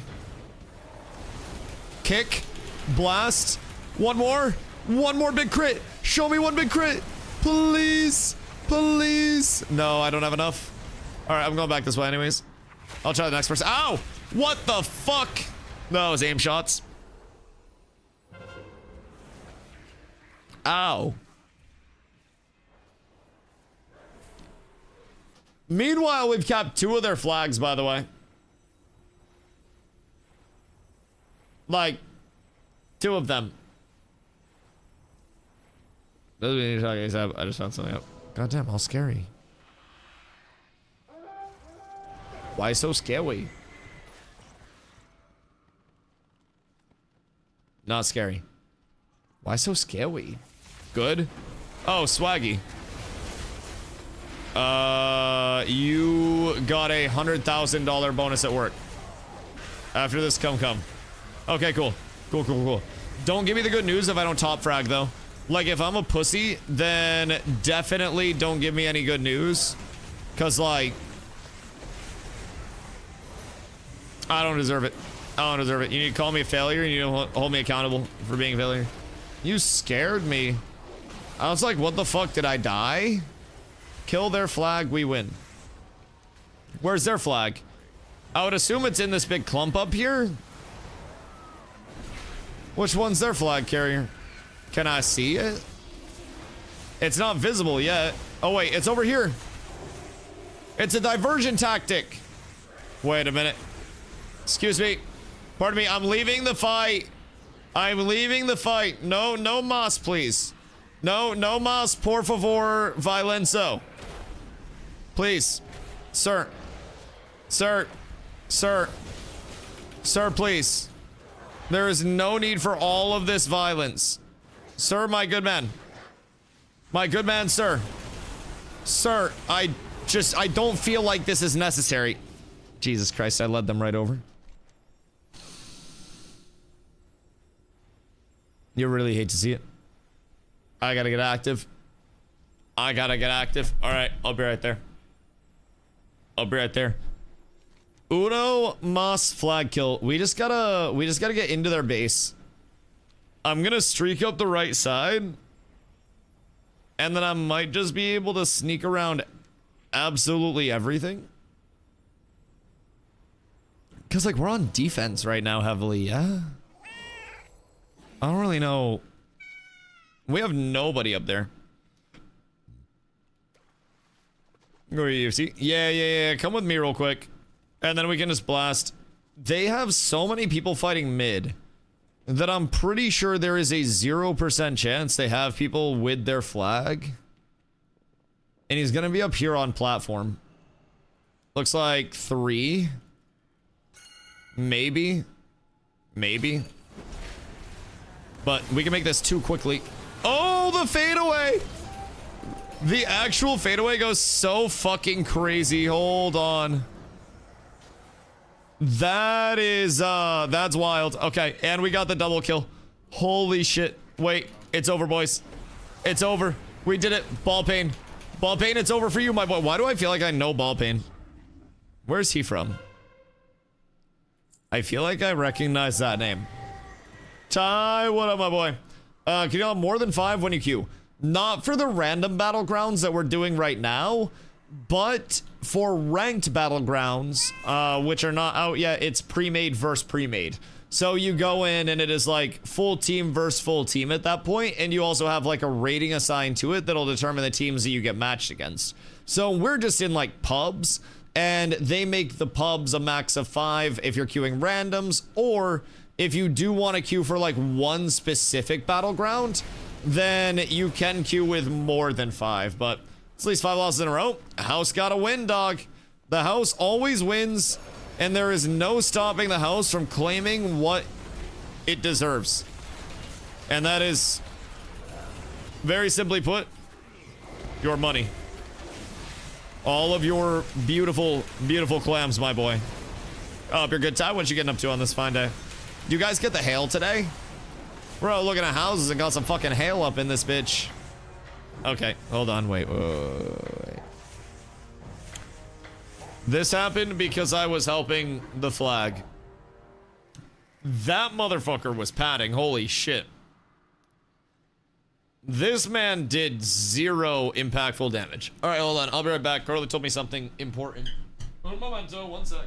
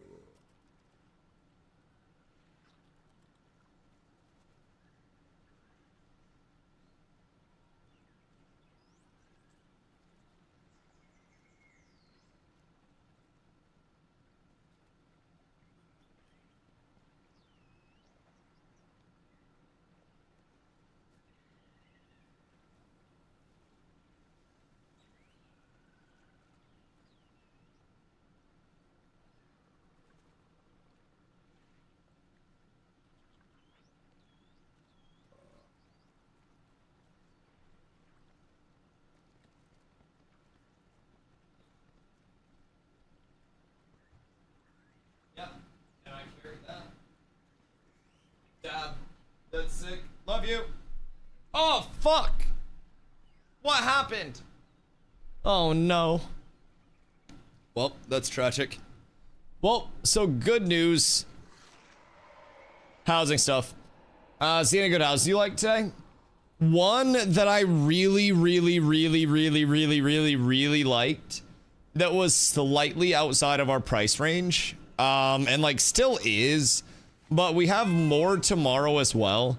The ones tomorrow are less in areas that present like short-term flip potential, not flip potential, because it's not necessarily that we're looking to flip something. We're going to live in it for multiple years, but we want to increase the curb appeal, increase the aesthetic of it, increase the quality of it while we're there, and basically leave it better than we found it and then make money off it in the long term, right? Have an appreciating asset. And some areas of Maine are very good for that. Some areas of Maine are less good for that. So tomorrow we're looking at some of the areas that are less good for that potential, but also in the aspect of if you buy a house out there, it's super cheap and then you do it up and then people move anywhere relatively close. It's more a shot in the dark, but in the event that you do well there, you're also looking at a huge appreciating asset and the floor is a little bit lower out there. So like in our price range right now, there's a 50-50 chance that we go out and a house has like dry rot in beams and like, you know, everything's all janky as shit, or that it's an absolute gem of a house where everything looks perfectly beautiful. And we saw like one today that was beautiful. Don't forget about the shit you can't see. Exactly. See, that's why I really like both Das Bonjourno, my boy. Points that are important to keep in mind. Well, everything in Maine, well, most things that we've looked at so far have basements. I think everything we've looked at so far actually has a basement. So we can literally go down, we can see the piping, we can see everything. We can see what has PEX piping. Funny enough, one of the houses we looked at still had knob and tube electric.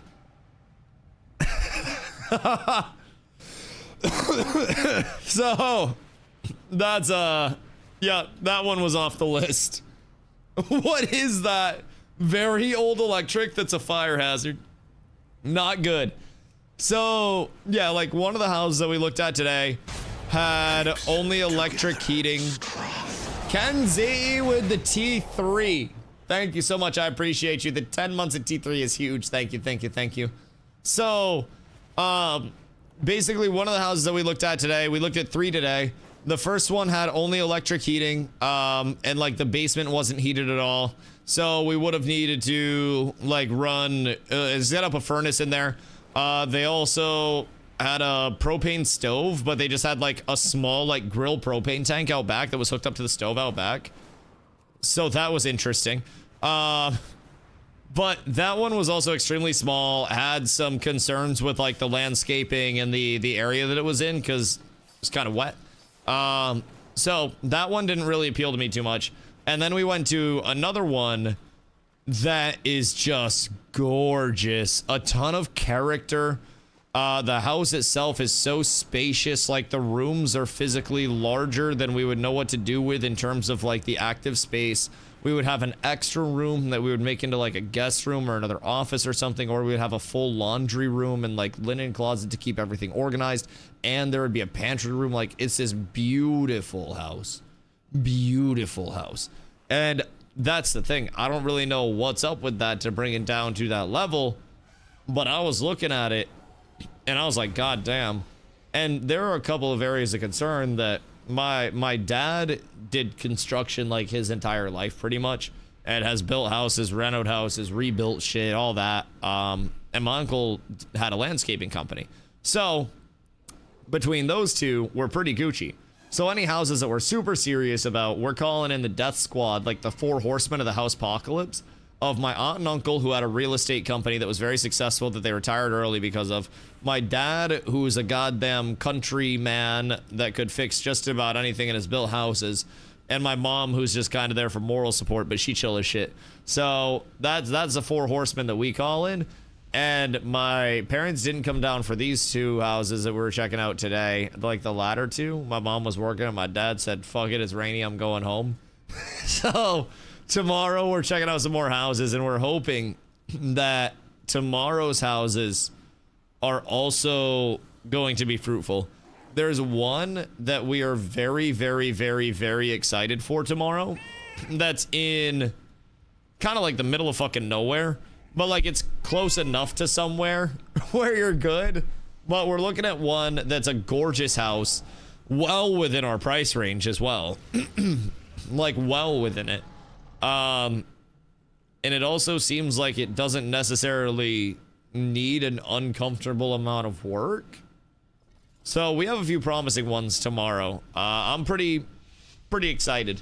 But before today, what type of internet service is available? Oh, we checked that before we even go to the houses. Fiber and everything that we look at. I physically will not do anything other than fiber. And we unironically, we confirm that every single building that we're looking at has fiber accessibility to it already hooked up and available. And we could just transition the fiber out to there. I will not go back to non-fiber, especially with how consistent it's been. Like, the weirdest shit is even when my OBS studio crashes, like when my stream crashes, right? It is not my internet because my actual internet doesn't crash. I've always been super confused about that. This is a big stomp and a big blind. Look at this blind, boys. And now they're all dead. Oh my god, they're full wiped because of that. Wait, this is huge. They just did 0 damage for 4 seconds because of those blinds. Oh my goodness gracious, boys. My goodness gracious, the blinds that could have saved Ash's creation. What if the board took Steven's blinds?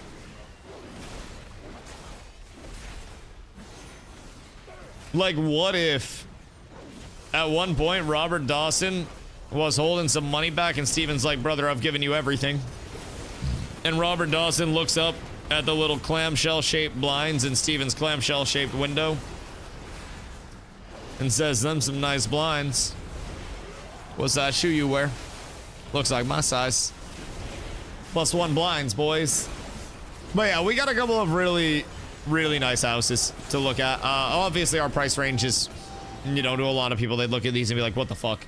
But there's going to be some cosmetic stuff. There may be a little work to be done, but like that's also our goal, is to get something that we can put in the sweat equity, so to say, and, you know, help it appreciate over time while also watching it appreciate over time, right? That's the big combo that we're looking to hit. And we saw one today that just has so much potential, dude. Like, it has this beautiful, beautiful, beautiful walk-up area, like, where there is not a lot of walk-up area usually. It's got a lot of potential in it, too, because it's super rudimentary. There's so much, like, landscaping and hardscaping potential in it. Oh, dude, more fun to own a fixer-upper. So, I was getting very stressed, like, because I wasn't seeing a lot of inspiration in the houses that we were looking at within our price range so far. But like Carla and the real estate agent truly have so many houses planned out still to look at that we'll be looking at houses for weeks to come, even while we're compiling things we like, right? And that's the way to go about it. But we hadn't really seen anything that was like super good. And Carla's mom is very, very, very talented. Well, Carla is too. But Carla and her mom did real estate acquisition stuff in Phoenix. And like her dad and his company would go in and do all the work for it and like all the renovations and stuff. And early on, Carla was looking at these like super shitty houses, and not shitty in terms of like they were terrible houses. Like they just needed a lot of like foundational work, and like it would be like dry rot on a beam and stuff. And Carla would be like, "Oh yeah, we can just take care of that." And I'd be like, "No, we can't." And I was getting really stressed out because Carla had this level of like, you know, she'd done it before. I've never owned a house or anything before, and so I'm freaking out about the smallest thing, right? And so I wasn't really settled on any of these houses, and like Carla was seeing all this potential in them and stuff, and I couldn't even see past all of the red flags that were immediately there. And then today we finally hit one house in particular. 2 houses that were nice. 1 house and yard that was nice. One of the houses that we looked at unironically had 0 yard. And like I live in an apartment that has like effectively 0 yard right now. And I'm not trying to go effectively 0 yard to effectively 0 yard. Like, I would like to landscape. I'd like to hardscape. Maybe have a doggo that I take out in the yard and stuff. Like, a couple doggos if it, you know, if we're in a spot to do that. Like, That's the big goal. But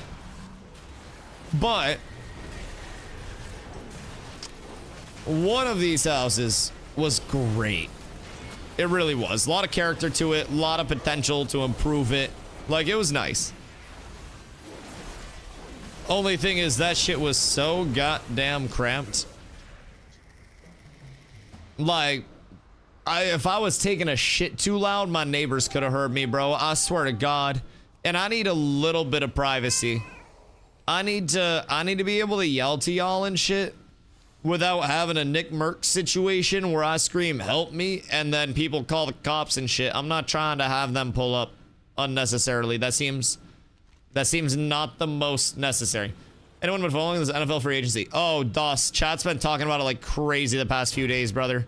Chat has been going fucking crazy about it the last few days. With all like the Max Crosby controversy and shit. Yeah, for whatever reason we are Raider fans. Also, Ultra. Thank you for that, my boy.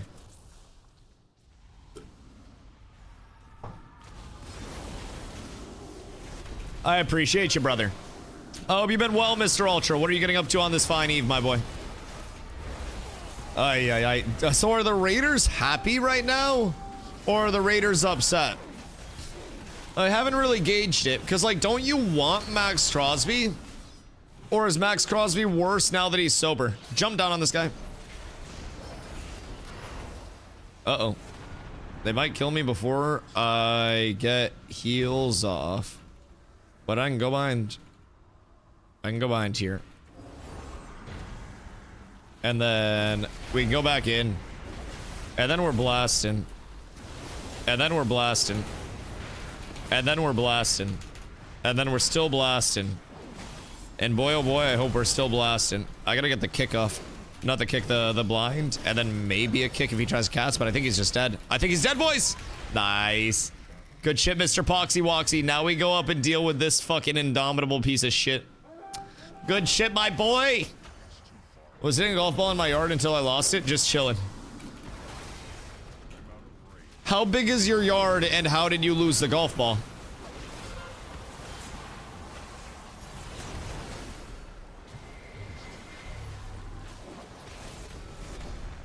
Like, did you shank a shot into your neighbor's yard?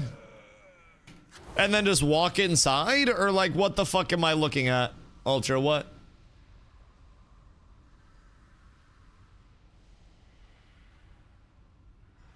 Okay, hold on. Now I'm very curious. Because I'm almost picturing you're in this small yard just like taking little chips, walking back and forth. And then you're like, I can definitely hit a flop shot right now. You drop that face basically parallel with the ground. And then you just shank that shit. Very large, needs to be cut, no neighbors in sight. Oh, that's kind of nice. That's kind of a whole fucking vibe. But what, like, do you cut it long, or are you now just accepting that you're gonna chunk golf balls on your mower? Or do you just call a real estate, not a real estate company, a landscaping company, and just say, fuck it, their fault. They can deal with it. Because I feel like running over a bunch of golf balls might not be the #1 option for mower longevity. Although I will say I am not a lawnmower user or owner at this point in time, so I might not be the best source of information on this. But I do kind of feel like just tanking a bunch of golf balls in a mower might be bad for it, Ultra. Why haven't you cut the goddamn yard? Hit 3 until I lose all 3, then I cut it. Takes about 3 days to cut with a tractor. Motherfucker, are you farming out here? What do you mean? God damn. Do you like grow it out? You should grow it out and then like hay that shit. There's always money in the hay stand. Like, I feel like motherfuckers always need hay for various reasons. They feed it to their cattle. They put it on their land so it can grow grass to feed to their cattle. Cattle. I feel like there's a lot of reason to be haying and shit. Excuse me. Because this shit kind of hurts. Andromeda. Motherfucker, why does everybody just fear me? Truly fucking hate it here. Truly despise it here. Oh, maybe that's why. That might actually answer the question. Yikers. That's... I feel like there's a certain level where battlegrounds almost feel disrespectful. And I feel like it might have been right around this level. Jesus Christ. Jesus fucking Christ. Great day for hay. Always a beautiful day for hay, DOS. Go ball and hurt those blades. What hits the ball after the blades might not be happy. Or what the ball hits. Would the blades chop through it? Or would the blades, like, smack it? Because I am assuming lawnmower blade projectile golf ball is probably the equivalent of, like, a Tiger Woods pitching wedge to the shin. I would assume that would be enough to kill somebody. Something tells me. Around 40 in trees and 15 in field. You live on a fucking preserve? Jesus Christ. Are you actually a farmer? Why do I feel like you just farm as a habit? Or as a hobby? A habit. It's a bad thing at this point. Can't stop farming. He worked his fingers to the bone and he's continuing. It's a lot of fucking land. Farming is a hobbit. He's just always walking around all of the acres. Searching for something that he can't quite put his finger on. Or put on his finger. 40 acres of trees, but you got some fat money in them woods. Is wood worth a lot of money right now? Fupo, what up, my friend? How are you? What's the focus in retail? M+, or mythic rating? What if I told you we're not just doing M+ dingers? We're gonna go to mythic rating and we're gonna take on the mythic raids. And then, while we're dying to the mythic raids time and time again, we're gonna go to the battlegrounds and we're gonna take on RBGs. And then we're gonna go all the way to the arenas and we're gonna climb the ranks and we're gonna take on arenas while we're working on our achievements for everything else. Yeah! You're doing all the content? Yeah, I mean, I stream a shitload, dog. I stream a shitload. It'd kind of be silly for me to only focus on one thing when I feel like there is such a wide umbrella that can be cast. And my goal is to... Oh, also, Carla, DM Self. Or Self, DM Carla, either way. I told Carla to DM Self again today. Just to facilitate. Anyways. So... Some good oak can be worth 5k a tree. God damn.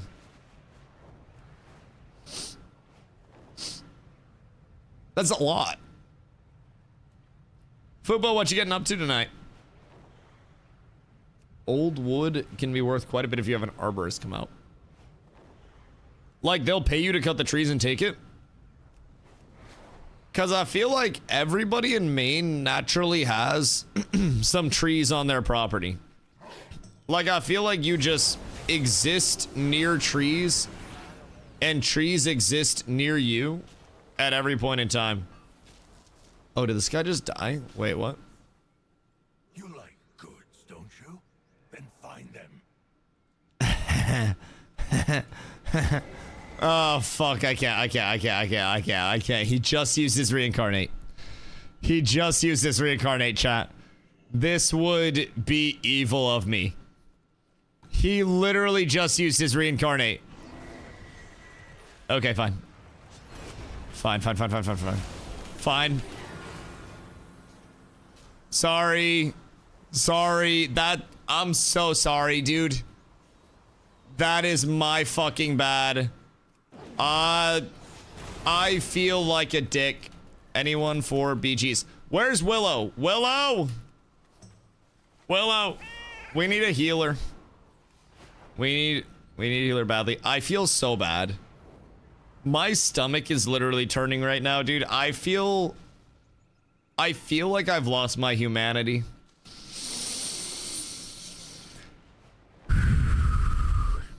I did not need to do that. I'm gonna lose sleep. Like, I genuinely... Man. The craziest part is I can't even interact with him. Equivalent exchange, there goes part of your soul. The last part of my soul died when Ashes did. My hair has been getting redder by the day. And it's not good. It's not good. Don't want to die, don't have war mode on. Okay, that's fair. That's fair. Also, I'm contributing to the Horde by playing these battlegrounds as a Horde. For the Horde for just these BGs. So, it is only fair that I, a man of balance, and an advocate of balance... Why don't move? Raid frames. Advocate specifically. How many do I need for raid frames? Probably like here. A little bit wider type shit. I don't know how the raid frames scale out or build up. But I don't want it to be like invading my screen when I get more people in the raid. That would be less than ideal. Anyways. Oh goodness gracious me, oh my. What are we even in for a BG? Oh, this is the ball one. I kind of like this one, but also it kind of sucks as a rep. Ash was a Harambe level event. Bro, Ash has changed a lot. Ash has changed a whole lot. Like, very quickly. I think Ashes is also going to have lasting effects on the entire MMO scene. Not that it was the largest presence in MMOs as a whole, but predominantly in the independent, self-funded realm of MMOs that are coming out with very ambitious dreams or Kickstarter MMOs.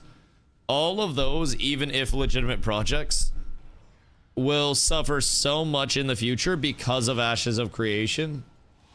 And that is kind of fucking tragic, if I'm being completely honest, man. That is... Oh. That is really kind of sad. So, you know, it is what it is. Ashes may have caused a war.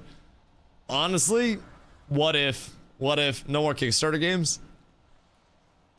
Might not be a bad mentality to live by, my dog. Might not be the worst. I just exist in the middle, getting points, and clicking heads. Except there are no heads to click. I just press 2. Oh. Well, Jesus, there's one. We'd love to see that. Genuinely love to see that. We got bubbles already being used. These lads are not squishy enough. Oh, wait. Whoa, wait, what the fuck? Is that a Demon Hunter ability? What just drew that on the floor? And are you in control of what you're drawing? Random question. Or does it just draw that same design every time? Because, like, I would be interested in that in the event that I can control it myself and draw penis. These are my conditions. If you can meet them, we shall negotiate. Otherwise, I would not like to talk at this time. Can direct it. Can I draw a penis? Pussy Bruiser. What a crazy name. That's so good. That's so good. Okay, something tells me this one might be a Stompington. Because the problem for them is that the longer we hold the ball, the higher the damage buff gets. So if they're already not killing, then that means they're going to very much struggle to kill as I scale up and just keep one-shotting them. So as long as I stay with the team and have heals, I should be fine to just start... That hit for 120k per... Oh my god, what the fuck? Oh... My god. Oh my fucking lord, what am I doing right now? What? There's realistically no way, right? That had to have just been like a one-off. Hold on. That's a summon. What just... What is this damage? Oh! That was just naked. That was a lot. That was a very much. Where's Bussy Bruiser? Oh, Bussy Bruiser. A little 95k. I feel like we might have won. They should one-tap you right now. Right, but what if they can't live in the first place, right? Like, Peep, ready? Bye! Oh, Lord. Like, what do they do in that scenario? Because I'm hitting them for 100k from the fucking parking lot right now, dog. Like, I am dynamically blasting the shit out of them. I also just have to be cautious about, like, when I'm going in and when I'm not. Because a lot of these hoes be out here bubbling and shit. But this is an absolute beatdown. Watch, watch, watch, watch, watch. Ready? I'm not even gonna have to. Oh my god. We all have the balls for so long. We have all 4 balls. Oh my fucking god. This is absurd. Can I mount? I can't mount. That's tragic. Peep. Oh my god, dude, they're just dead. They're literally just gonna die. What the fuck is this? How much is my bonus damage? Oh, it's capped at 100%, so I'm doing double damage right now.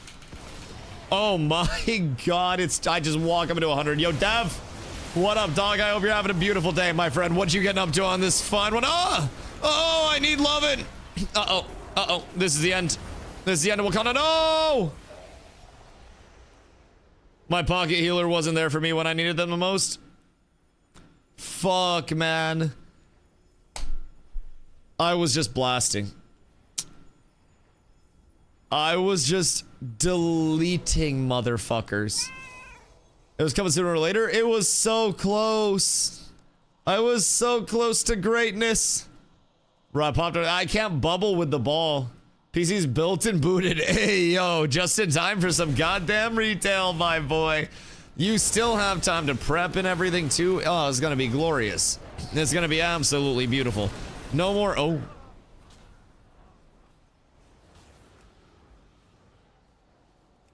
Oh my god. Brother, what am I doing?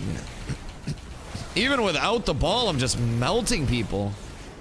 I feel like I'm a shotgun. I can bubble now, bitch. What do you do now? Hello, Mr. Pallet. Oh.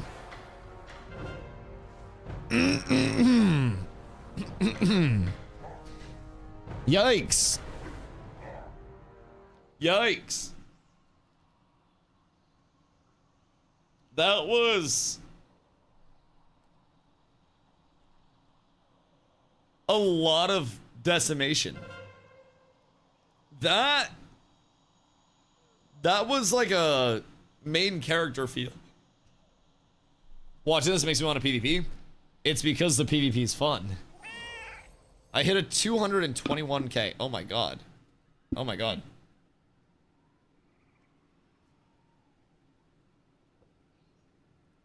What was the $200 one?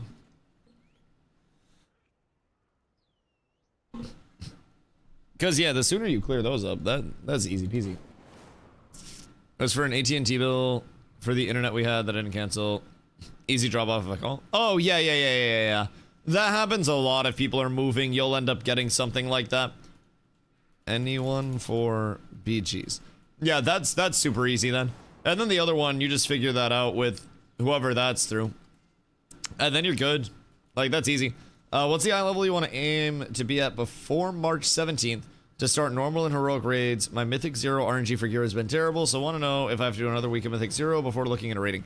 So, like, normal and heroic raids probably aren't going to be too crazy, especially considering we'd be approaching normal first. And you're also going to get your vault. You're also going to be able to craft using your sparks. If your luck is truly terrible, then you could blast heroics as well, because heroic will still get 224 gear. Make sure you're doing your hunts. Make sure you're doing everything that you can in that realm. But you shouldn't have any problem. I mean, like, I am... Oh god, I think I'm like 237 or something after this week of M0s. And you don't have to stress too much, man. Like, I think shooting for 230 bare minimum is good. The more people we have 240 plus, great. But like 240 plus is really going to be the higher end of like you've extrapolated pretty much everything. And since we're going to be doing normal raids, we're going to be doing heroic raids far before any mythic clearing happens, right? And we're going to be probably wiping on those while we figure it all out. There's going to be a lot of opportunity to gear. And keep in mind, mythic zeros go to a daily reset on Tuesday. So on the 17th, those go to a daily reset. So you'll be able to do those every single day. And then if you need to target anything, you can also just check the loot tables. So in your journal, if you shift J, you can go to dungeons and then midnight dungeons. You can check all of the dungeons and check the loot. And then you can see what's available for you from each boss. So, you know, say I really want Idol the Warlord because of the proc for strength, right? Then that could be huge to farm up from Nalarak. If I want to get... What's this one? Oh, that's healing stuff. But, yeah, more or less, you can figure out what you want to go farm up. Just go into the Dungeons tab, click on the Dungeons, and then see where your upgrades are actually lying. Click on each boss to see what comes from each boss. And it's very easy once you get into those dailies to isolate, okay, I need to run this. I need to run this, I need to run this, and then everything else is kind of a... You know, kind of a bonus, so to say. More than anything else. So, I currently have... I think I have this one, right? The Mana Heart's Binding Flame. Where's my prot stuff? Yeah, I have that one. Is Fury Warrior any good? If I remember correctly, Fury Warrior is very good and Arms Warrior is not good. But also consider there is a balance patch coming on the 17th. And then another one on the 24th. And in terms of respecking, right? Gear is kind of like, I'd call it smart gear. So this has strength and stam on it, and then verse mastery, but you'll notice it has grayed out intel on the bottom. If I switch to holy, then that strength goes to intel, so I can use the same gear for switching over, even if it's different specs. And then, if I want to switch over, I go specializations, activate, and then I'm prot, and it auto-equips my prot set for me, because under my equipment manager, no add-ons by the way, I have different sets, and I can assign this set to my protection set, and then this set is my retribution set. Oh wait, sorry. This set is my protection set, this set's my retribution set. So for PvP, when I go back over to my specializations, activate, and I can also save build loadouts. You can import build loadouts from different websites. You can save them and edit them as you want to. So, the quality of life in retail is redonkulous, man. It is truly absurd how far it has come from, you know, normal, classic TBC era type stuff to what it actually is now, man. It's wild. Oh, wait, glow X'd up. My bad. Night and day from BC. Oh, dude. Night and day from TBC. Night and day from Ashes. Night and day from WoW.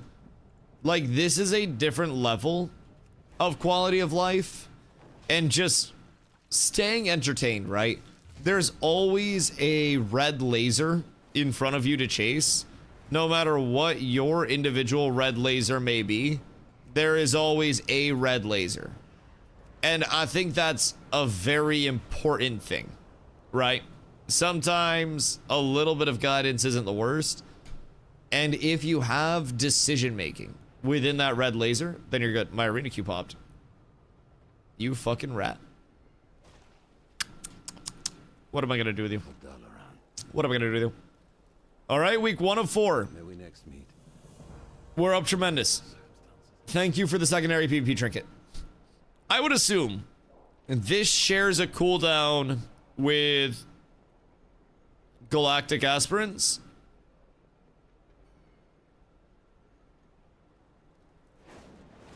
So that's kind of cooked for week 1 at least. But hey, week 4 we'll be vibing. Week 4 we'll be vibing like crazy. We'll get a hero crate from that. Now, will it actually be relevant week 4? That is the questione. Because part of me thinks it won't be. I should stop while we have a second. Over at the auction house. and see if I can find myself some cheap gathering gear that's a little bit better now. Because I haven't upgraded it since the start. So I'll go mining, filter, current expansion only. And then it looks like some of the blue stuff has dropped pretty substantially. So this is 225. And is going to give a good amount of deafness and perception over my current. And I'm going to make this back quite easily. So I'm thinking it might be worth it. The 225 is also super cheap at 5,400. 232 at 15 might be worth it there. And then a 232 pickaxe at 18 is definitely going to be worth it over this. Because that's mining skill directly. Oh, I'm going to spend a lot of money on this. Should I check other servers and see if it's cheaper on other servers? Because I'm going to have to do my mining and my herb. And we're looking for 232. Ideally. Filter, level range. Oh, wait, not that. I can't search eye level, huh? So, out of the 232s. Yeah, that's pricey. That's very, very, very pricey. That's fairly cheap already. I mean, the 232 hat here is actually insane. Oh, wait, sorry. The 232 backpack here is actually insane. That's a double up. I'm gonna grab this immediately. Yeah, I should probably just grab some.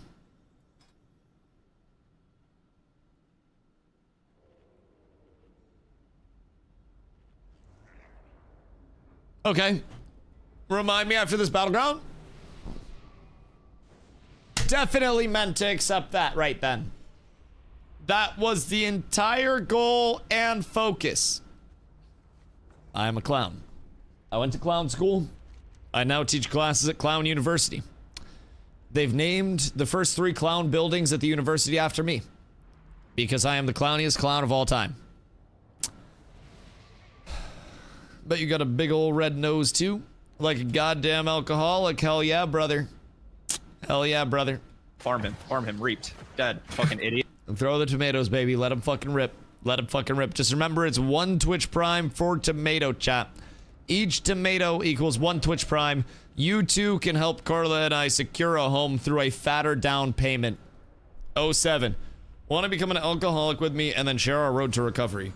Unironically, I bet I could farm subs like crazy if I became a debilitating alcoholic for stream and then like detoxed off of that. Would be wild. Somebody's probably done it. People have fucking fake cancer on stream before. It's truly heinous what people will do.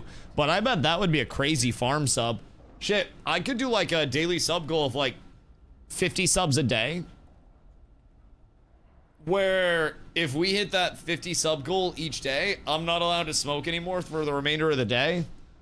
And then I could just not smoke on stream, and then I could just take a fat bong rip off stream every day like a true Twitch grifting gentleman. I couldn't even say that properly. True Twitch grifting gentleman. He's widowy gwittying on the Twitch grifting. Jesus Christ. I'm not proud of myself.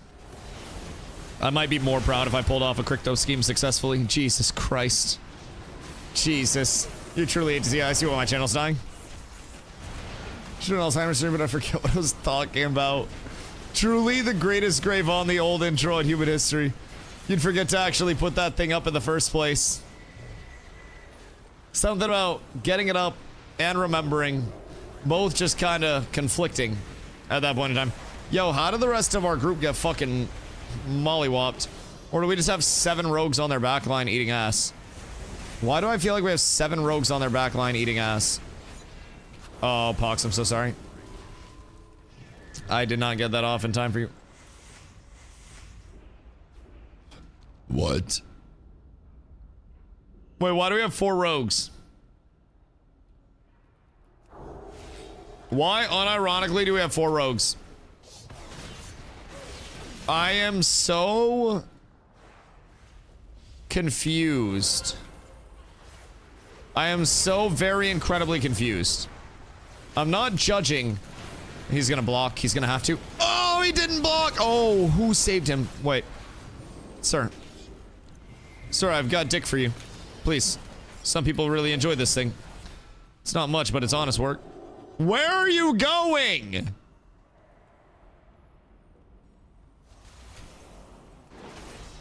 Brother, I have a bubble.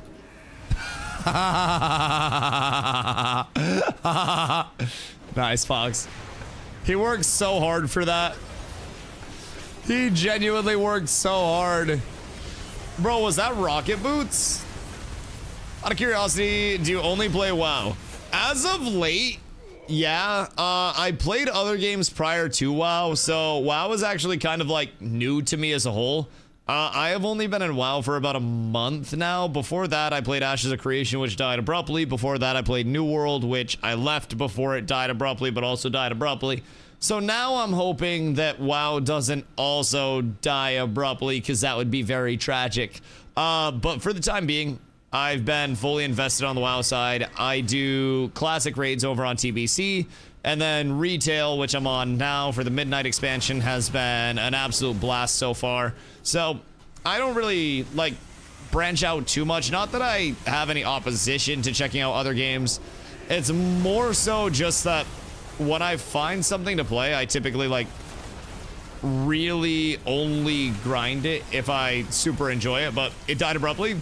Ashes died very abruptly and is currently like blanketed in a bunch of legal cases because there may or may not have been an alleged hostile takeover from mysterious outside investors that tried to seize control of the company. It's like it died in February, like early February was when we found out everything, but the court cases have led us to find out that the actual like resignation of the CEO of Intrepid, the company that was making Ashes, was on January 19th. So we were playing for a couple of weeks while the captain of the ship was, you know, dead and gone and no longer there. And it was actually kind of crazy to see. So you're doing early access stuff? Yeah, exactly. New World, less early access, more just had a really disastrous launch in the first place and then tried to recover from it, and they weren't able to recover after like 3 years, so Amazon pulled the plug on that eventually. But Ashes was like the epitome of early access. It was a Kickstarter MMO that was developed by a first-time studio who didn't have any like corporate backing or anything, that made claims of, oh no, you're fine, Nin's just a pussy. No, it's okay. I love talking about it, honestly. I think Ashes, for a lot of people that are just interested in video game history, will be a cool little video game trivia piece to break out one day in terms of like, you know, something to talk about, right? You got gamer friends, you bring up some fun facts from Ashes and you yap about that and they're gonna be like, wait, what the fuck? Like I told my my weed guy at the dispensary about Ashes last time I went to pick up bud and he was like, damn, wait, what? So yeah, I love talking about it. I put a lot of time into it and it didn't obviously work out in the way that I would like it to. And it's definitely a bit of a transformational period for my community as a whole. Going from a very small directory in Ashes of Creation to the largest of MMO directories over here in WoW. It's truly a night and day difference, right? And there is absolutely an inherent level of risk associated with that too.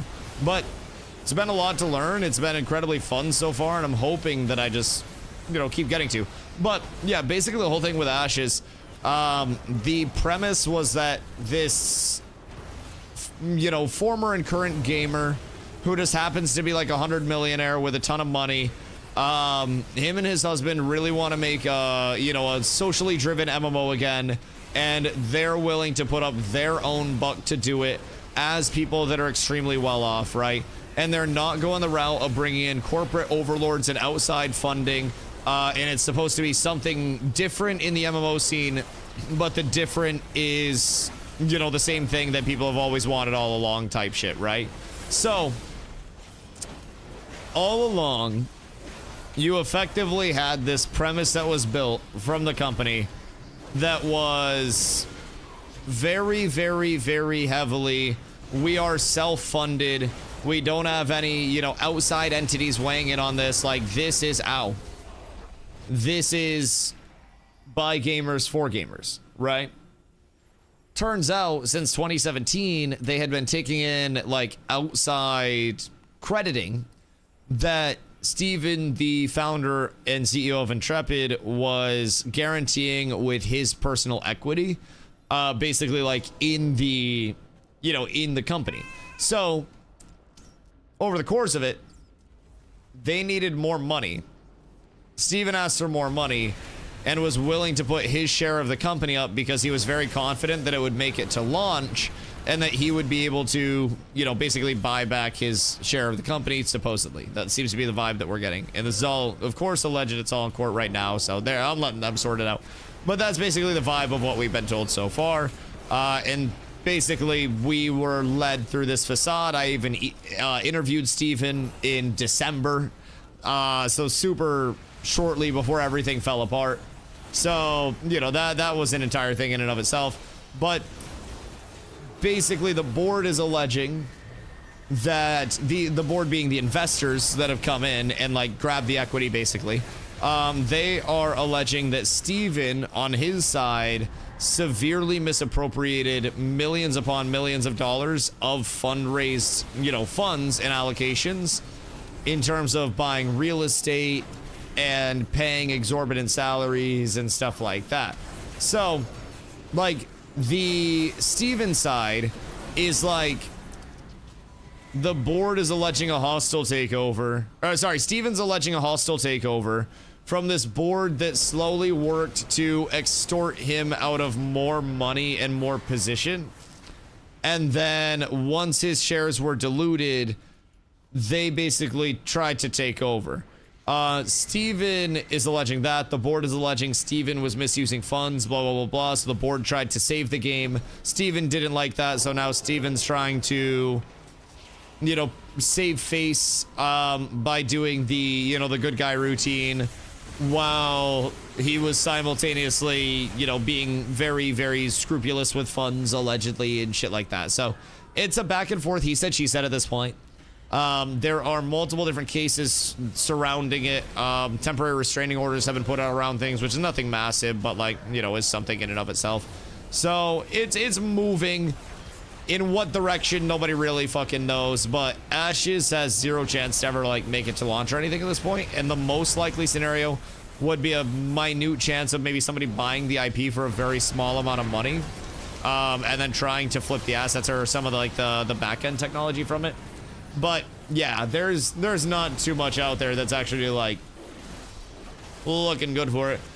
Share value meant nothing though. If all those messages are true, he legit had no money and was lying to everyone about his guarantee. Or am I missing something? So basically, the big premise was when he started the company, right? The crowdfunding itself shows that the company to investors is worth something because it's an in-demand product. And investors look at bottom line, think Shark Tank. And he was basically investing with sharks, right? So basically the sharks see that this was a crowdfunded product that reached a very high level of crowdfunding that was, you know, a sought after product, right? So they go in, right? And when they go in on everything, they value it at X amount based on the crowdfunding that's gone out, based on the future projections, based on what Steven's saying is going to happen in the future. And that early valuation is often built on a very heavy trust me, bro. And it is kind of like it's kind of like a fiat currency. It's not really backed by anything, right? So with those early valuations, it is legitimately by every mean and measure, trust me, bro, this is going to be the next big thing. So basically, fermented, wait, what's that mean? Valuations and got investments based on hype and may or may not have misrepresented that hype. Right. On paper, it had value, but it was set up on lies, allegedly. Like if you're constantly asking for money. Well, that's the thing. That's why it's important to recognize the he said, she said of both sides, where Steven also says he did invest his money. The board side says Steven never invested a penny of his own money and was drawing a rather large salary. So it's literally all in that speculative he said, she said.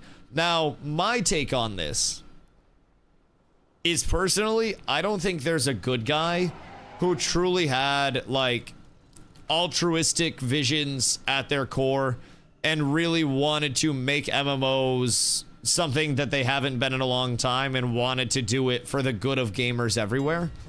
And I think right now we're seeing a lot of multi-millionaires, in some cases 100 millionaires, that very much want to save face, but also want to save all of their money.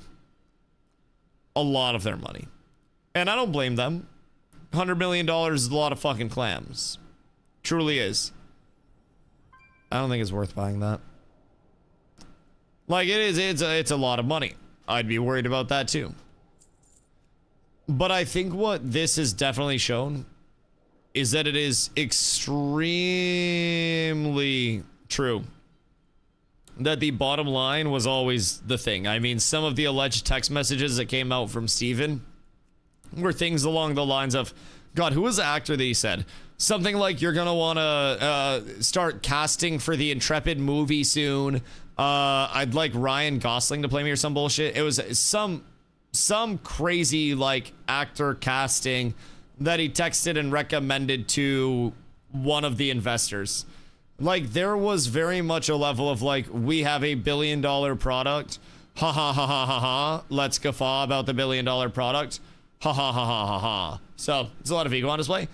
Yeah, and that's something that's come out very heavily, like, as everything has gone on. I think there was definitely a smug element of this can't fail. Chris Hemsworth. Fuck, you're so right. Chris Hemsworth. Yep. Like, the text messages were very interesting, to say it in a normal way. He also unbanned his buddies that RMT'd. Well, and did other various egregious things, yes, and had them basically on like a personal unban list. Yep. So there were very damning like text messages and stuff that allegedly came out. Well, Discord messages, text messages, all that shit. That did allegedly come out. So that was an entire route in and of itself. But it was a lot of definitely like hubris. An element of this can't fail. When people would critique it.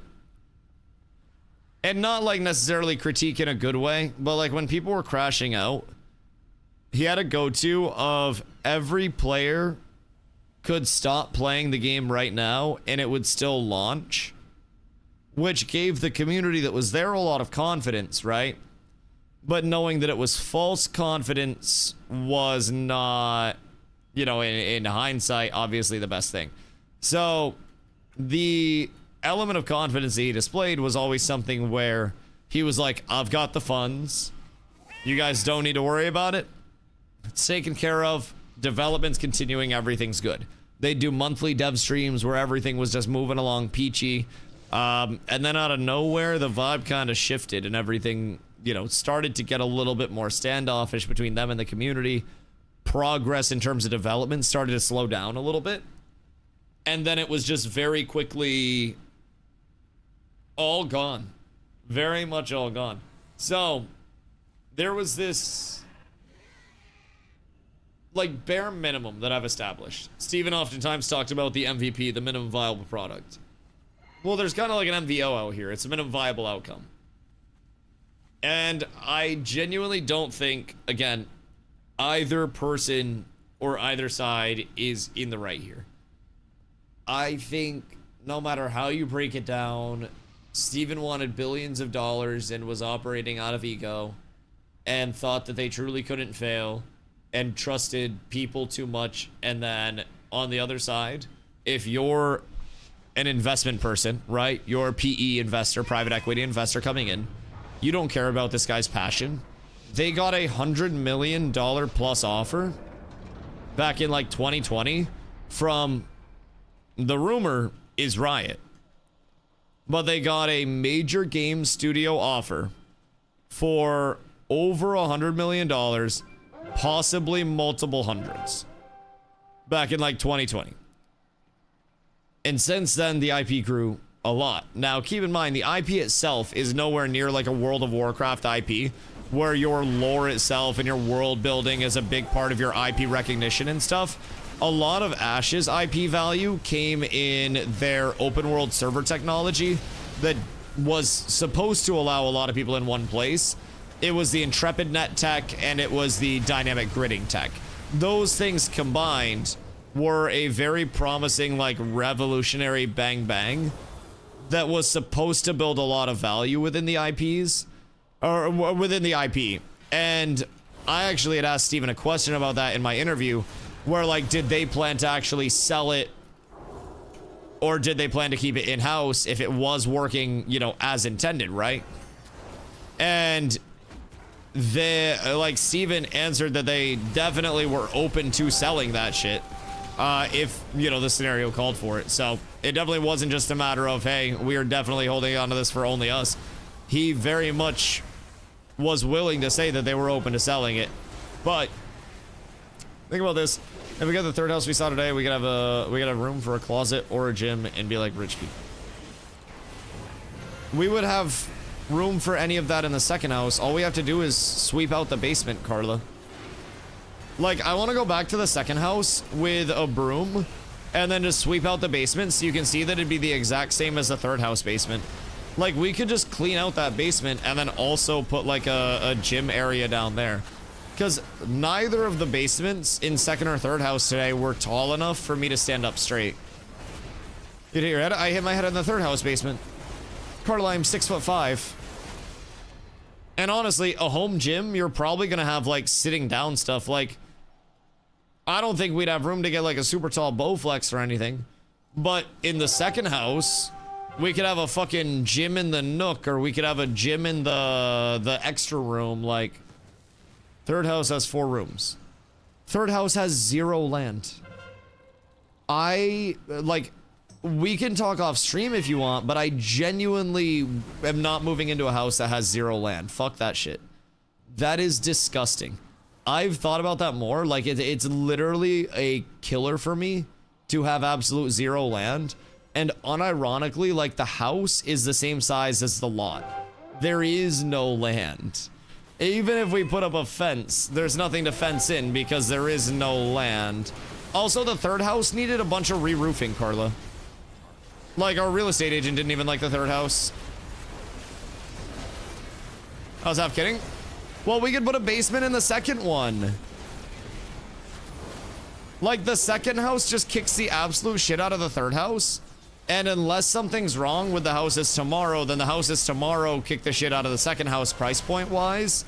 But it depends on location wise and everything off of that. But I don't really like the third house that much after we looked at it. Like, if it was that house on, I don't know, an acre or even anything in between, then that'd be great. But just like the absolute 0 land killed it for me. Very much killed it for me. But also, the second house's basement is plenty tall enough for a gym and shit. Wait, the second house's basement literally had the gym in it.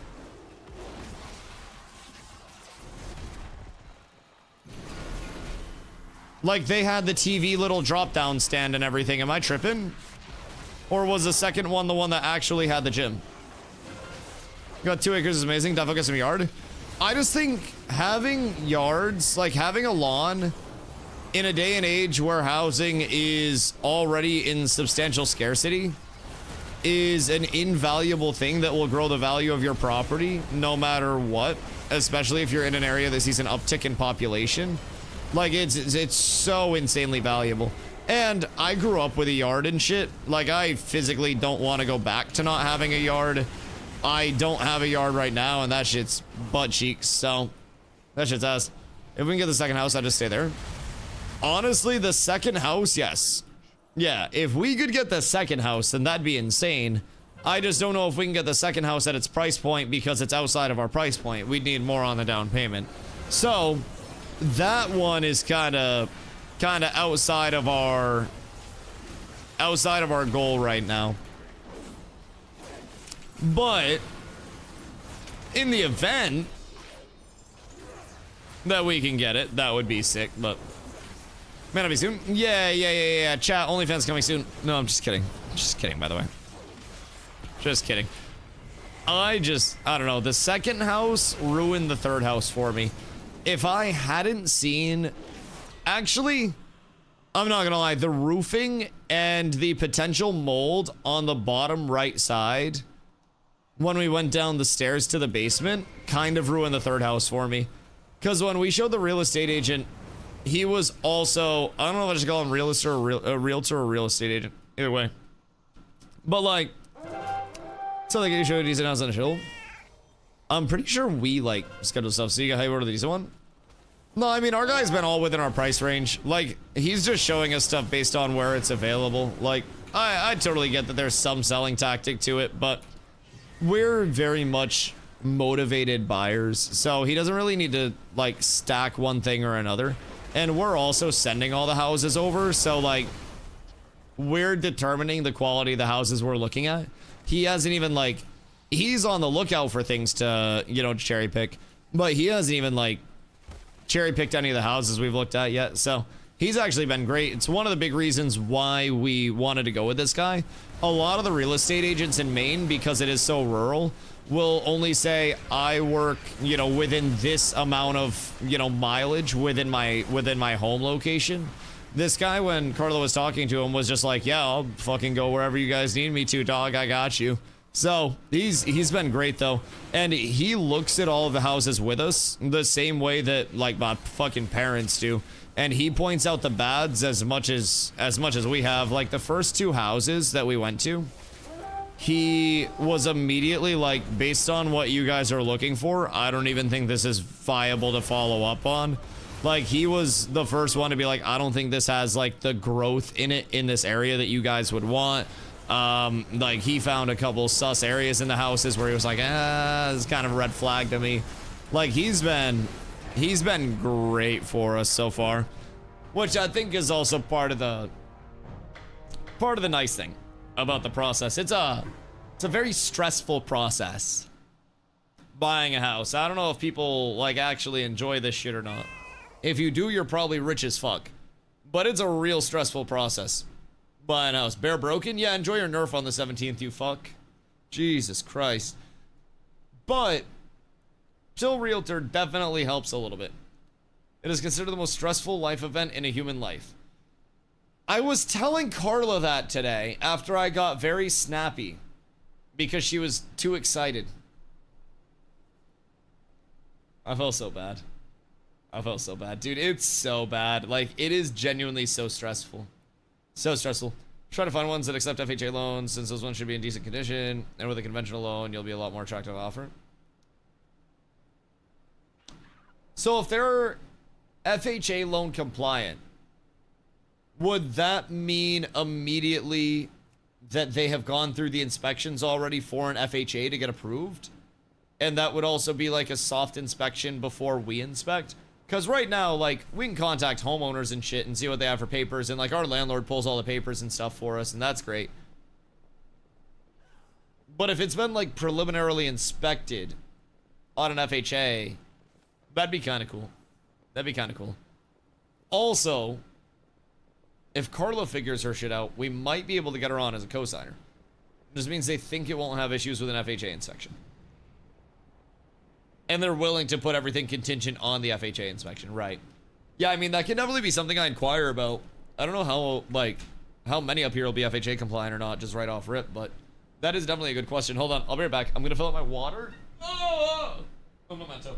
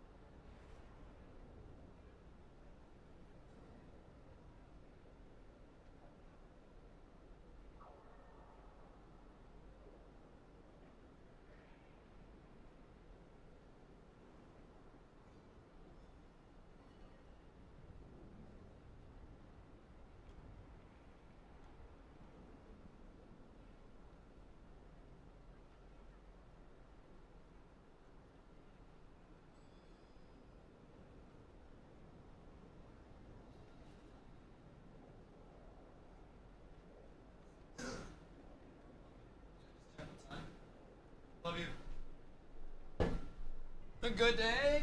Oh. Ay, ay, ay. Yeah. Buying a house is like... It's interesting. Now, I will say, we've also seen a gambit of different houses all along the way. And we still have a ton more to actually see before we're all said and done. I think tomorrow is going to be a fun day. You aren't even the stressful part of it yet. I haven't even spent money yet, dude. Like, my bank account has never looked cooler than it looks right now. And knowing that that shit is about to get absolutely blasted, right? It's like you go to a restaurant and while you're waiting for your food, you have a table right next to the kitchen and you see every single bit of food that comes out. Closing just makes you want to rent the rest of your life. Well, see, this is the thing. I don't want to rent the rest of my life primarily because equity means I am basically paying myself. Like, very simply put, instead of paying landlord man. So, like, granted, my landlord is a good friend of mine, so that takes away a lot of the stress of it. I'm glad to give him money. But, like, building towards something that will be an asset of mine that I will make money on or, you know, at least hopefully come close. That's nice. You're paying the landlord's bills pretty much when you pay rent. Yeah, I mean, the nice thing is, my landlord's literally Bitter Galaxy. He's a mod in my chat, and he's been a mod longer than he's been my landlord. He bought a house and was just like, I was out of college, and he was like, yo, you need a place to stay? And I was like, yeah. So I've been here for fucking years. So we're good friends to this day. It's been awesome. But, you know, being able to put my money towards an asset that I will one day own, when I'm done paying on this apartment, I don't get all of my money back. Like, he got that. That goes towards him owning this asset, which is great. I love him. I'm proud of him. But I'd also like to own assets someday too, other than my Honda Civic. Owning a house is fun. I think owning a house can be fun or can be an absolute disaster. And you can go tits up completely. As you guys have furniture and such, we have too much furniture. If you ask Carla, when I bought my house, the only furniture I had was my bed. I had to furnish everything. Someone mortgaged about my car on the same day. Oh my God. Yeah, I mean, we have so much kitchen stuff, full living room setup. Our basement's packed with shit that's just like extra that we gotta go through. And realistically, when we move, we'll also use it as an opportunity to actually cut back on what we have instead of getting more despite going up in space because we just have so much bloat. So we're in a very good spot there. We won't have to spend a lot on furnishings. Won't have to do anything like that. Our goal is to have something that is like, you know, relatively move-in ready. But our biggest goal is to have some... I have hiccups. Our biggest goal is to have something that we can increase the value of over time. Oh my God, they're so bad. Whew. Through putting in, like, you know, landscaping work, interior work, but we're also not trying to be out here putting in, like, fucking jacking up the entire house and redoing the foundation and shit of it and, like, you know, going through and tearing everything apart because it's got mold in it and, like, just going that route. That's over our heads level of time commitment and everything. So, like, that is something that I've been trying to keep in mind. And when we first started looking, I got super discouraged because it was all houses that definitely needed that extra level of work, right? Where we were genuinely going to be like looking at new roofs, looking at replacing knob and tube electrical with, you know, actual modern day electrical, looking at super old heating systems from the fucking 40s and furnaces from the 40s that hadn't been serviced in 8 years type shit. And like, I was discouraged as a motherfucker. I was like, damn, I am truly poor as fuck. And then we got into some nice houses. Granted, these are also scary because they're a little more than the traps. But a couple that we saw today, man, beautiful places. One of them really stood out to me. Like, beautiful, beautiful, beautiful place. So I'd like to hopefully be able to follow up on that. But if in the event we were able to score that, it would be one of those where it like directly works out. Dusty, you need a sword. I have a sword. What do you mean? Yeah, I have a sword and an axe back there. Now, if we got the house that I'm really thinking about, like, today a lot, that I really enjoyed today, that would also give me room for a larger stream area. Like, the rooms in that house were fucking massive. Is it metal? Yeah. Yeah, it's very, very metal. Not very sharp at this point, but, like, sword, definitely fuck your shit up. But, hold on, I'll show you after I'm done killing these people. Because that's a duplicate kill. And we cut one of the rooms in half and make an extra room. Like with my sword?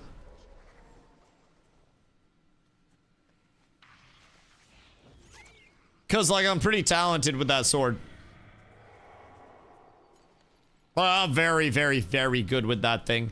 Nimble with the blade. Okay, hold on. I don't think they're coming out because they know I have a sword. Oh. Peep this shit, peep this shit.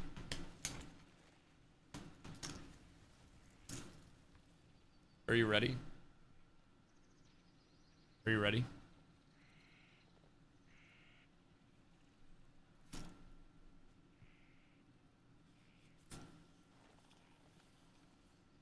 It is worn. It is ancient. However, it kind of goes fucking sicko mode, doesn't it? Doesn't it go kind of wacky? Yeah, my uncle overdosed on fentanyl, so I got his weapons. Kind of a crazy roller coaster of a story for you in a few seconds. But yeah. Crazy history, don't you know? I got an axe too, hold on. Hold on.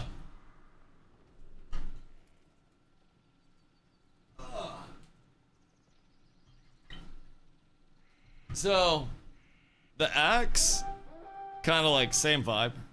Same vibe. And then the handle of this unscrews into like a little boot knife type thing. Kind of fucking dope, right? So, like, if somebody ever breaks into my house, they're at the very least going to have a really awkward interaction. Oh shit, wait, I'm still in a Warsong Gulch.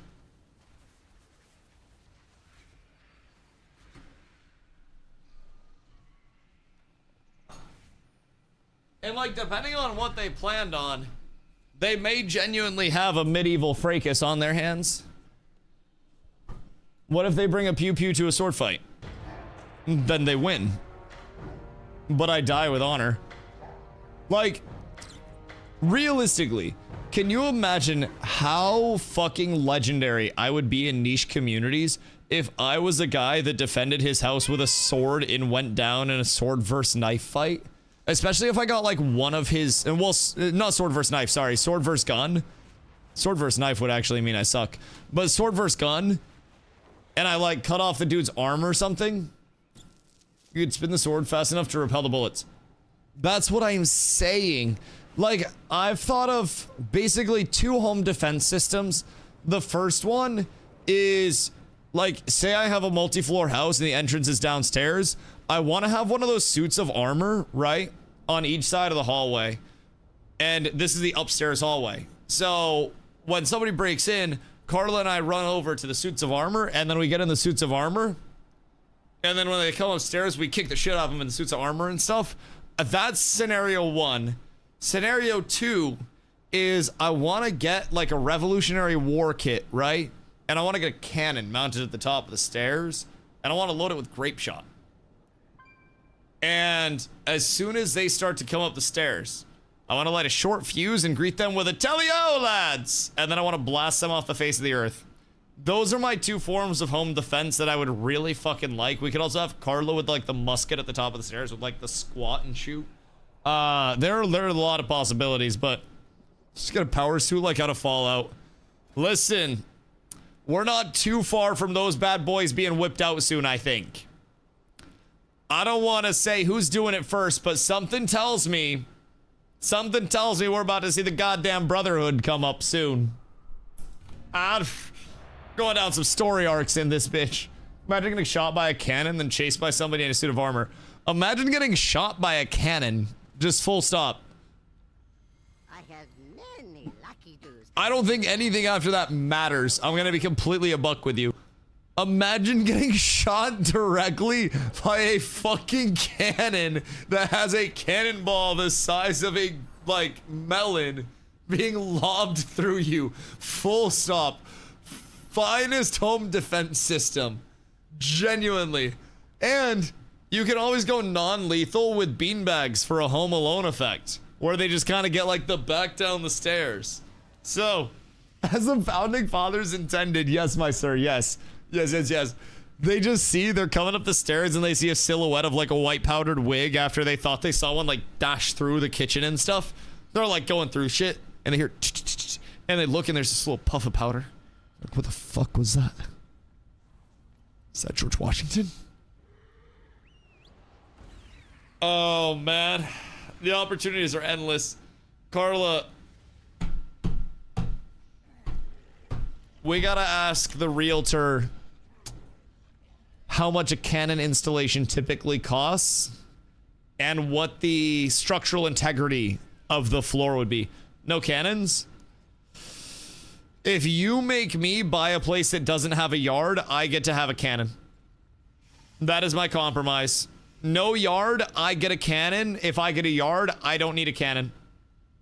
How much are cannon installations usually? I'm not sure what you mean cannon installations. You mean decorative prop cannons for events? Ask it. Okay, hold on. Ask it how much a functioning Revolutionary War era cannon would cost to privately possess and install in one's home. You need a moat too? Well, that can only happen once I negotiate the yard. Slow the fuck down, B-Pelt. Do you just instantly send a dick pic when you first start talking to a bitch? Or do you send a picture of your balls first like a man of elegance? Relax, brother. Relax. We can go into this slow. Sometimes you've gotta go. Glow, you are such a fucking rat for blinking, by the way. If I had wall still, I would wall your shit off. What is that cart? Wait, that goes hard. It's like a little zoom. Wait, that's so sick. My brother is blasting. All right. I gotta get up and active. It's time, boys. It's just blasting time out here. I think blasting indiscriminately is the theme of the day. And I've just gotta be stunning and popping and popping and stunning. I think this is another W for Team USA. Surely the White House will use this soon in propaganda. Jesus fucking Christ. And then we'll have to sue them. And popping and locking. Absolutely. How you doing? How'd M0s go? M0s yesterday went fucking peachy. Fucking peachy. Eminem almost raged out of his final 2 M0s because his gear's too good for him to get upgrades at this point. But the clears themselves were great. I only wiped us a couple of times, and when I did, it was simply because of overpulls, because I want to pull like the dungeon in 2 pulls. So, no, it's okay, it's okay. I'm glad I could talk you off the cliff. Somebody just trapped him in there with me so heavily. I think they tried to save him, but I'm just a greedy fuck. No, it's okay. It's literally the WoW syndrome. You can ask Skibby, you can ask Doss. I also, myself, believe it or not, have at times been a little loot monger. I know. But Dusty, you're so humble and philanthropic and always, you know, other people first. Well, that's because I spent years as a very selfish MMO player. It was always me, and never we. And while I realized that that was definitely the best path to progression because I'm the goatest to ever do it, the goatiest of all goats to have ever been goated, unfortunately, it's not good for team morale. And while you may have LeBron James on a team, morale is important. If it wasn't, the Lakers would be winning every single game. They'd be better than the Golden State Warriors were that year. the Lakers are fucking stacked. However, the Lakers, they're doing okay. They're doing what they can. They don't have 83-point scorer Bam Adebayo on their roster. Also, are we already done talking about Bam Adebayo scoring 83 fucking points in a singular NBA game? Like, just throwing that out there, because I feel like people are forgetting that dude just scored more points than Kobe did.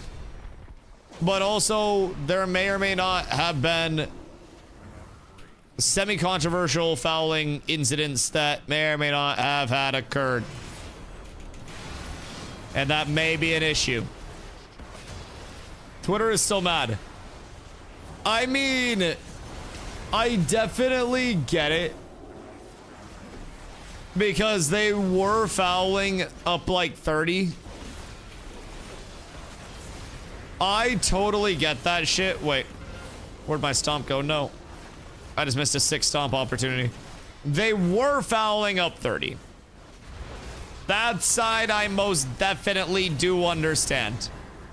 But also a motherfucker gotta eat. 83 points, 83 points. 83 points is a lot of points. A lot of points.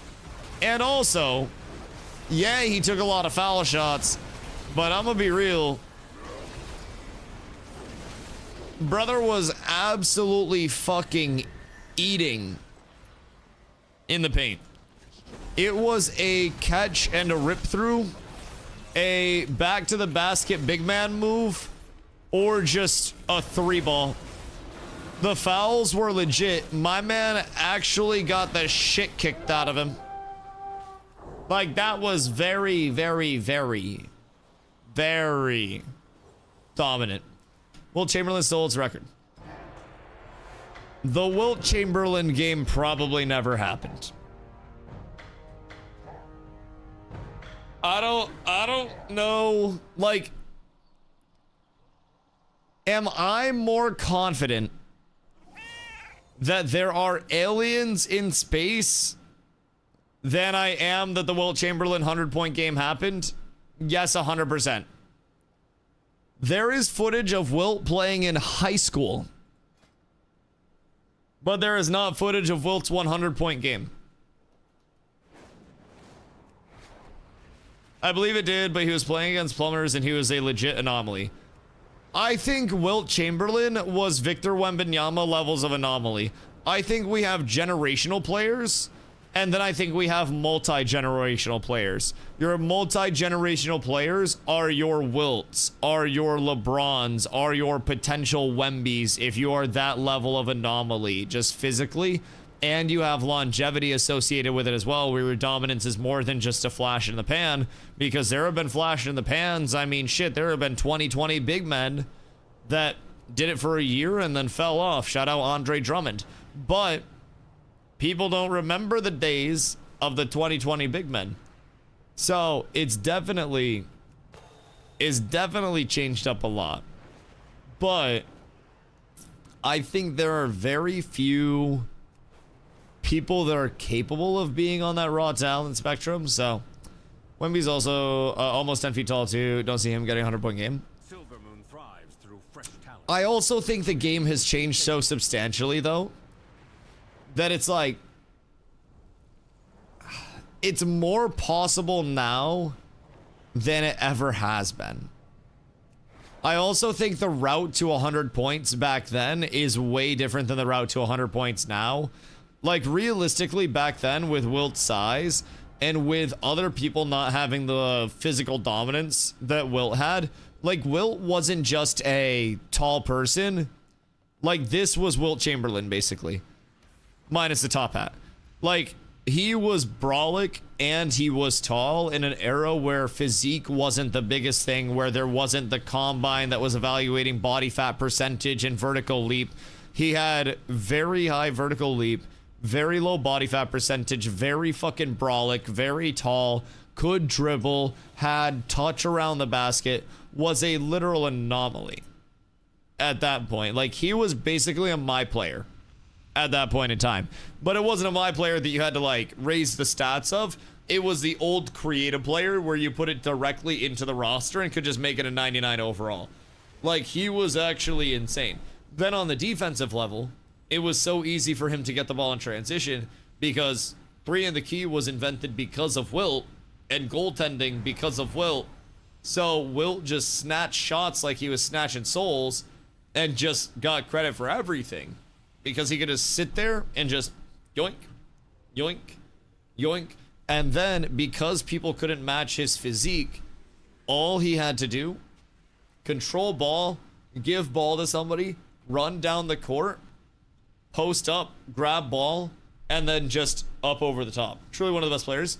Seeing somebody like Wilt Chamberlain in this era of the NBA would be ridiculous because you have to think if he was a physical specimen in today's day and age, back then, with today's technology, today's training, today's progression of the game, what would he be doing to people?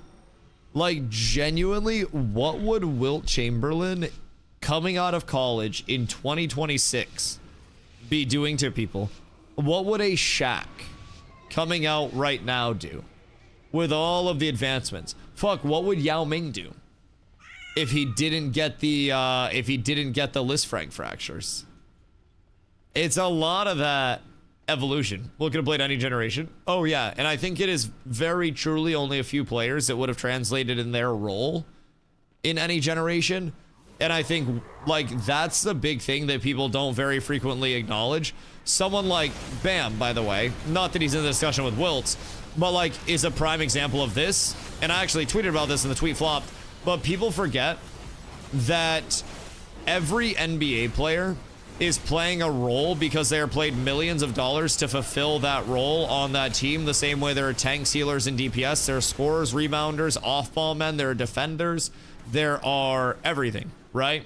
Oh, I did that one earlier today. I actually said they named the mob after me. Ooh, woo. But there's so many different roles, and NBA players are on the level that they're on because their ascension included them doing everything all at once. And then a roster looked at them and said, this is where you fit into this scheme. Can you do it? And they said yes. And they fulfilled that role. Every NBA player is capable of going out and having a 30-point game given the minutes and if they get the hot hand. Like, they are that talented.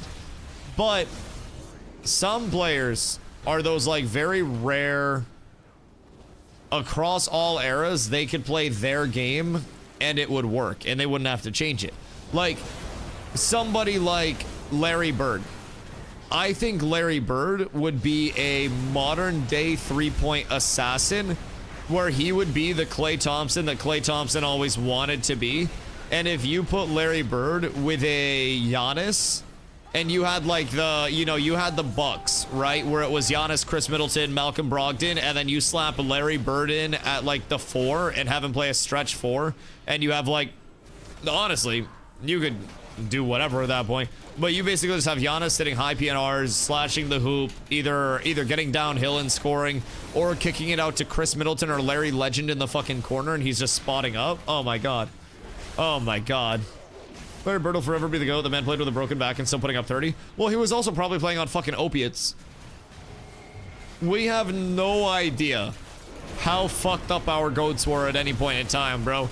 They were probably going back into the dugout. Jesus Christ, into the locker room. I was watching some World Baseball clips, World Baseball Classic clips previously, and just boofing shit. Now, I will say, World Baseball Classic note, the Italian baseball team, fucking vibe. Fucking vibe. The espresso in the dugout is truly a level of aura that I only hope someday to have. Also inspired me to someday own a black diamond chain, because black diamonds go hard as helly. I will probably never own a black diamond chain. Chat, anybody got an extra black diamond chain they want to send me that they're not using? What are you watching? Italian baseball? World Baseball Classic. It's like the World Cup for soccer, but for baseball. It's literally happening right now, like with the Japan team and like the US team and all that stuff. You know, there's like active World Baseball Classic shit. So the US got upset by Italy and lost to Italy. But basically, after losing, they could still get in to the next round and not eliminated if Italy won or Mexico scored 5 or more runs in the following Italy-Mexico matchup. So the US was rooting for Italy, and there was a joke that was like, if I was Italy's GM, I would send all of my players up to the plate without a bat tomorrow. And turns out Italy scored 5 runs relatively early on and effectively sealed the US advancing, even though the US got fucking railed by Italy.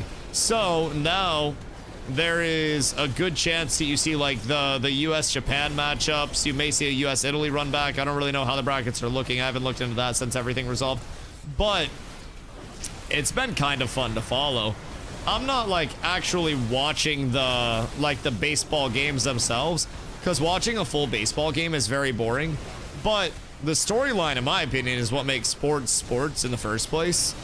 So it's kind of cool to follow that element of it. And clips go crazy. Listen, will be players from Japan too. Oh, I mean, Japan is phenomenal, always has been for baseball, in all fairness. Like, you have legitimately many goats in many positions that come out of Japan. Japan is baseball culture through and through. That shit's crazy. But the NA roster is also fucking stacked, or like the US roster. It is absolutely insane how built out the US roster is, because it is predominantly like, you know, most of the MLB. So that's also another thing. Like, the US losing to Italy was a very large upset. Oh, also, for people that like statistics, just random stats nerds out there, Bam Adebayo's 83-point game the other day was 8.5 standard deviations above like his average performance. And 8.5 standard deviations is, I believe, something like a 1 in 53 quintillion chance of statistically happening. So Bam Adebayo would theoretically have to play 53 quintillion NBA games to score 83 points. And we witnessed it. We literally got to see it, boys. Isn't that fucking crazy? Oh my god, wait. The ride or die Blazers. Greg Oden with the old man looking face. Greg Oden and DeAndre Ayton do not get enough comps. I'm gonna be completely honest. Like, I feel like Greg Oden, DeAndre Ayton, and Jahlil Okafor all give me very similar vibes. And they're all kind of like equally disappointing. Greg Oden can eat a pee-pee though. Yeah, but was he in 2020 for multiple years? Like, how do you feel about LaMarcus Aldridge? I feel like there's an entire buried era of basketball where nobody talks about Zach Randolph, LaMarcus Aldridge, like fucking peak Glenn Davis. I feel like people don't speak on that. The Zydrunas Ilgauskises, the Big Z, the Anderson Varejãos, like the peak Lamar Odoms, Pau, Mark Gasol. Bro, the Gasol brothers were fucking crazy. They do not get the respect they deserve. I love Brendan Roy. I don't think anybody hated Brendan Roy. Brendan Roy, a fucking goat. Sean Kemp, another absolute physical specimen. Freak athlete. Granted, everybody in professional sports is a freak athlete in some way, shape, or form. Like, I'm not gonna try to normalize professional athletes as normal athletes, bro. I played college basketball on an okay level. Nothing impressive, but on an okay level. There were great players that I played against that went on to do really good things, actually. But you know, I played it on an okay level. And I am more athletic, even being old man sedentary lifestyle, now streaming all the time, than most people, right? I can still dunk and shit just fine. How many times? I don't know. But I can. Professional athletes are another level of like absurd in the way they move, the way they see the game. Like, it's a mix of the most athletic person you've ever met in your life with the largest statistics nerd about the sport that you've ever met in your life, while also having that direct, like, commentator level breakdown of everything all at once. Can't forget about Jamal Crawford. Jamal Crawford is the single best counter dribbler in NBA history and changed the way that modern day ball handlers approach attacking a defender. And a lot of the like baiting at the top of the key is because of Jamal Crawford. Like Jamal Crawford and Allen Iverson, but I think Allen Iverson was a much more offensive dribbler than Jamal Crawford. And I think AI could attack you off the first step and just rip you because he physically had a crossover that was banned from the NBA, the AI crossover.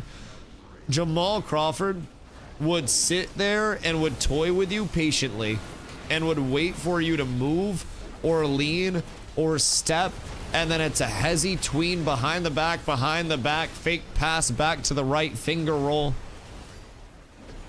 Holy shit. Wasn't he busted for some crazy gambling shit lately? Jamal Crawford? Or who?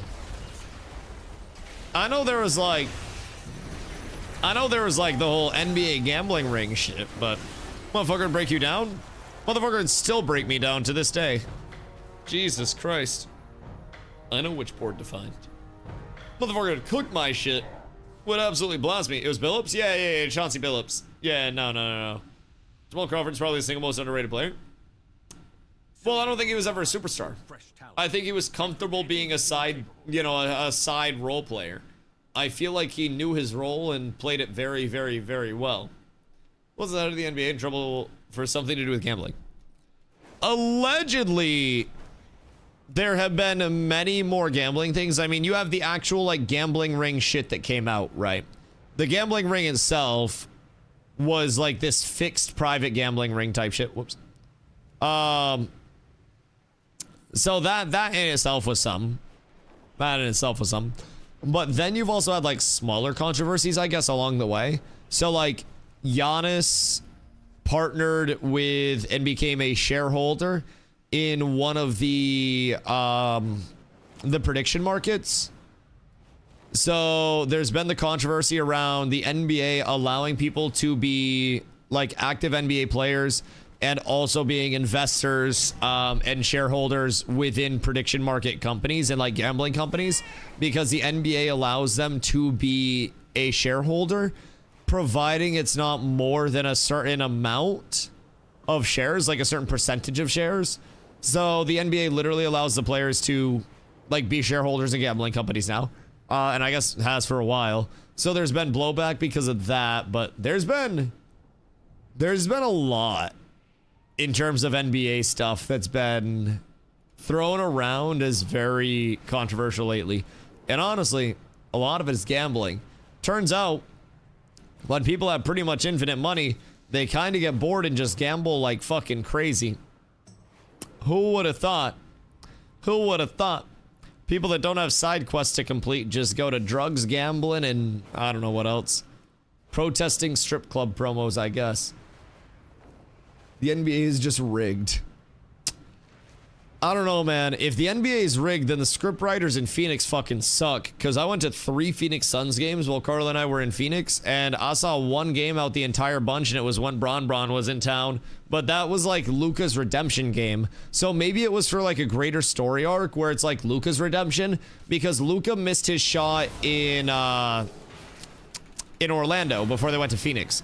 That was a big, like, Luka choke, Luka no shoot, force LeBron to take the step back fade away, like, at the buzzer. And then they lost. So, Luka drops, like, 41 points or some bullshit. Almost drops a, like, 40-plus point triple-double. Lakers lose at the buzzer. Phoenix hits a 3. Lakers get a final shot off. Austin Reeves misses it. Phoenix wins. Maybe that was the start of the Luka arc. Because they are, oh my god, 9 blooms. Holy shit. Oh, I didn't grab my gathering stuff. Oh, fudge.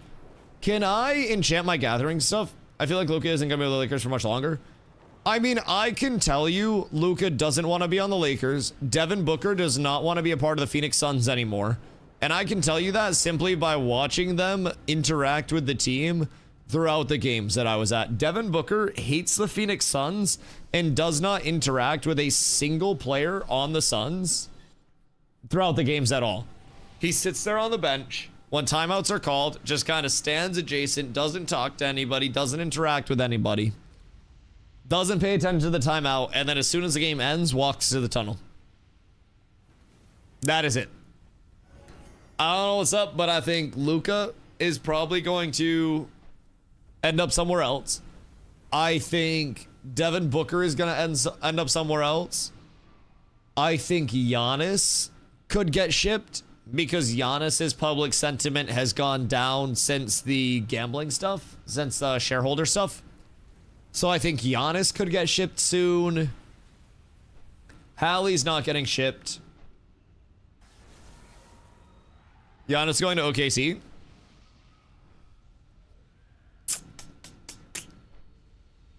What if, hear me out on this.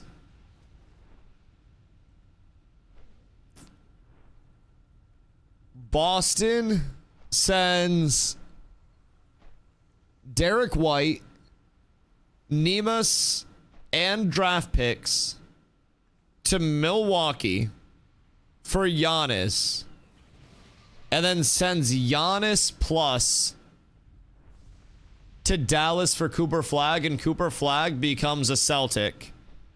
Giannis goes to Dallas, and then Derek White, Nemus, and draft picks go to Milwaukee so they can rebuild. It's just crazy enough that I think it would get approved on 2K. I think I might be able to pull it off depending on the draft picks. But it would probably take a lot of draft picks. Like, that would be an absolute fucking bloodbath. But I feel like there's going to be a Cooper Flag to Boston arc. Because Cooper's a main guy, of course. He's already been doing ads with Larry Bird and shit. Mavs would never get rid of Flag. What if he gets hurt? If the script is true, Cooper Flag will suffer a non-major injury that will be nagging for a small amount of time, and then will get shipped by Dallas for a lot, and then once he is shipped to Boston, he will come out of the injury perfectly, and the injury will never be a bother again, and he will play out a very long career as a Boston Celtics hometown hero, and there will be a big three of Jason Tatum, Jaylen Brown, and Cooper Flag. That big three would actually be fucking dominant, and you wouldn't need a point guard at that point, because Kid had Coop running the point, and I still think Coop could run point, but that would probably make him a little bit worse for wear on the two-way side. Also, Coop didn't do great while he was running the point, but Coop as a facilitator could be good, or you have Jalen run point. Literally anything. The Celtics go deep right now. They go very deep right now. As of right now, he's the only one playing both ends of the court on that team. And the wall is one of the only people in the NBA playing both ends of the court. Fupo, how's your housing going, my friend? You and Taz have both been locked away. Just housing. I don't get it. I don't know how there's so much that you could possibly do over there. Truly remarkable. I can't wait to go back to the neighborhood soon and check it out. Gonna OKC, honestly costs us too much. Plus, we don't want to mess up chemistry here. Well, fuck, are you on the team?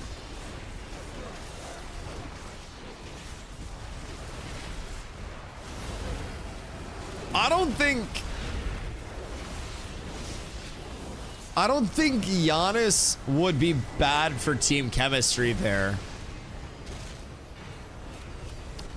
But I also don't know how he would play with OKC's current roster. Whether he would, like, clog it up too much for Shy. But I think,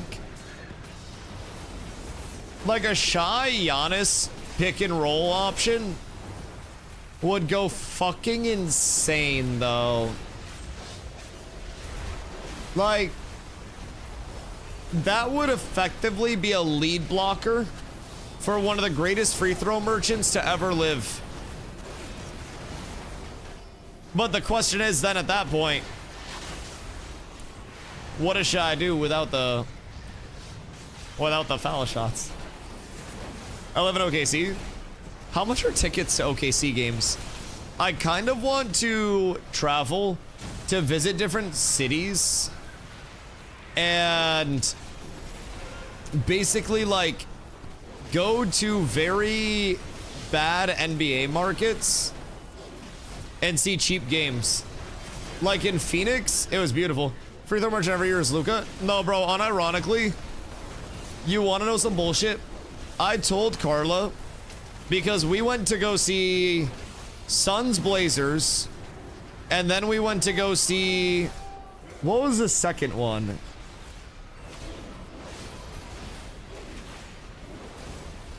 Oh, Suns Celtics, duh.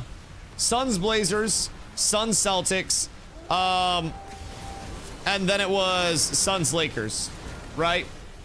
So before each game, I was kind of trying to tell Carla how it would function.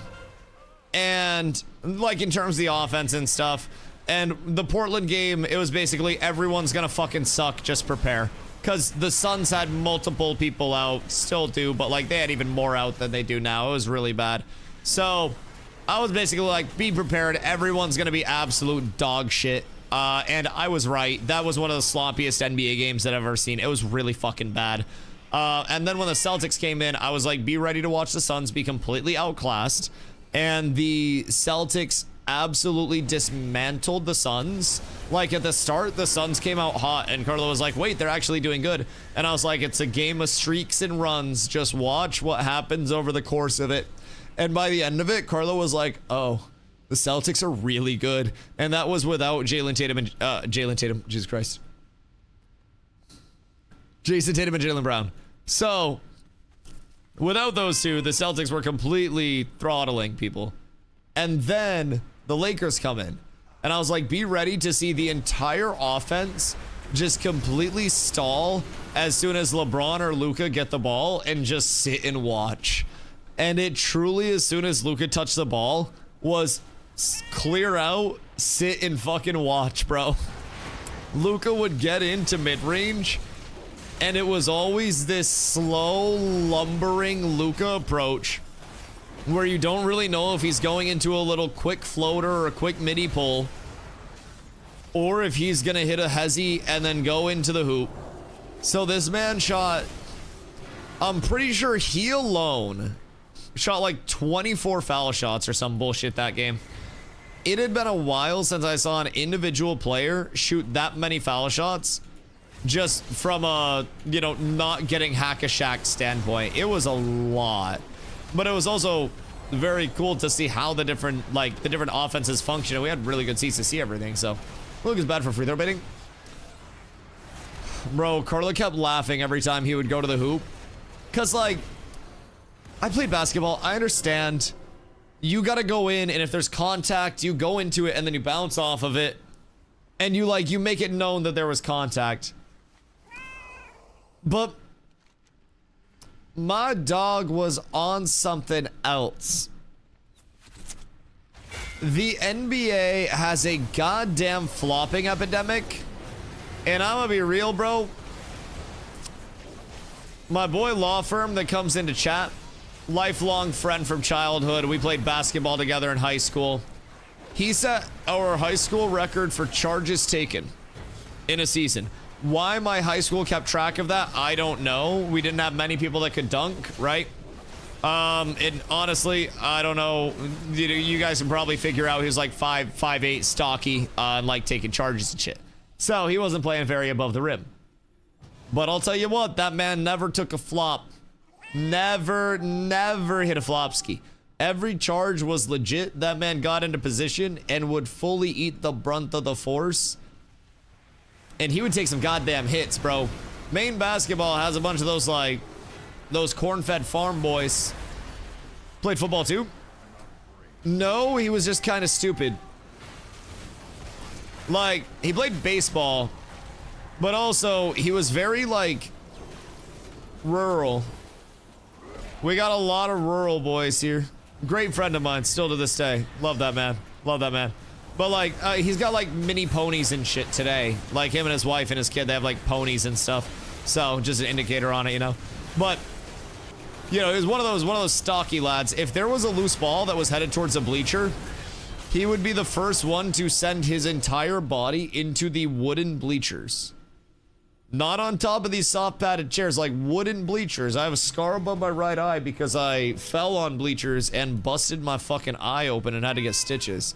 This man would yoss himself into that shit routinely, by the way. Just like crash test dummy type shit. Player you want on the team? Glue guy. Now, the trade-off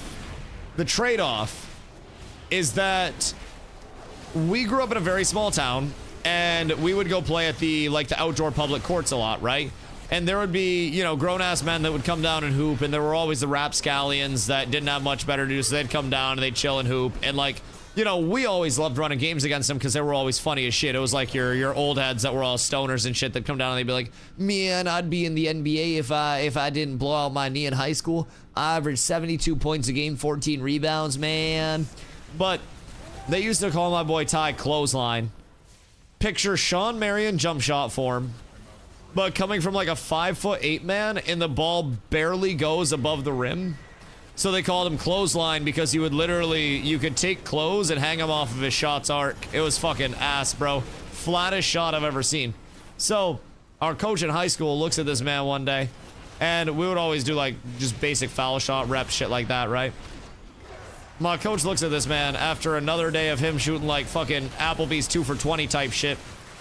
And my coach hits him with the, have you ever just tried to bank every single shot that you take? And I swear to God, my dude's free throw percentage went up like 45% immediately. It was still only like 60%. He was ass, but it helped. We'd be in practice, and you would deadass just hear.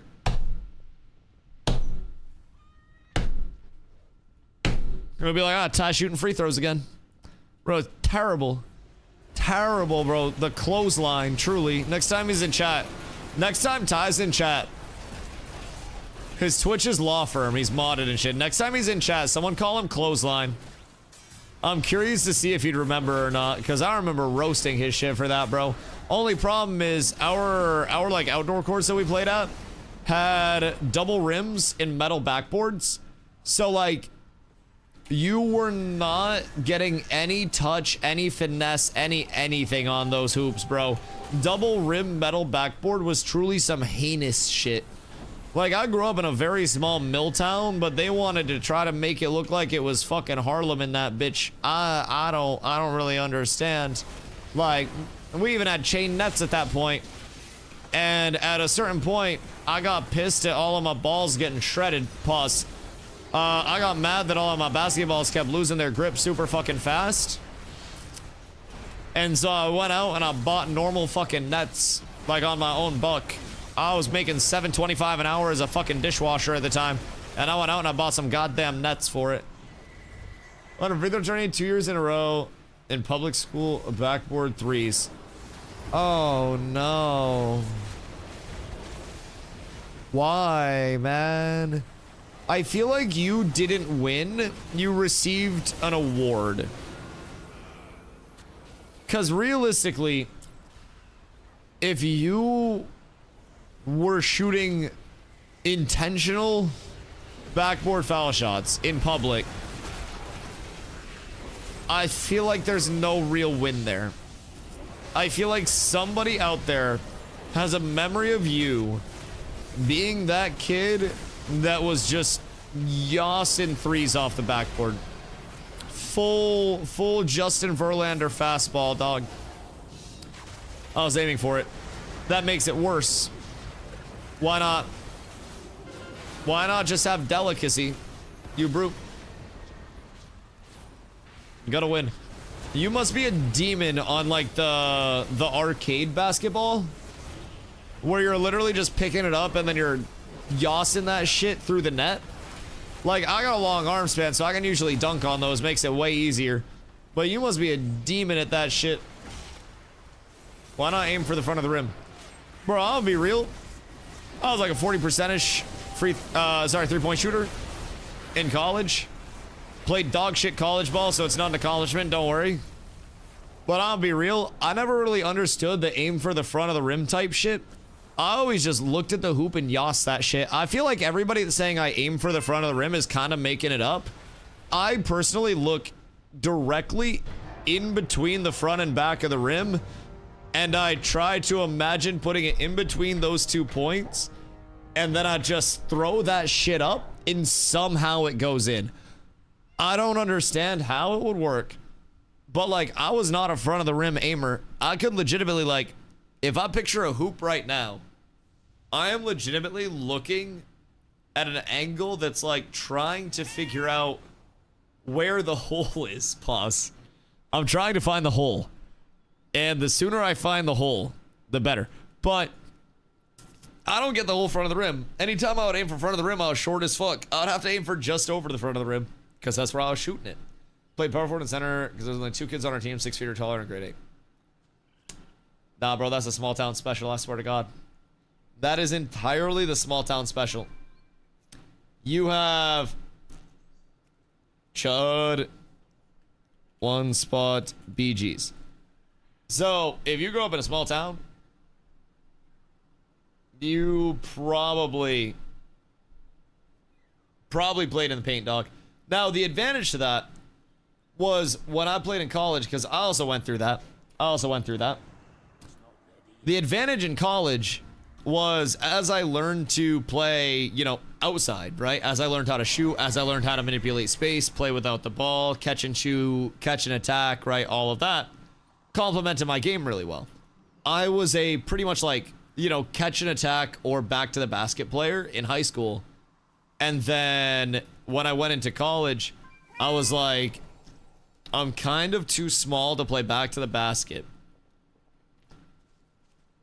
but I'm large enough to outsize people when I'm like playing on the perimeter. So I could kind of be like tough for matchups. Only problem is I'm ass now. I'm old. I'm washed. 6'4", played small forward, power forward. I'm like 6'5". I was in college about 6'3", 6'4". Grown a little bit since college. Stretched out a little bit. I bend over and touch my hamstrings twice a day. I was playing in college 180 to like 190, depending on the year and the dining hall at the time. So, I mean, I was always a thinner dude. Tasty owner seems a liability. Watch out for the guy. We got to give him the hard carry. I'll try to keep him in line. But I was always very like tall and lanky. So that was always my advantage. I'm slow as fuck though. I'm gonna be real. My biggest drawback, like, you know how some people aren't willing to accept that there is a difference in them and like Division 1 players and NBA players. I can shoot the ball, I can dunk the ball, I can post up with the ball, but I am too slow. And if I have like, if you played AAU and traveled for ball, you'll probably understand this.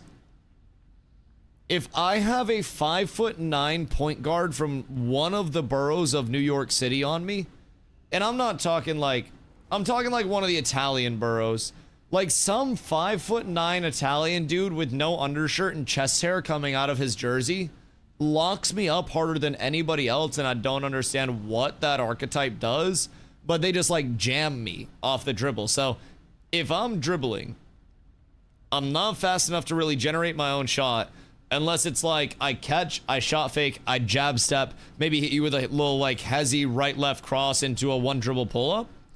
But that's about it. Like that's the extent of me dribbling. Or it's an oh fuck, I have a lane, oh fuck, oh fuck, oh fuck.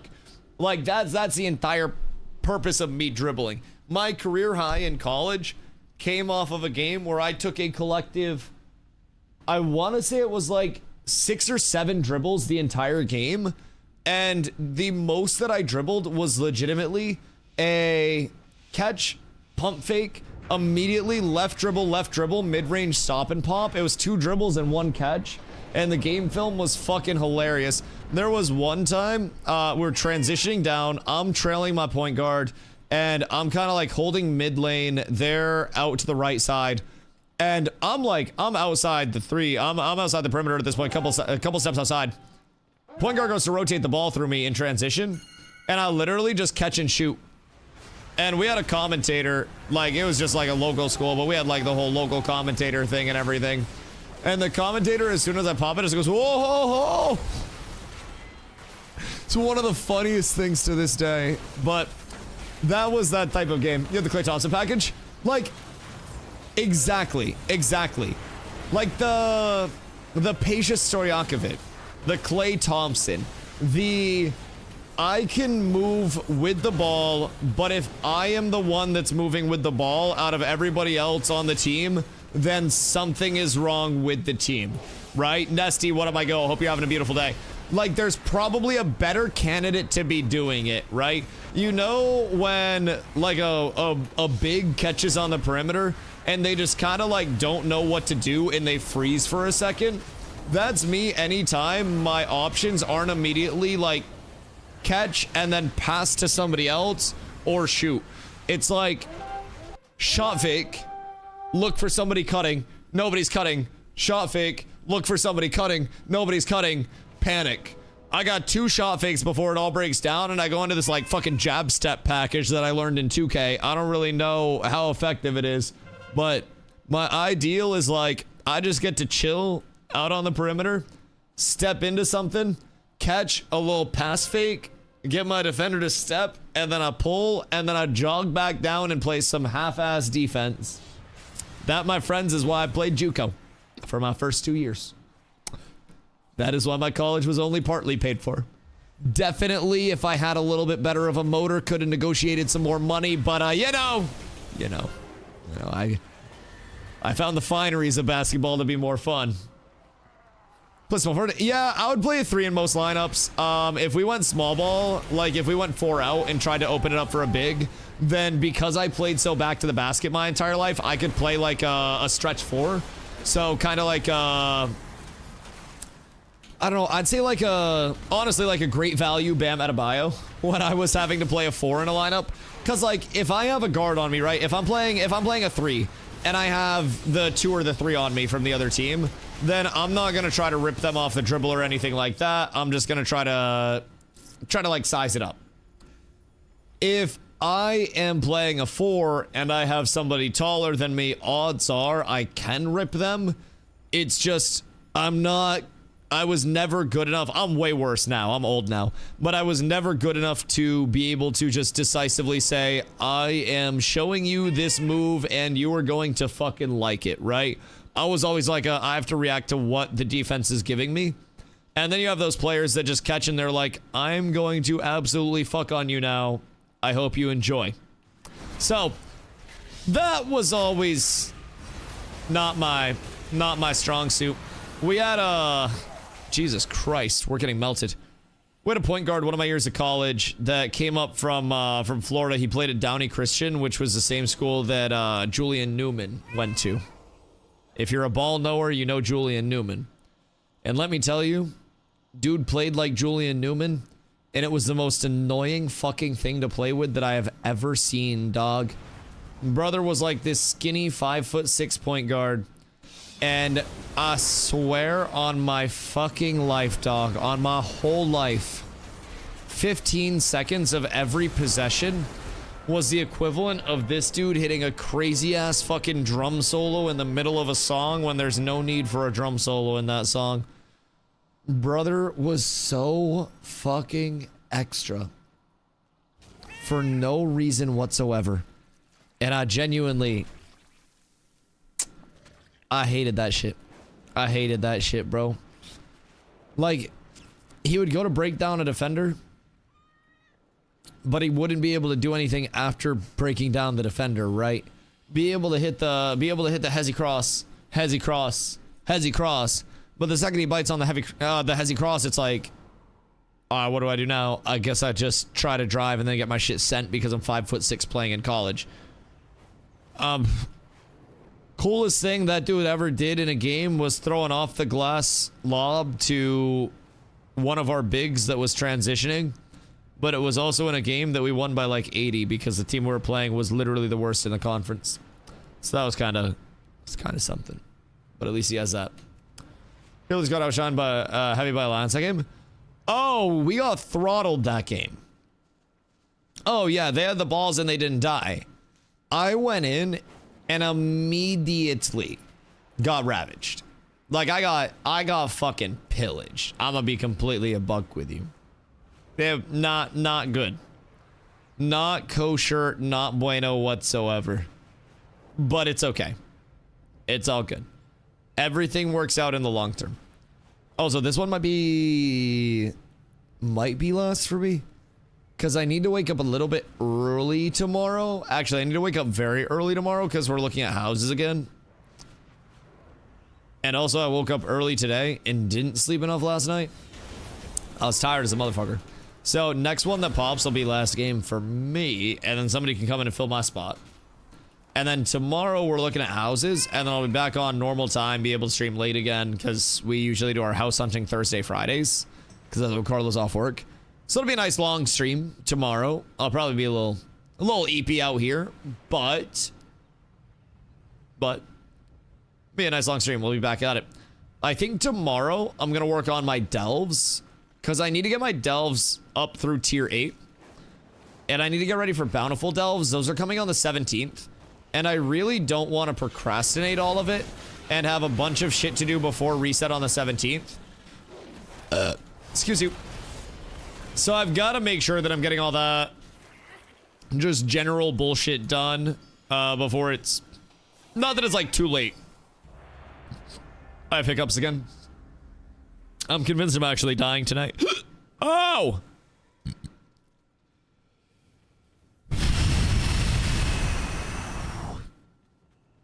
Nama fucking stay, brother.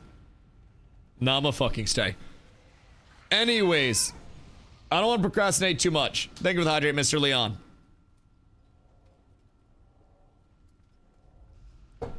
Because procrastination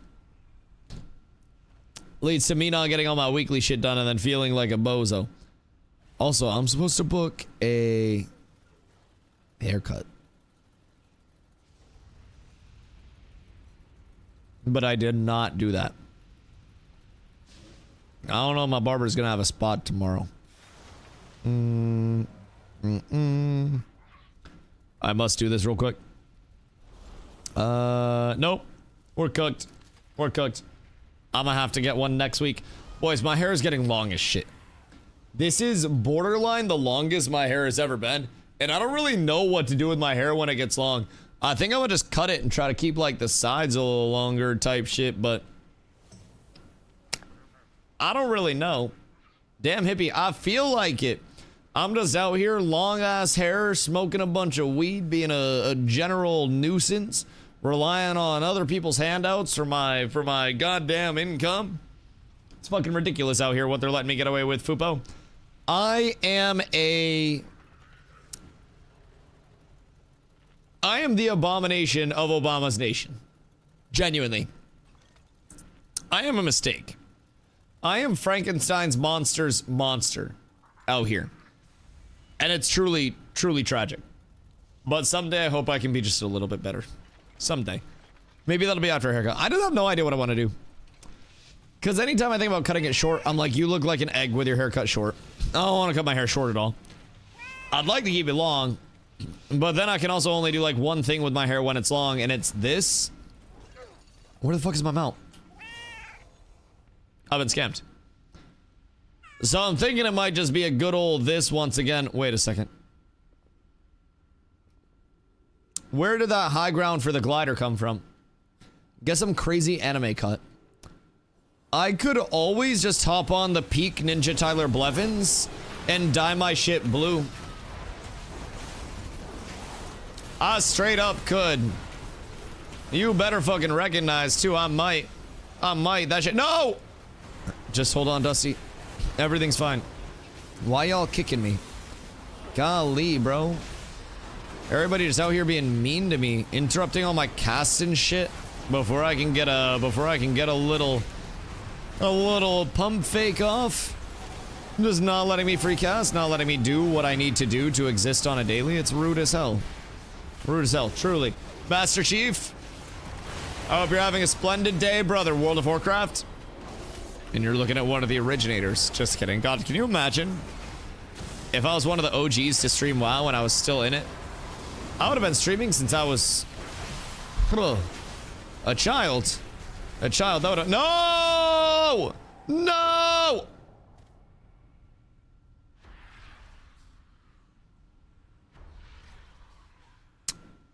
That's not good. That's less than ideal. That's not really how you want to go out at any point in time.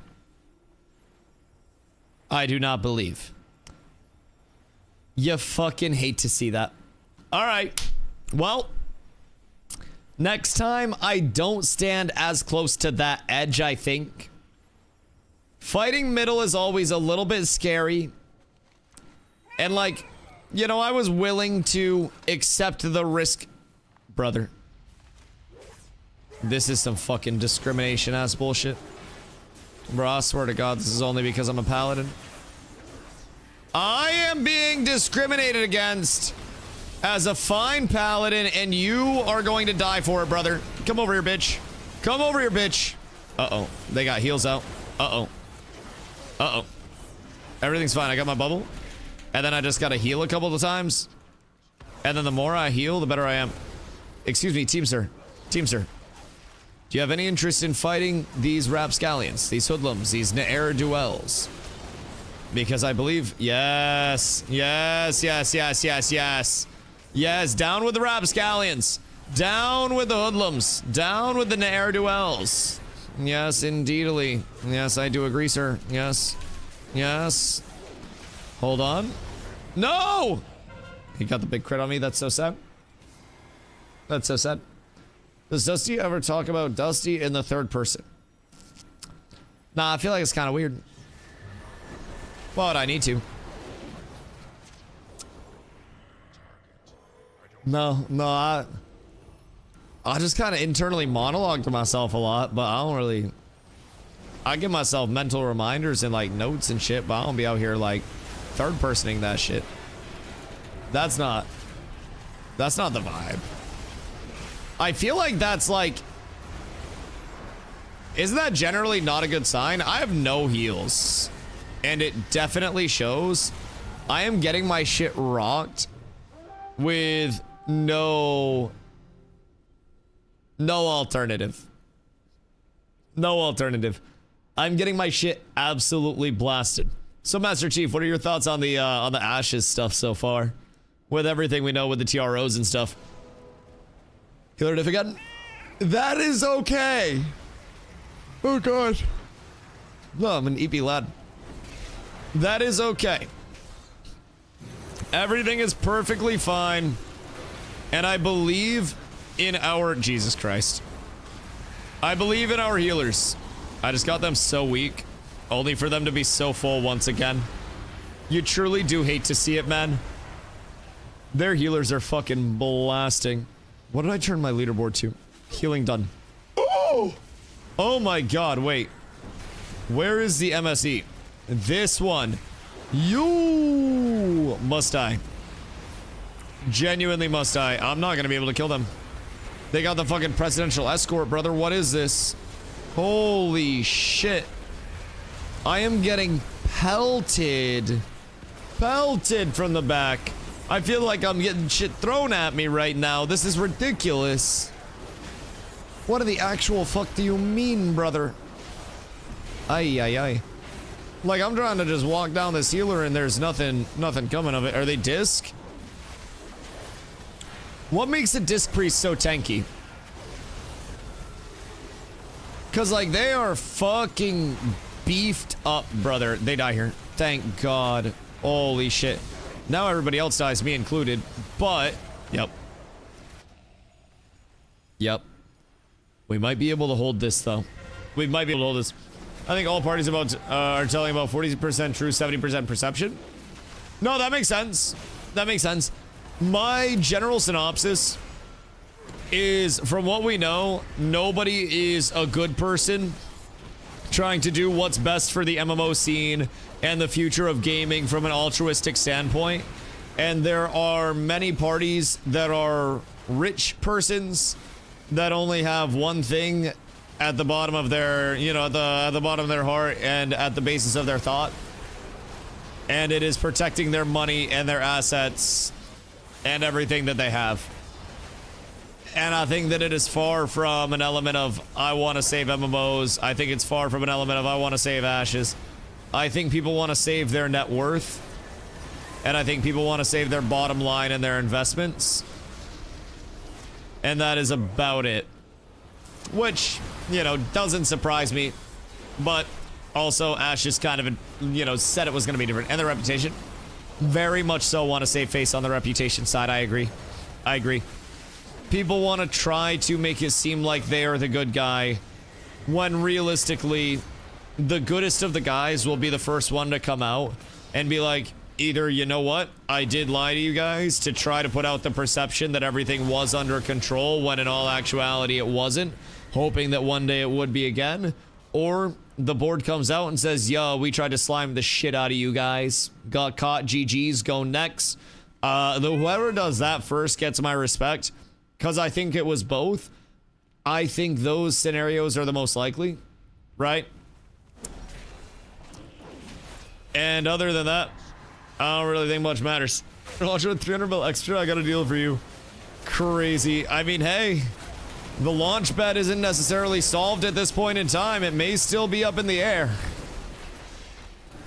What are higher odds at this point? Ashes comes back after the legal case. New World gets acquired by somebody, or World War III. Someone once asked me what I thought was more likely between Ashes launching first and World War III, and I said, honestly, with the state of everything right now, I have no idea, brother. But unfortunately, might have an idea. Might have an idea. Ashes a New World? Oh god. Oh god, it goes so poorly. It goes so poorly. They just take all of the lack of progress of those, probably New World. Maybe. Maybe. I still think any New World acquisition from Face Punch would be years out. I still think that's very, very, very far down the road, but that's also just me personally thinking on it. Finish day estimated at 2230. Bro, Riot MMO might unironically go hard, though. Once that comes online, they've seemingly been cooking up there pretty consistently. So I'd love to see what they've got in store when that's all available. Granted, I'm not I'm not the person that's going to be figuring out what the Riot MMO has to offer right off rip. That's going to be like S-Fan and shit. As much as I have a passion for MMOs, I have no motion. So I'll be here for the ride on that one as much as everybody else is. But that is something that most definitely is very intriguing to me at this point, is the potential of Riot coming in with their oodles of money, with their longevity, with their everything, right? And being able to keep their monetization route with the like with the skins only, with the free to play, with the no monthly subs or anything like that. I don't know if they'd be able to. Be a goddamn challenge, to say the very least, if they wanted to, but yeah, I mean, that was just a rough one to be melee. Their healers blasted ours. Blasted ours. My support for games not released is at a 0, maybe lower. I think I'm in the same route at this point. Very, very, very heavily, I think I'm in the same route. Boys, I have to find myself off a little early today. So, tomorrow, I'll be back after we're looking at houses. I'm going to probably get some more PvP in because I'm hopelessly addicted to PvP over here. Get some more battlegrounds in. Get myself Maybe some arenas, maybe. Gotta get my Delvy Welvies all taken care of, so that way I don't have to worry about those bad boys in the future. Excuse me. And then once that's all said and done, I can try to make some money. Just kidding, watch you. Sorry about that. No, that's okay, dog. That's okay. Mr. Master Chief, I appreciate you very much for the support. As always, boys, I will be back tomorrow. It may be a little later than 2 p.m. EST because I will be out looking at houses and stuff. But as always, the tabs, the support, the love truly means everything to me. It is the only reason why I'm able to be doing this, you know, full-time in the way that I'm doing this. And I do greatly and eternally appreciate all the love, all the support, everything along the way, man. It is a game changer. So, I will see you guys bright and squirrely tomorrow. We'll be back at it again on the grind. And hopefully it's a beautiful day. I love y'all. I appreciate y'all. Peace.